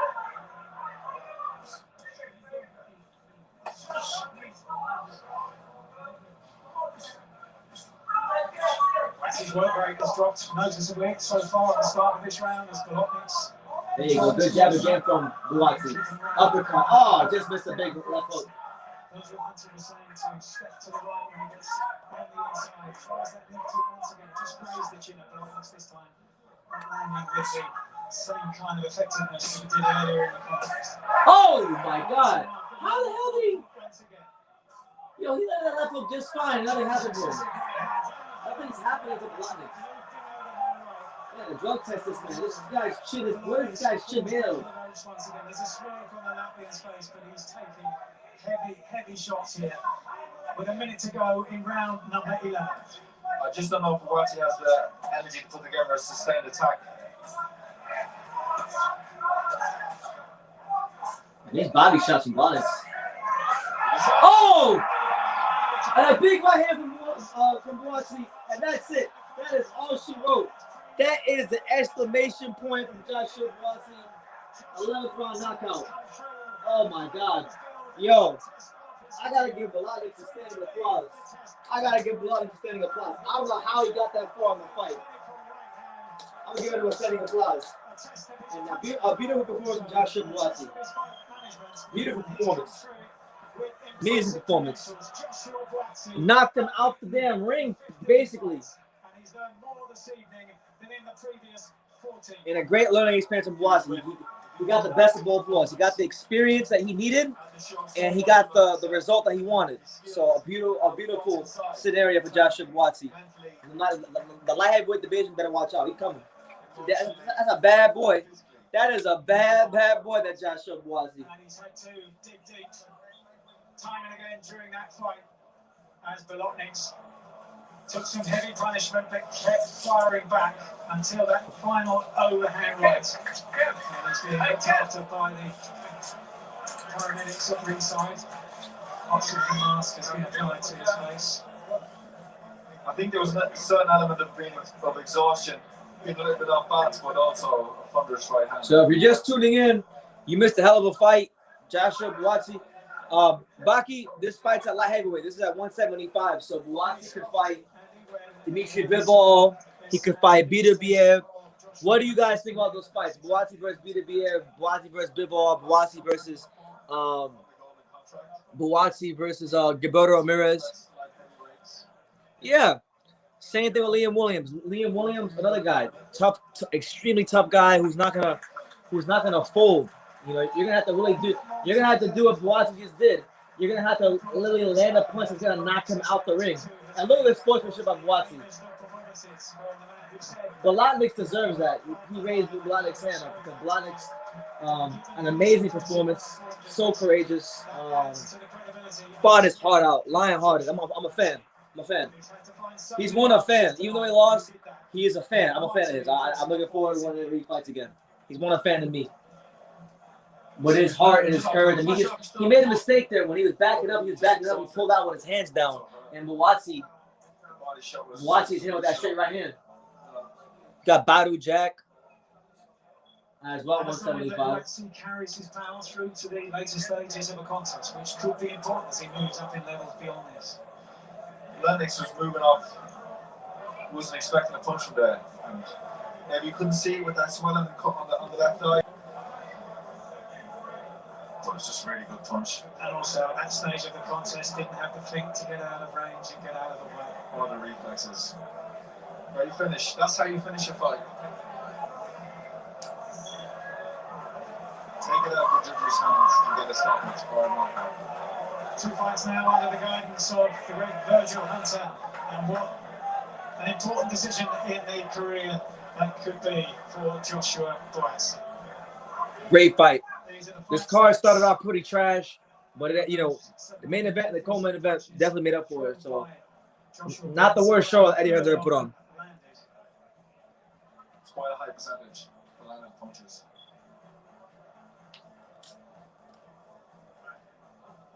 And these are the jabs. Very important shot. Power punches from Buatsi. Again, landing more than half of those that he threw. He was clinical. He timed them. He waited for his opportunities. And in the end, that was what proved decisive. That was what proved to be the difference between Joshua Buatsi and the brave Ricards Bolotniks. Ladies and gentlemen, once again, please a nice round of applause for both fighters. Joshua Buatsi will end Anthony Yard's career if they fight. Anthony Yard has potential, but right now he's not that good enough to be in the real Joshua Buatsi. Round number 11 for the winner of this WBA World Title Eliminator by technical countout. He's still undefeated. Yeah. Joshua Buatsi. So there you have it. Buatsi wins another one. Still undefeated. But this was a quality learning experience in the career of Buatsi. And it's scary to think how good he's going to improve now because of what he went through. started closer to a one-time fight in the professional ranks. Joshua Buatsi, unbeaten in 15 fights. And that, Andy Lee, was a big test for him, which he's passed in the end impressively. Yeah, by far his best performance. Best performance so far in his career. Faced a lot of adversity, a lot of show, a lot of character, a lot of heart, determination, skill, and power. Great performance by Buatsi. And who knows where Buatsi might go now under the guidance of the great man on the right there, Virgil Hunter. But stamping himself tonight as one of the most exciting fighters in the world. Joshua Buatsi now unbeaten in 15 fights, getting ever closer to a tilt at the ultimate glory. That's it from the fight camp. Three great shows. You're funny, Harold. Look, on that note, guys, hell of a performance from Joshua Buatsi. Great fight. Great way to end what was, for the most part, a lackluster card. Statement knockout from him. Statement knockout from Joe Cordina. Shout out to both of those British warriors. Well, in Joe Cordina's case, the Welsh warrior, the Welsh wizard. Shout out to both of them for making the card, for salvaging the card and saving the card, because it was brutal. But yeah, I'm gonna get up on out of here, guys. Thank you for joining me for this live. I'm gonna go get something to eat and charge up because I'm about to turn up for this next live. This is the tune-up. This was like the warm-up live. The next live I'll be on around 8 p.m. Eastern, 8:30, somewhere around there. I'll see you guys there. Make sure you guys join that live. It's gonna be a great one. You know, Casimiro, Rigondeaux, Ortiz, Kavaluskis. It's a great night of boxing. So yeah, I'll see you guys there. You guys take care of yourself. And like I say in every single one of these videos, you can love me or you can hate me, but I'm just Kid from Daniel. So until next time, take care, guys.